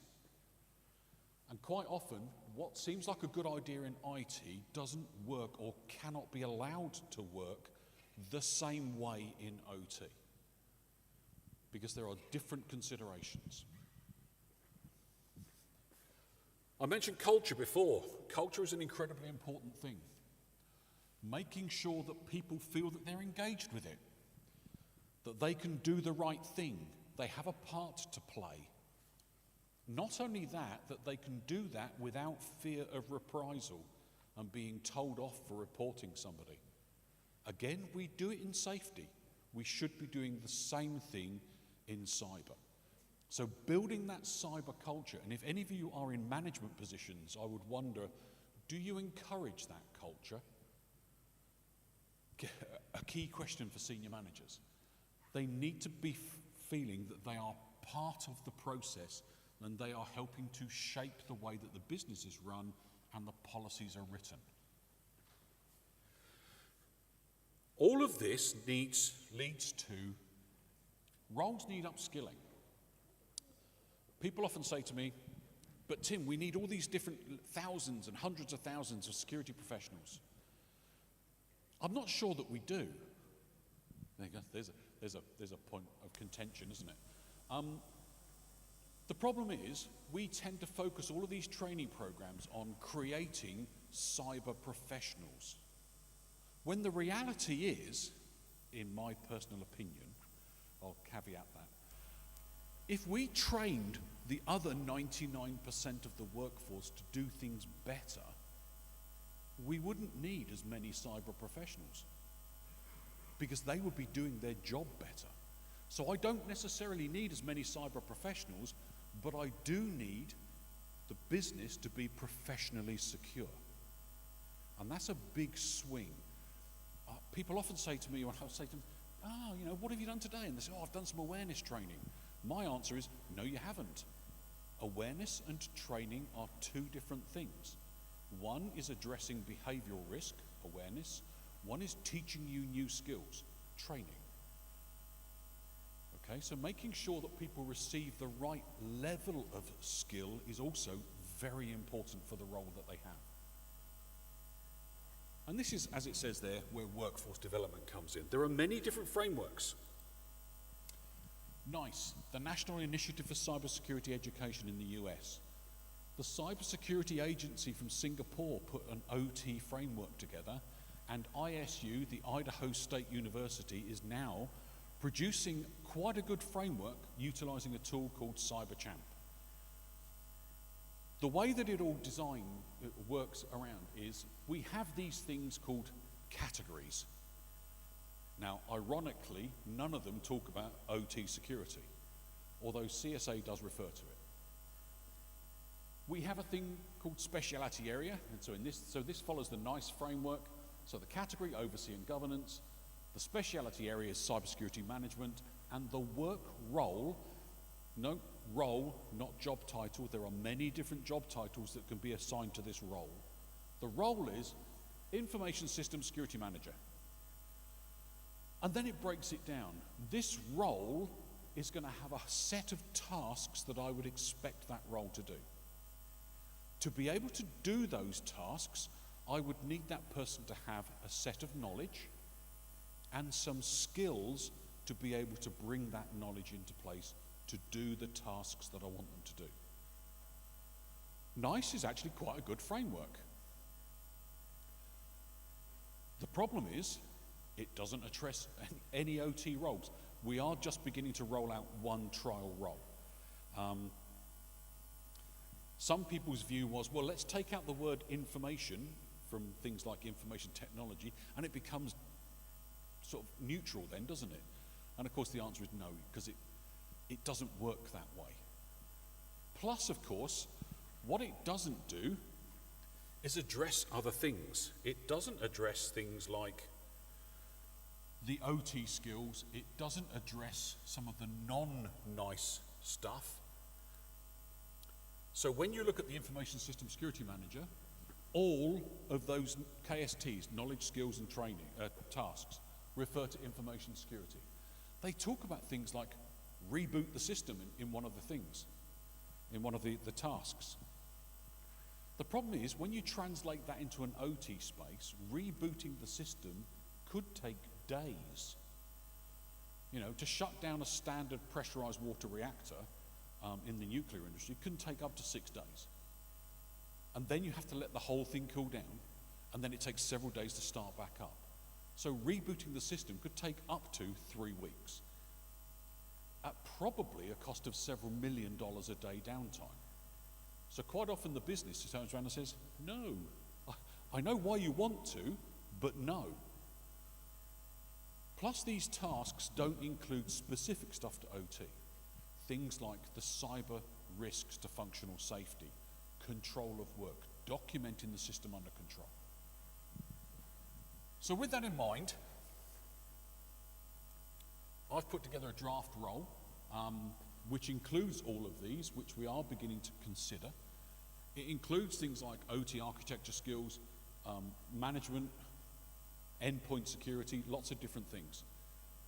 With a view to then being able to say, aligning with other roles, analyst, so their focus is on the CTI, the cyber threat intelligence space. How do we take that in and treat it accordingly? How do we get it to the people that need to make the informed decisions? So that cascade approach from things like the SOC.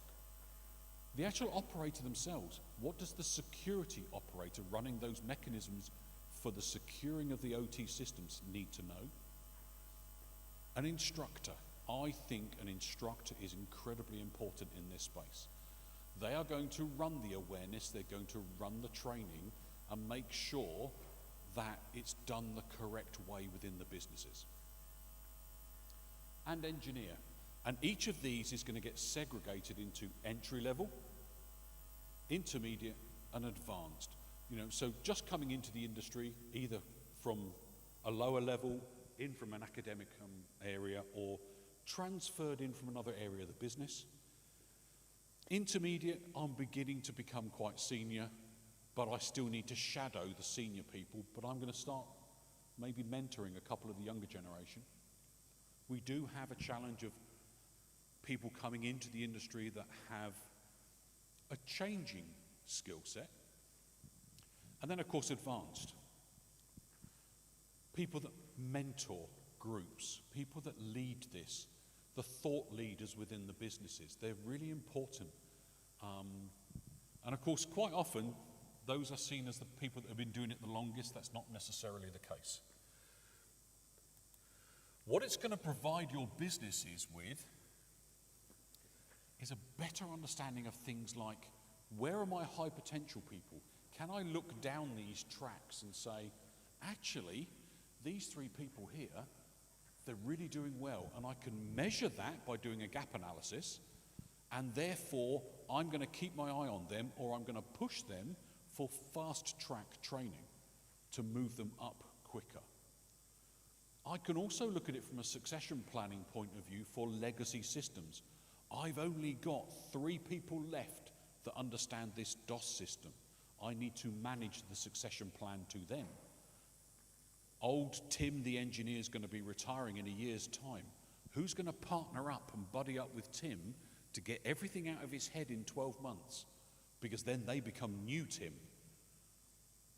And that's a big problem within the industry at the moment, or the industry sectors at the moment, because something like 40% of the mature workforce in things like oil and gas are going to be retiring in the next 5 years. Big problem for skills. And of course, the assurance that you're in a much better place.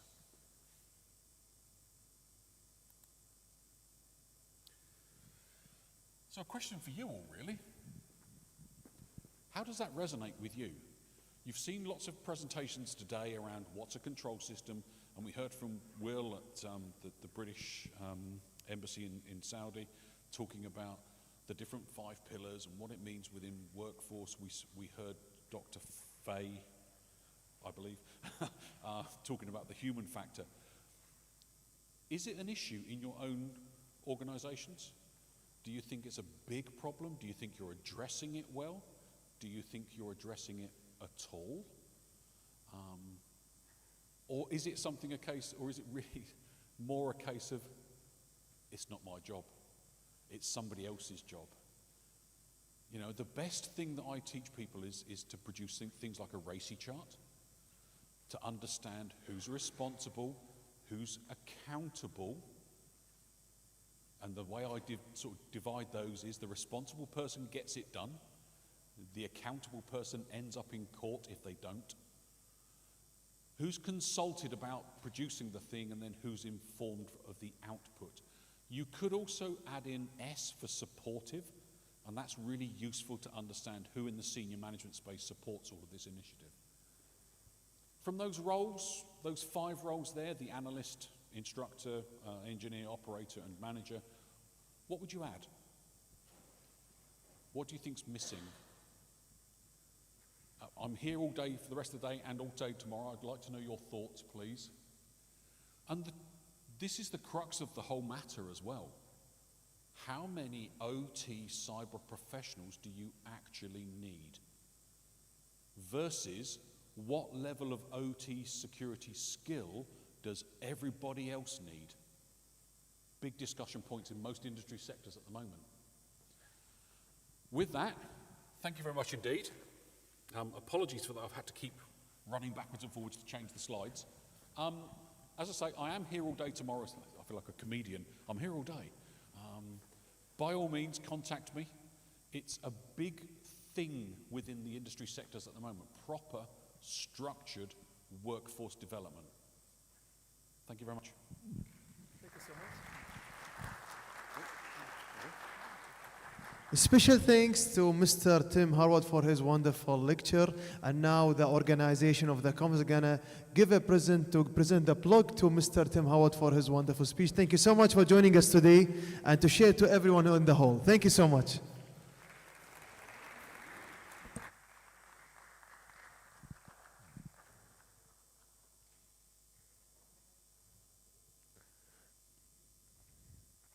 Thank you for joining us today in the hall, Mr. Tim. Now we're gonna go for our final session for today, the final lecture. We're gonna go from, please take it with you, no problem. Everything here is yours, my friend. Yeah, it's okay. It's okay, cybersecurity, it's okay here in the college, no worries. So we're going now for our final session for today. So please welcome from the Sultanate of Oman, Oman Chamber and Commerce and Industry Oman to present the online safe gaming and spreading awareness. So let's welcome Engineer Sheikh Al-Mashaykhi. Please proceed.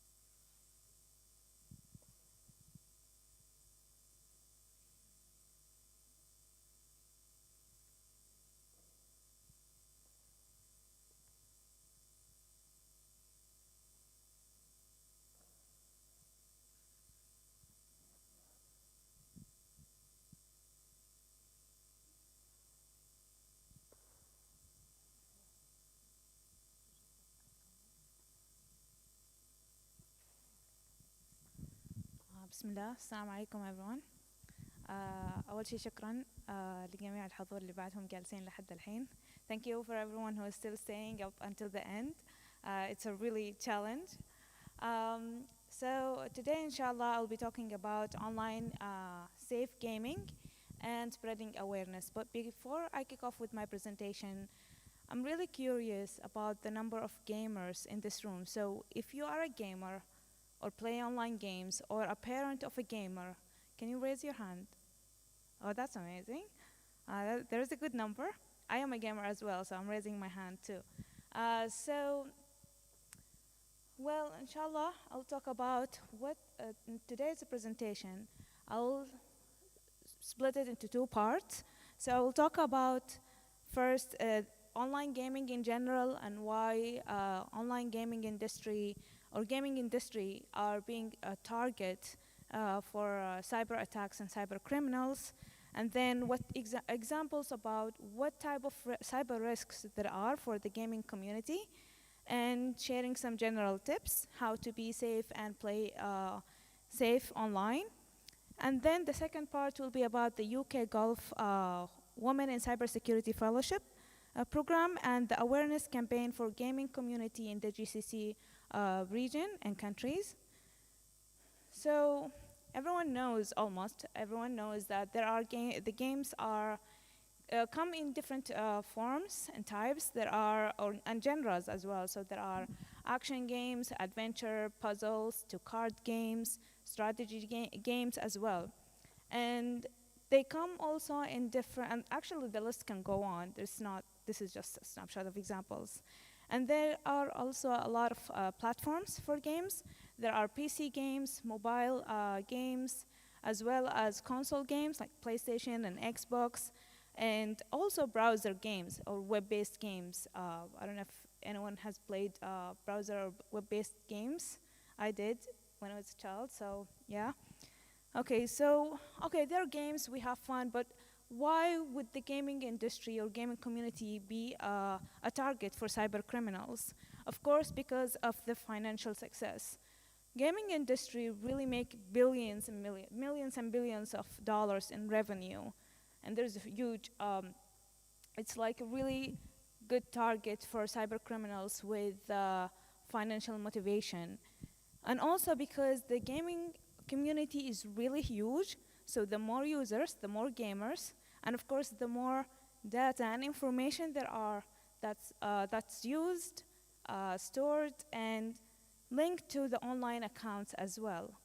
So it's really easy to have like this big hub of information that can be like stolen or used or manipulated by cyber criminals. Also, there are gamers who use third-party tools to kind of like unlock different levels in the game and so on. Like expanded attack surface, which means that there are a lot of security vulnerabilities that cyber criminals could exploit as well. And they don't have to be hackers or cyber criminals, but there are also really, really competitive gamers that want to win in this national, like global competitions. So they would launch DDoS attack to the other gaming server, like if they're in the Asia server, they would launch DDoS attack to the Europe server in the game so they could win. These are just examples.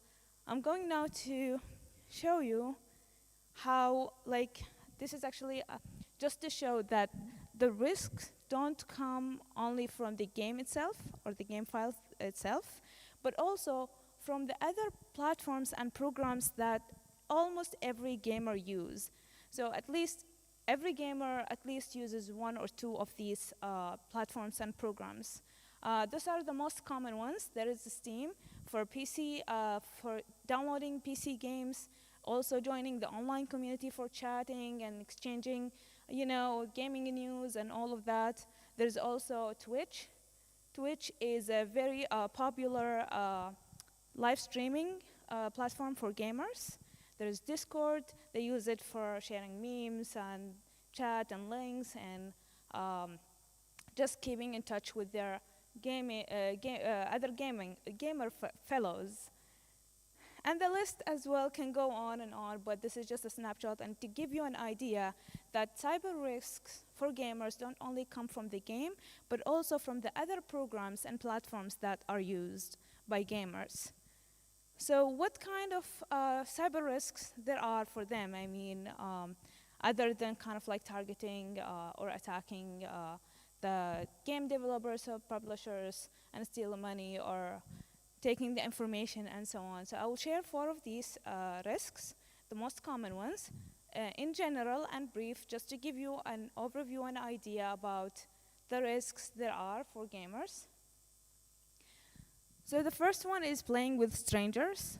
Of course, online predators and online criminals are always ready and always on the move. So they only wait for any chance or vulnerability there is to kind of launch their attack or manipulate the information they take and so on. And cyber predators for gamers, they actually they exploit the fact or the feature that there is anonymity, so no one can know who is behind the screen. And so they can pretend they're someone else, just like in the social media as well. They can try to build, to gain trust and build bond with the gamers, especially children and young gamers. And after gaining the trust and building the bond, being sharing the online experience and being allies in the game, they could actually go to the next step, which is luring the children or the young gamers to do what they want, either trying to meet them online, actually in person, or try to ask them to send pictures or send videos or actually do some other challenges while taking photos and pictures. There's so many scenarios that can happen. Again, this is just general ideas about the scenarios that could happen.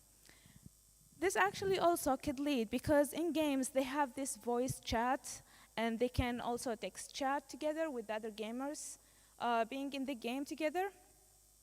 And with that, they could have a lot of conversations, and there is a risk of actually oversharing personal information. They could, especially with children and young gamers who don't really understand that they need to be careful about what they share with strangers behind the screens.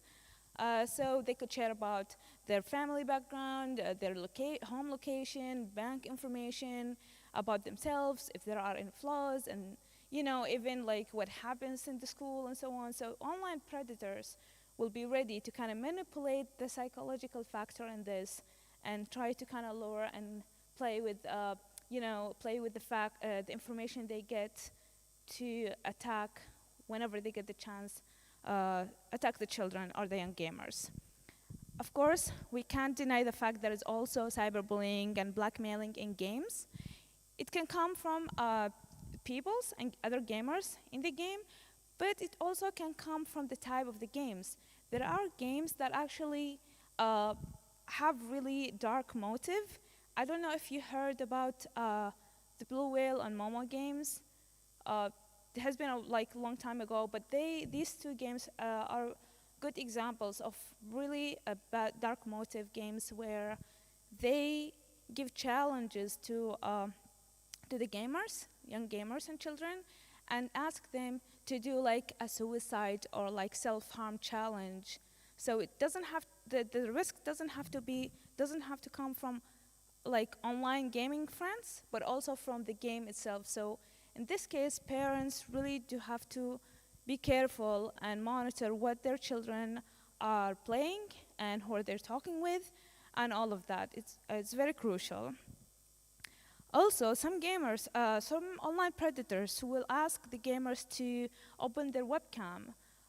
They don't have actually to ask them to open their webcam if they're not live streaming their gameplay, but some of them will ask them to open their webcam. It's very dangerous. Even before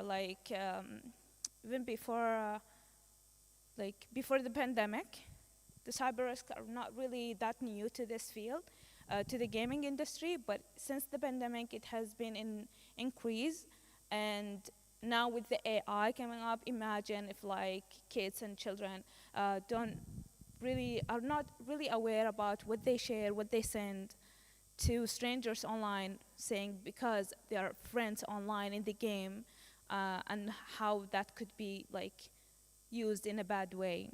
So there's a story about actually 2 weeks ago or 3 weeks ago, my little cousin was telling me about how one time he joined an online game playing with strangers.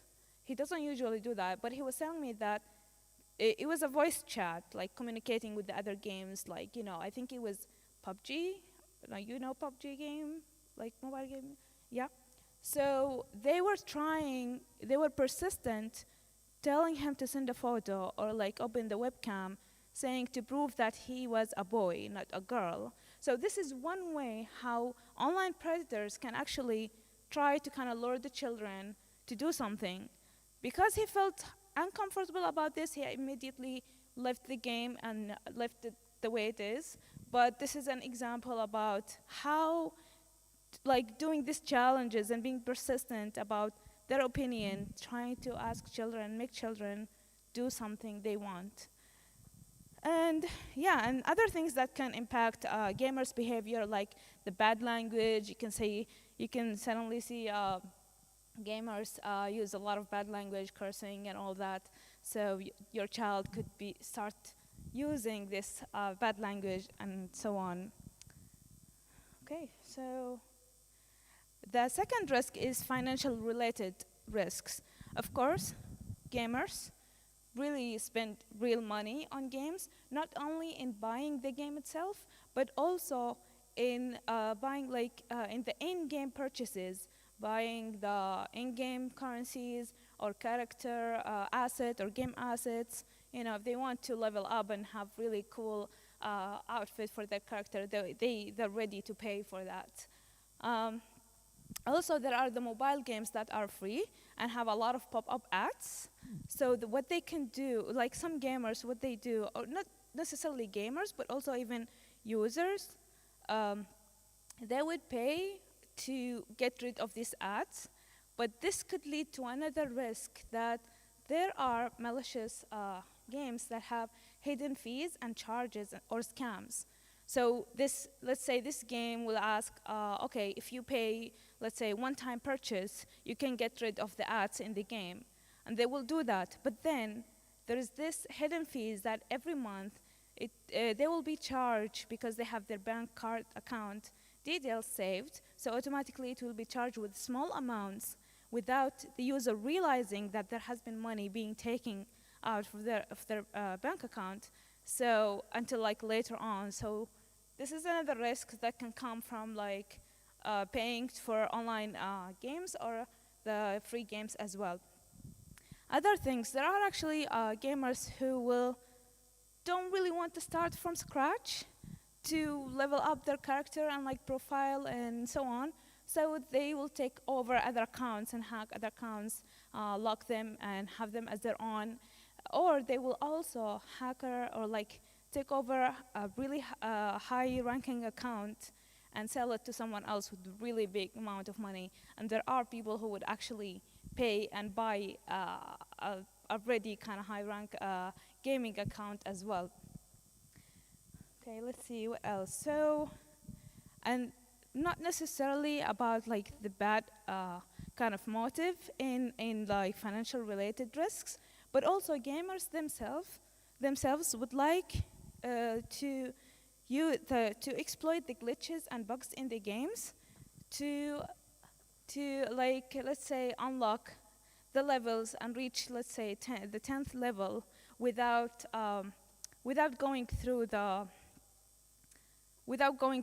like the 9 levels in between.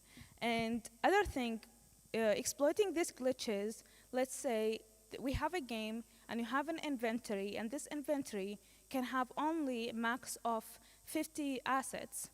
But then there was a glitch, like there are games that have some glitches and bugs, and if hackers or gamers actually knew about this and how to manipulate it, what they would do is to create kind of like modify the source code somehow, or modify, like, the cheat codes of the games, and then they will have the infinite inventory. So what they would do is like to have infinite assets in the inventory and continue selling them to other gamers with real money. So there's always like not, only to the gamer, but gamers can also be like victims or can be the predators as well. And the game cracking piracy as well. So there are people who would like to steal the gamers and the ownership and the rights.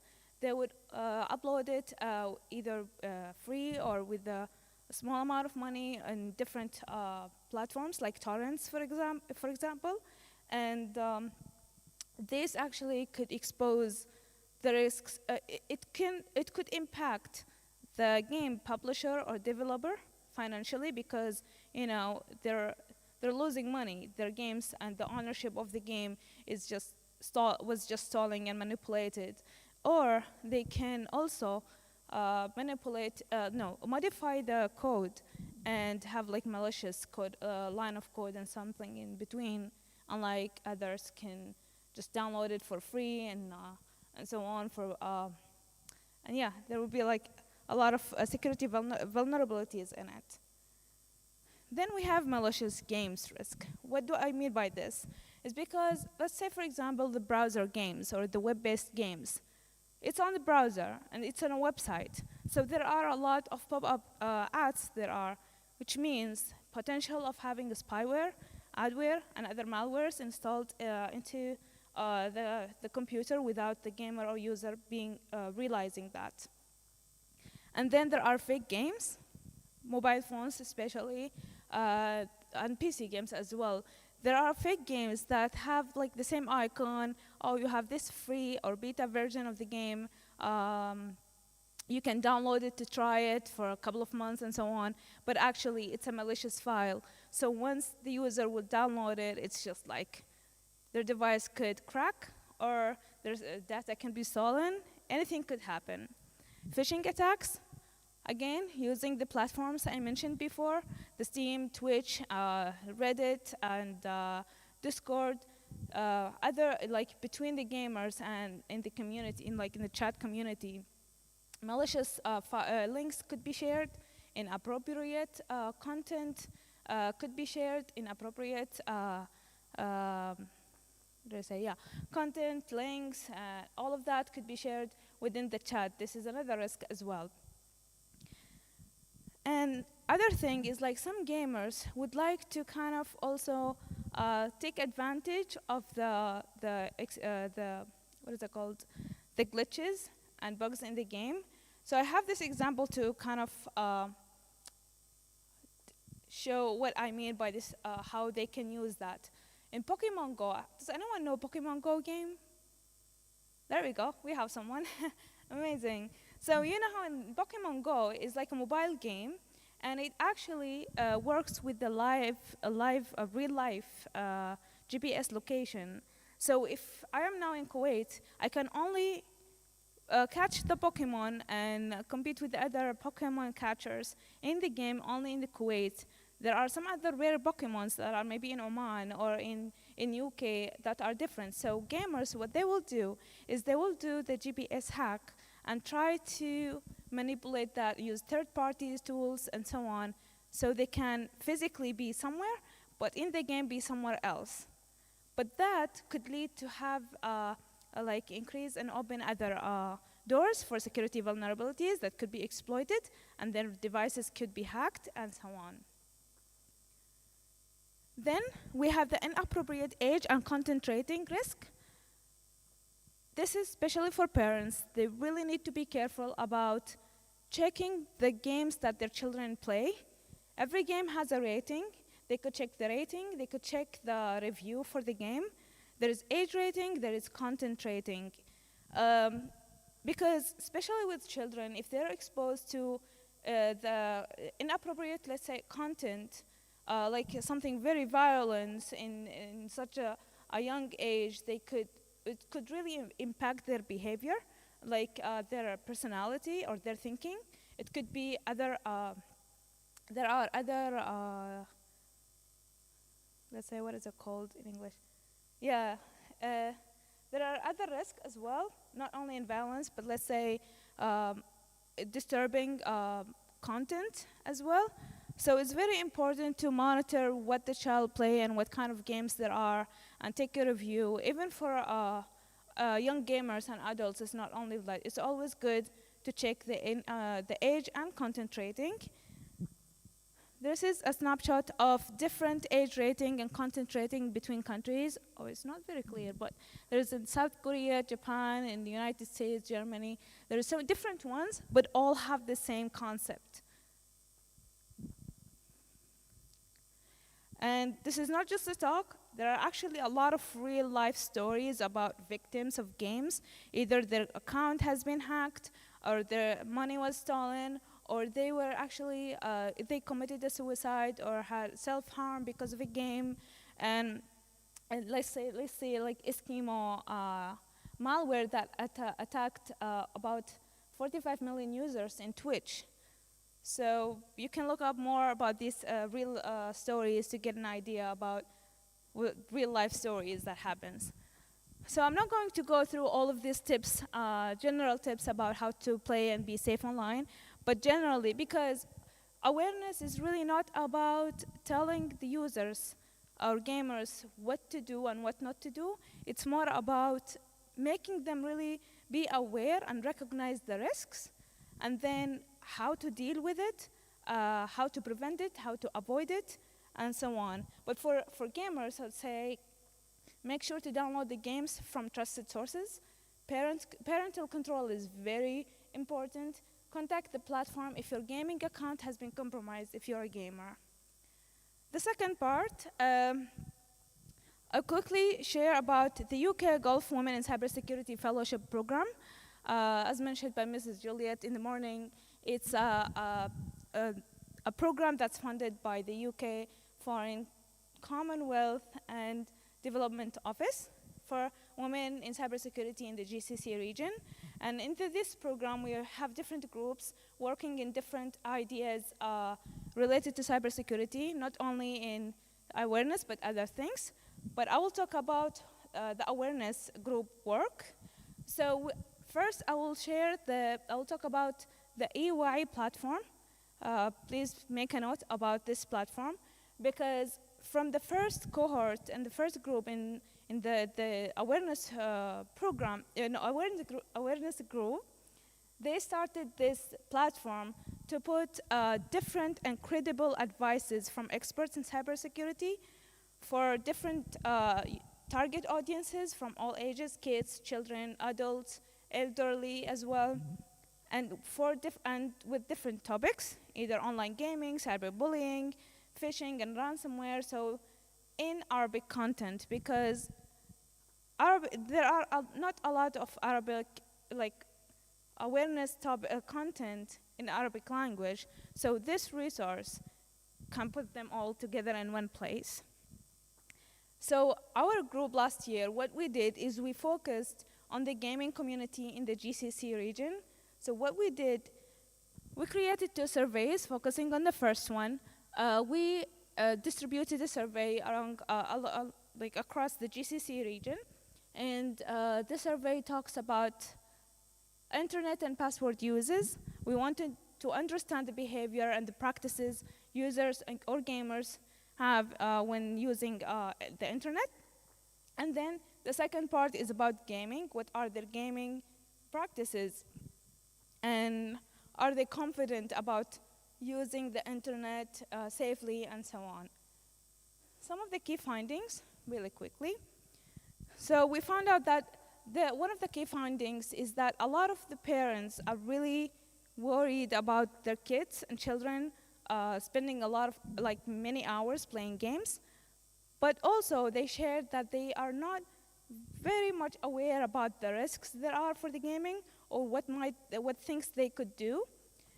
Also, there is some of them, the parents who responded to the survey, 66% of have children that play online games, and 50% of them play games with strangers, and 42% play games online. So after having the key findings, we started our awareness campaign. And to start that, what we did, we aligned the key findings we had along with the right message and the right content, leverage from the content in EY platform, also the collaboration with the GateSafe Online and Gaming for Good.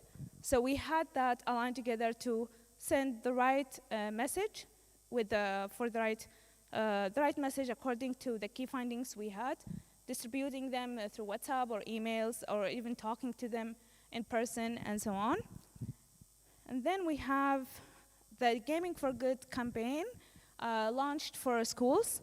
So we had this letter launched, we sent it to school principals about the fellowship program and about the EY platform, also about the gaming, focusing on the gaming awareness campaign. Along with the brochure, we shared about is advices for parents to understand their children's habits in playing online games. Last but not least, we have the Fatuma and Sagur animation project. It's also available in EY platform. It's 3 episodes, short episodes, to show the safe practices for kids using the internet. And each episode has different topics. So the first one is about protection of personal information. And the second one is about safe online browsing. And then the third one is about email security and safe uses. I guess that's it. So if anyone would like to have more chat about gaming and safe uses online or about EY, I'll be around, or you can contact me as well. Keep note about the EY platform. And if you are interested to know more about what are the other projects that the fellowship Women in Cybersecurity worked on, you can check the link they have from Plexel reports. So thank you so much.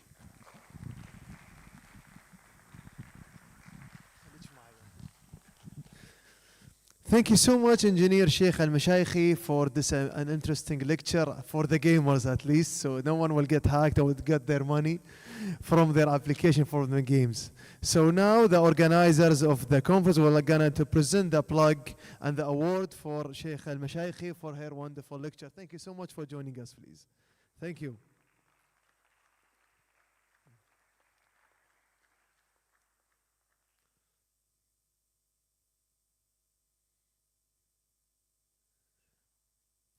Thank you everyone for joining us today. Thank you. Now is the time for the end. Now we reach the end of our conference for the first day for today.